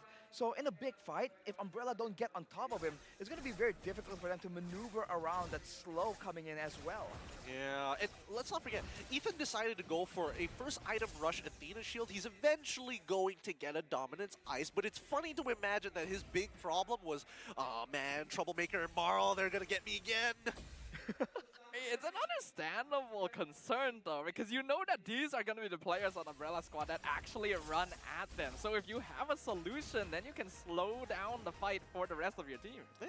I feel like it's a little ironic, but considering that Team Little Gun has a 4.2k as of yet, they're looking to push momentum. This next Lord is going to be quite important, and I think Team Little Gun, considering what their comp wants to do, just let it go to 12 minutes. Let it become an empowered Lord. Let Umbrella Squad take the initiative and then look to punish. Oh, but speaking of punish, Zexora gonna find Fangor once again. Ryler Requiem, but a three-man knockup into the penalty zone. Full barrage though, never punished. Team Lil Gun are destroying Umbrella Squad, chasing down their members one by one by one. That's gonna be a wipeout for the side of Team Lil Gun. Oh, it looks like Bebex has found the cancel full barrage button. Turns it around, full wipeout. Like, that was disgusting from Team Lil Gun. Extra damage, extra sustain against assassins. You need some help, bro. There's no way you duel him, especially when he's so far ahead in gold and EXP. The Lord now getting taken. And what can Umbrella Squad do when Lil Gun? They just keep going for fights and they're coming out on top. Another one. Again and again until they get the full wipeout. Oh man, if they keep going on with this type of momentum, I don't know. Umbrella Squad might just start to crumble even after having an incredible game number 1 and a back and forth in game number 2. This is Lil Gun dominant 7.7k at 10 minutes 40 seconds. You get a kind of feel for Troublemaker, man. He was such a standout player game 1. Game 2, not so much. Game 3 right now, also feeling the heat. It's that 3-man roam strategy, bro. And on top of that, a winning EXP lane. Because Lil Gun has invested so much in getting Aizen ahead. He is tanky and he does damage. The Arlet, man, if he's ahead, he's like the full package. He really is. He really is with the amount of CC that they actually have to trigger that vengeance again for him to keep on going and sustaining. But let's see, as they start the siege on towards the inhibitors. Lord gonna crashing in the mid lane right here. Team Lil Gun still positioning themselves defensively, but Aizen looking, he finds the final slash onto Castle, but they're not gonna engage onto it just yet. The Lord has already fallen, and Umbrella Squad should be able to get out of this without too much structural damage unless Lil Gun try to go for more. I think Aizen should get his ult back up the same time he gets his flicker. 3 seconds off-ish, but it could have been the play there, right? That could have been a really insane play had he committed with the flicker on top of everything to catch as many people as possible. However, the second wave, it's coming out a little slow. There's nothing much they can really do about this. But now with the control right here, we're talking about Umbrella Squad susceptible to ambushes, and Team Lil Gun having the superior. Whoa!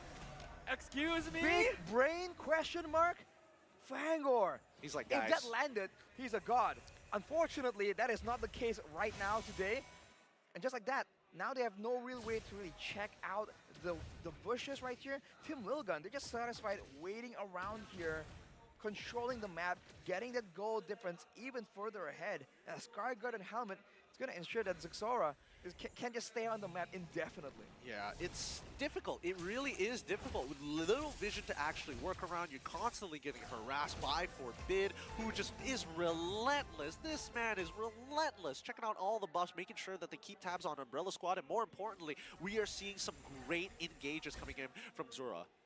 Yeah, being able to catch people out, and right now I think this game tree is really showing us the depths of Team Lilgun's hero pool. The fact that the Guinevere has already been flexed into 2 positions, the Minotaur being picked up, the Arlet being played in such a different way than what we saw in the hands of Castle previously.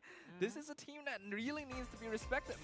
This could be dangerous here. He's looking for Zexora, but the Spatial Migration finds him, but the Wild Charge is gonna cancel it out, keeping the joy alive.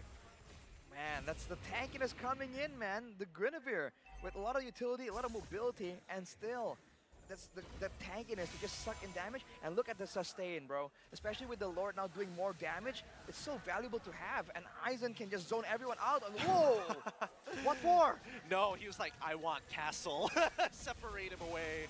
Mara coming in from the back line. Lord dropping low. Zexora's controlling it. Ethan with the Moon and Fury into the final barrage. And seals the Lord away. Castle gets picked off, but Umbrella Squad have already gotten the prize they wanted. Lilgun looking for the punish. Can they find it? They get one, but the final slash pushes him into the tower. Troublemaker steals the right ult. They still somehow lose Black March, but at least he gets the shutdown. They just bought themselves so much time with that steal, and Team Lilgun, they just have to accept it. They're like, okay, it just happened.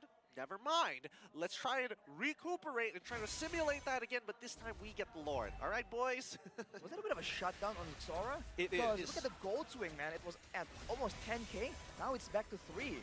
So with the turrets, with the quote-unquote shutdown on Zexora as well, Umbrella Squad are coming back in here. If Team Lilgun don't recover and stop the momentum in its tracks, this might be difficult, man. I think part of the reason that went south for Team Lilgun is that Bebex was using the full barrage. Some of it might have strayed over to the Lord, just throwing off the calculations from Zexora. Possibly, and it's pretty bursty as well, right? Especially with that first skill, cutting through multiple targets, it really could skew the numbers. I think in this particular case, like, that Team Lilgun needs to kind of get Umbrella Squad to come in, to commit a little deeper into these fights, right? Again, the final slash was used super early into the fight. It probably could have been held for later. Wow, Marl going really deep here for Forbid. Never punished. He's going to be immune to CC, so he will walk out of there while providing some much-needed vision for his team. That's just going back to the setup style right here. Look at the goal difference in the EXP lane, dude. A 3K, 2K, no 3K, actually. Aizen is just insane right here, and he still has all the respect items built up, the Athena, the blade armor as well. It's going to be so difficult for Umbrella Squad to take him down, and even if they do, at what cost? The shutdown is going to be valuable, but in this late stage of the game, the death timers might just be too costly for Umbrella Squad to attempt such a play. Honestly, it might just be. And I did see a Holy Crystal purchase coming in from Forbid, so anybody who doesn't have an Athena shield could potentially get 80% of their HP chunked out. That's the disgusting part of Novaria. Once you get into this late game stage, Bebex also completed the Rose Gold Meteor, so that'll make sure the Ixia is a little bit safer to the die from Umbrella. A lot more sustain built in as well. If you thought it's really difficult earlier, it's going to be more difficult now. But look at Zexora, man. He's not only just waiting for possibly a pickoff, he's also just giving vision for his team. Now they know they're on the top side. And look at this, he's even waiting in the bush right here. Yep, I mean, that's all you can really do as a Grok as of right now, right? Your main damage dealer is kind of a little nearby, but this could be the ambush of the Sanctuary. Bruno, so very close to where Guinevere is just patiently waiting, right? You don't walk up to this. You never want to walk up to the lane in this state. Zexora's just waiting and hoping that a present comes to his doorstep here, but good positionings there, making sure they're not going to get caught out. Now Umbrella Squad actually have control over the Lord Pit. Okay, I think at this point, they've already been revealed. They can't just like back away and start clearing the bottom side first and then go back into mid to reclaim the space. Can be a little difficult. But man, Zora's so patient. He's still waiting. He doesn't have to do anything. There's no real job description right here. Everyone else can really open the map, and now he can set up for a huge flank right here. If he gets on Black March with some follow-up by either Bebex or Forbid, not even need the two of them, could be massive. Electrifying beats already used up, not able to find for bids. Xora finally leaves his hibernation hole there and starts working on the Lord alongside the rest of Team Lilgun. Umbrella Squad still in good condition, but they're waiting on Marl's ultimate cooldown to reset once again. match So this is a chance for Lilgun. Castle gonna be quite far out there, but they're still not engaging. Troublemaker flickers in with the final slash. Midwind Fury gonna cancel it out with Wild Charge, but the full barrage doing so much damage! Bebex flickers forward, gets the mega kill, going to dismantle the backline. Black March now in a lot of trouble. He does a good amount of damage, so he pops Aizen's immortality, but the Lord has been secured by Xora. Dude, Xora nearly whiffed that. Yeah, That was so close. Oh, he retributed so early. I think he was expecting Bebex to keep hitting it with him, and as soon as Bebex stopped, he was like, wait a second, hold up, hold up. I mean, they mistimed the retreat, quote unquote, but he also almost got killed, man. The Lord damage right now is just so painful, even to tanks, because it does percentage HP damage. Which is why Team Lilgun technically was fighting an uphill battle, but they've made it work. And now with Castle just now respawning, is it going to be a 3-lane push? Is it going to be a brute force dive? There's a lot of ways they can try to go here. With 9K gold advantage, brute force is possible. We'll find out. Final slash pushing Castle out of his base. Xora in the back line. Wild Charge is not going to cancel this time, but he dies to the tower. And the full barrage is cancelled by Wild Charge. Fangor going to get punished by this, but his job is already done. The rest of Umbrella Squad trying to deal with the Lord in the mid lane. They've already lost one inhibitor. Team Lilgun going to be looking for more, setting their sights on the top tower. Bebex actually really far out here, and Marl is going to capitalize. Pops his immortality, and the Troublemaker gets the shutdown. Lilgun makes a mistake. No. The direction of the final slash was so off there. Holy. It's not even just that. Bebex walks in the base. Usually you would walk on the outside, but he was just feeling it, I guess. Walking in the front, putting him in a tough situation, and his team could not bail him out. What a disaster. I mean, they do get 2 base towers, but dang, that could have been cheaper for them. It really could. It really could. At least Umbrella Scott was able to put a tax on them at the very least. The kill score is 8-22. You would have imagined this game was already done, but we're approaching the 20-minute mark in this game. They're just way too sketchy. Now with the gold difference only 5K, and going to the 20-minute mark, long games we're having right here, gentlemen, but this is where the goal difference is going to start slowing down. So now Team Lilgun, it's not nearly as easy as it was. They're not really snowballing anymore. Everyone's level 15. Everyone is getting almost full items. Xora misses his dash over the wall, forced to use Violent Requiem. Wild Charge finds him, the final slash pushes them into the tower. Fangor and Castle get picked off. Full barrage doing massive damage. Xora finally falls, but so does Marl. So does Black March. Umbrella Squad are falling one by one. Once again, Aizen chasing down Troublemaker to make sure that he cannot return to the base. Valentina trying to do his best to survive, to buy time, to see if he can keep his team in the game. But Aizen will get that legendary, even taunt him for good measure. Castle, the only one left. 3-man penalty zone, but what does it matter? Forbid gets the mega kill, and with a single minion, Team Lilgun will wipe out Umbrella Squad and secure their victory. Woo! What a series this has been between these two competitors. Absolutely nasty stuff. GG, well played to Team Lilgun. Exciting is an understatement, man. The amount of heart attacks us on the desk have experienced in the course of that match. Unreal. What a show. What a shocker, really. Like, honestly, I'm very happy to see the state of Umbrella Squad, but they have things to work on. The same goes for Lilgun, but when the going gets tough, Lilgun is the one that's going to tough it out. And Aizen, I mean, I don't like making puns, but man, he came back with a vengeance on that one. 0 deaths, final slash to set up the play, potentially the play of the day. That last move was personal right there when he chased down Troublemaker and recall spams on his grave. Yeah. Yeah, like, who are you? Game 1 MVP? Nah. You're going down. Going down, brother. Man, that was nasty. Whew. This has been quite some time, but let's throw it over to our hosts up on a stage.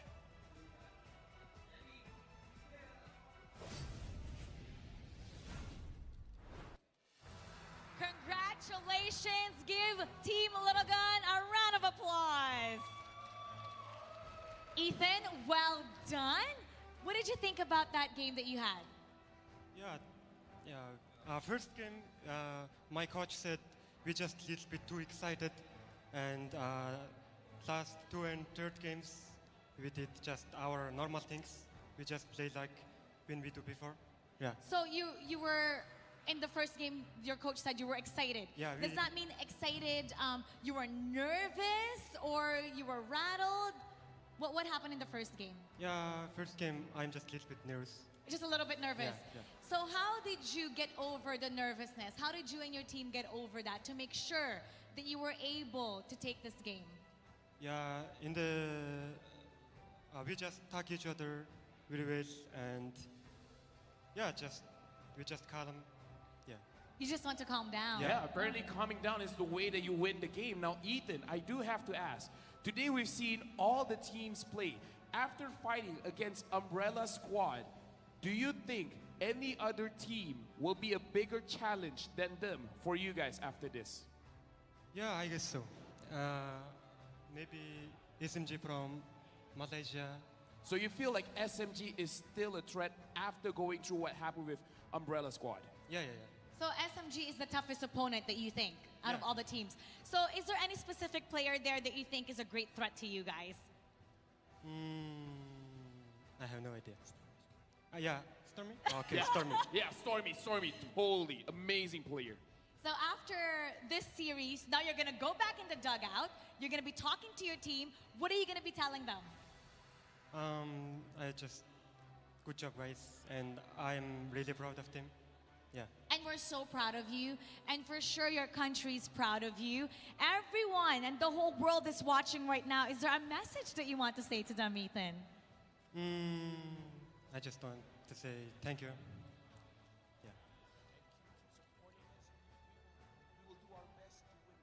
Yeah, okay.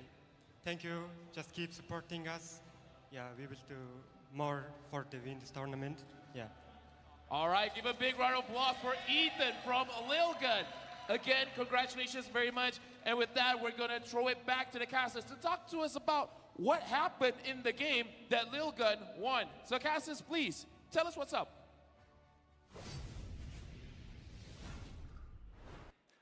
Thank you, LaFell, as well as Amara, and as well as Ethan as well, for some heartfelt messages. Time to break it down, boys, because this has been quite an interesting series overall. I mean, great personality throughout both of these teams, but more importantly, what's really rocking the boat for these two? It can't just be, I want to fight. Maybe it's a rock, paper, scissors, but for game number 3 at the very least, what really turned for them?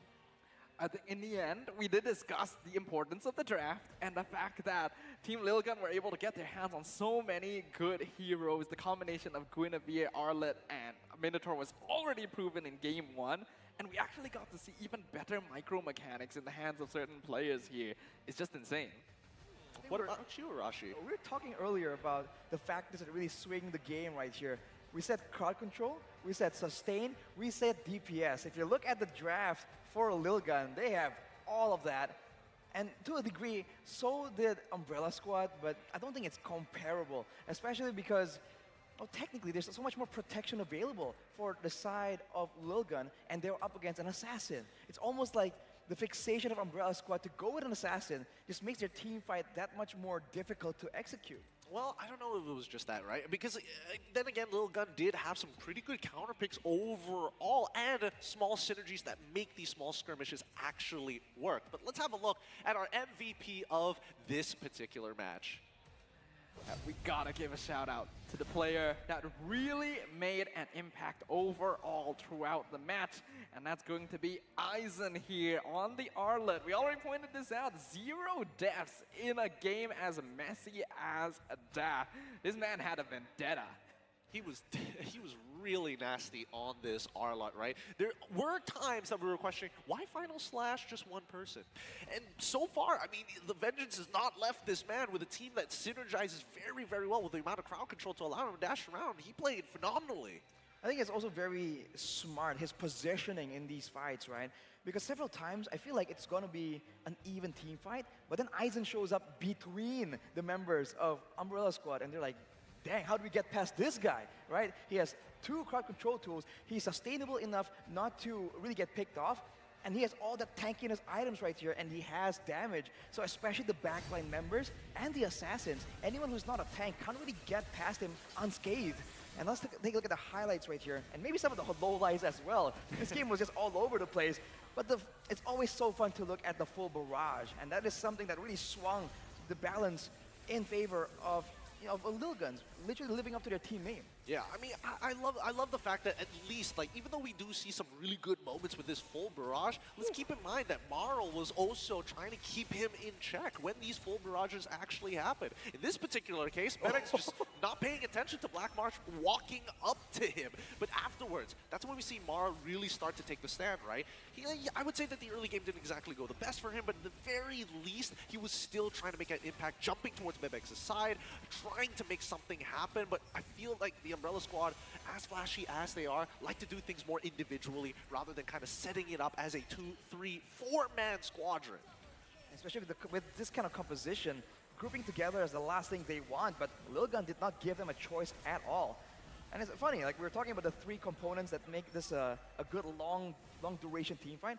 Bebex alone in that hero has all 3, right? And this is that moment there, ooh, Zora was taken so low, and me and Gideon, we just went, ooh.